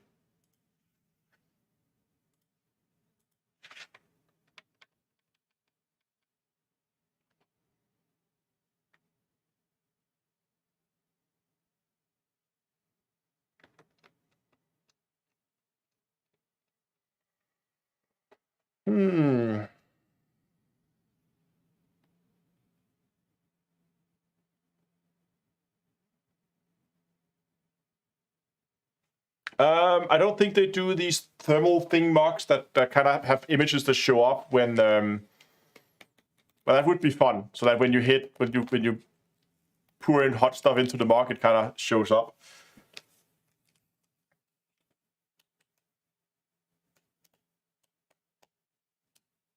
Like alternatively, we could do something like this.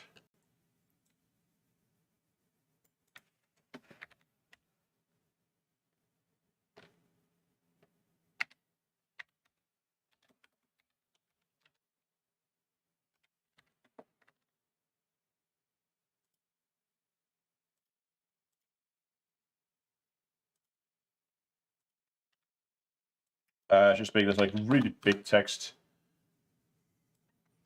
A bit like what we were experimenting with before.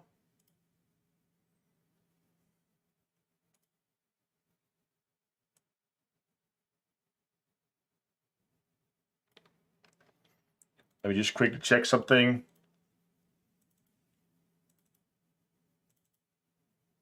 So the black text with yellow surroundings, so we can do something again like that.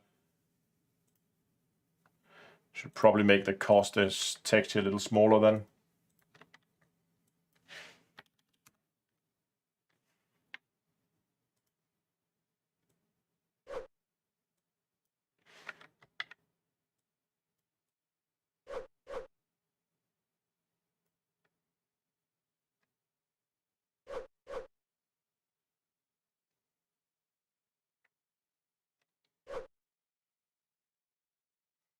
I mean, I was thinking doing something like that, and then just, you know, then add a border around it in a yellow color. And grow that by, I don't know, it needs a relatively big border, so 15 maybe.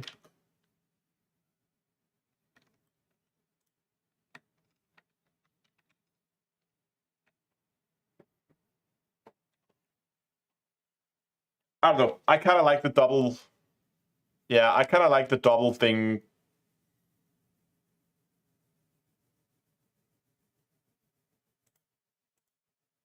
I kind of like the double warning better. So that's just like a warning label there on either side of the mock. So that, first of all, it's ambidextrous. So regardless of which hand you use it in, you have it. And it's also fun when you're sitting there reading it. It's like a big warning sign on it saying caustic. I don't know. For the one, I would remove caustic from the hazardous sign. Make the goit bigger. Yeah. Yeah, so if you're using the text like that, then probably like, yeah, make the goit and the exclamation mark bigger and move the caustic there. But I'm kind of leaning towards that one too.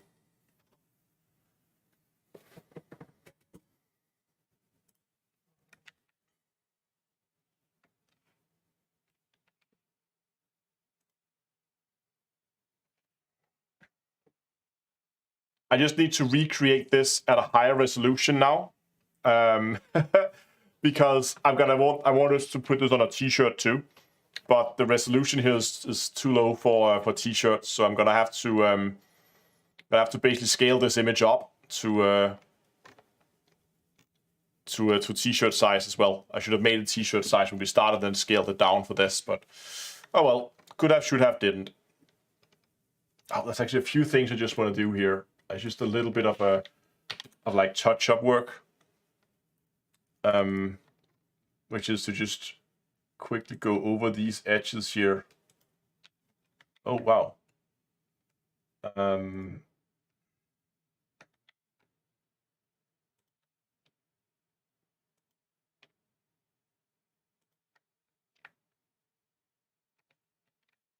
Why is it not drawing?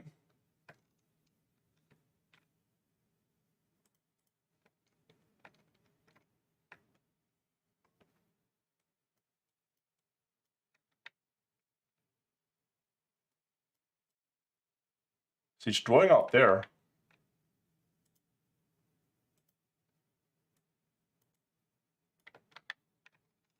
Oh, I don't get this.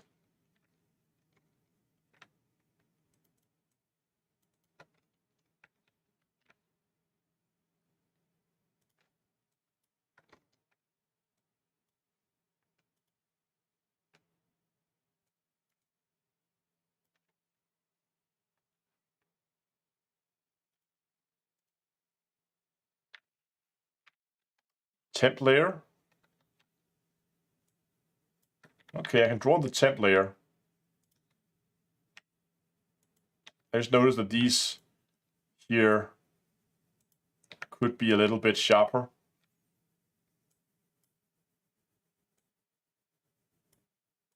Gonna delete that layer, delete that layer. I have a camera in the way so you can't see it. And then merge that down. and create a new temp layer above the other one. And kind of give this the same treatment.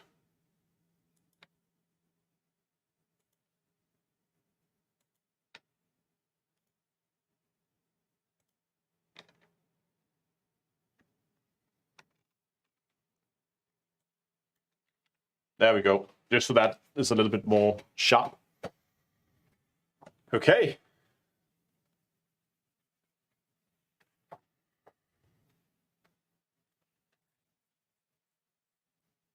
That one I really like. I think that's going to be a great mock. Oh, I think I have the T-shirt here. Hold on, let me just check. Yeah, it's here. No, that's not the right one. Give me a second.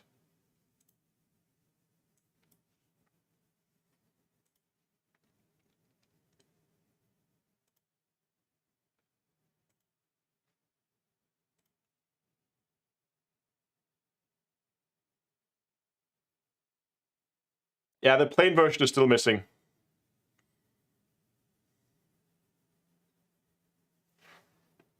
I made the plain version, but I haven't uploaded it. So we made this one, where it's basically like a Thargoid, where you can see the Pleiades sector, and then it has all the names of the Thargoids, all the names of the stars on it, and it comes in either a orange variant. It also comes in a variant with blue lines, and some people really like the blue lines. We couldn't make up our mind.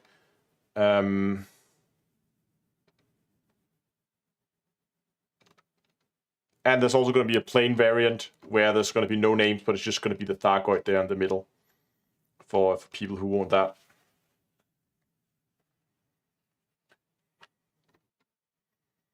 And then we made this one for a mock. So that's going to be a mock like this one. By the way, these things are not out yet. They're going to come out at some point. I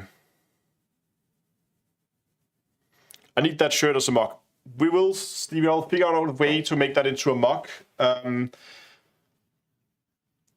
you want it with the? So what do you think with the mock? Should we do it with the names on as well, so we have both names and everything?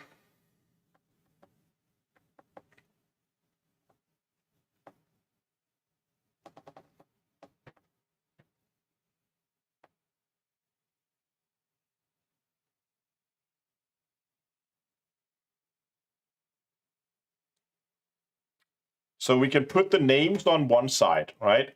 And what do we put on the other side then? So like if we have it like this one here, you would have the probably over on that side. So if you're right-handed, you can look at the Thargoid with the names. But what do we do with the rest of the mock? Or do we put it at the center there, and then that's just it? You have just a center thing there. Like, sorry, you can't see my mock.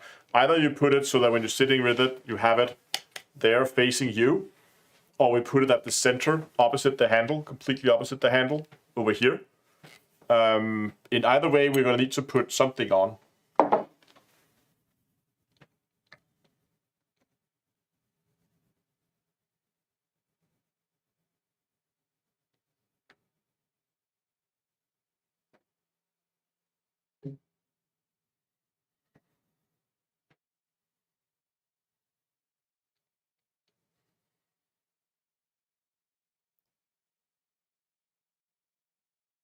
You guys say nothing, so you just want it like on one side of the mock so that it faces you, and then just a blank mock for the rest. Be kind to your neighbors. We got company. It's also an option, yeah.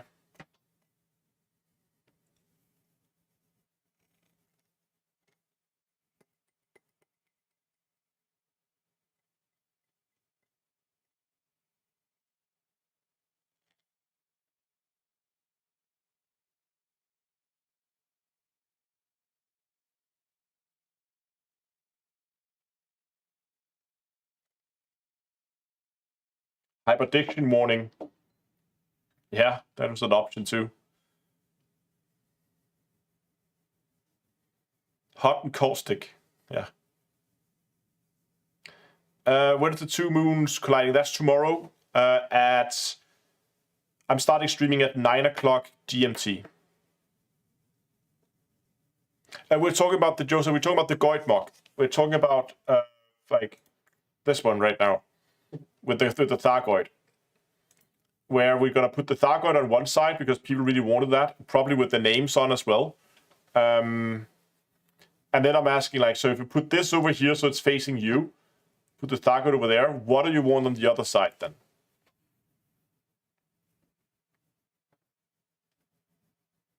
Like, do we just want that? Probably with the names, and then take it from there.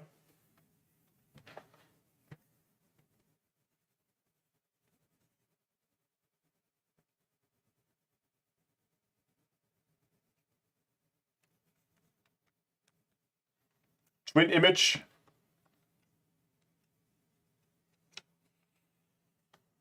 Here be Goits. Yeah.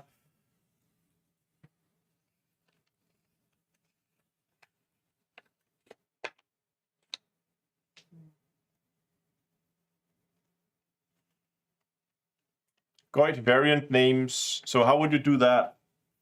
Just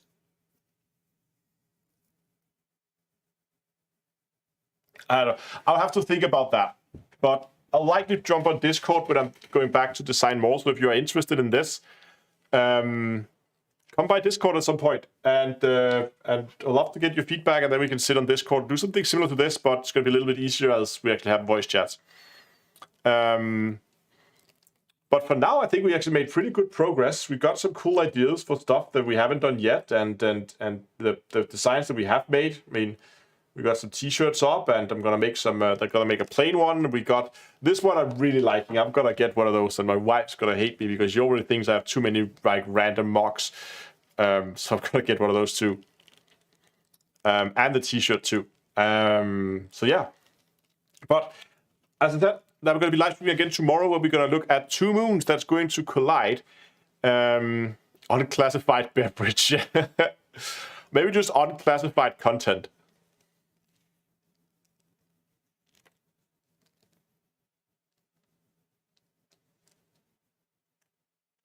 Want to wait for the day that Astro makes baby merch, then we know why.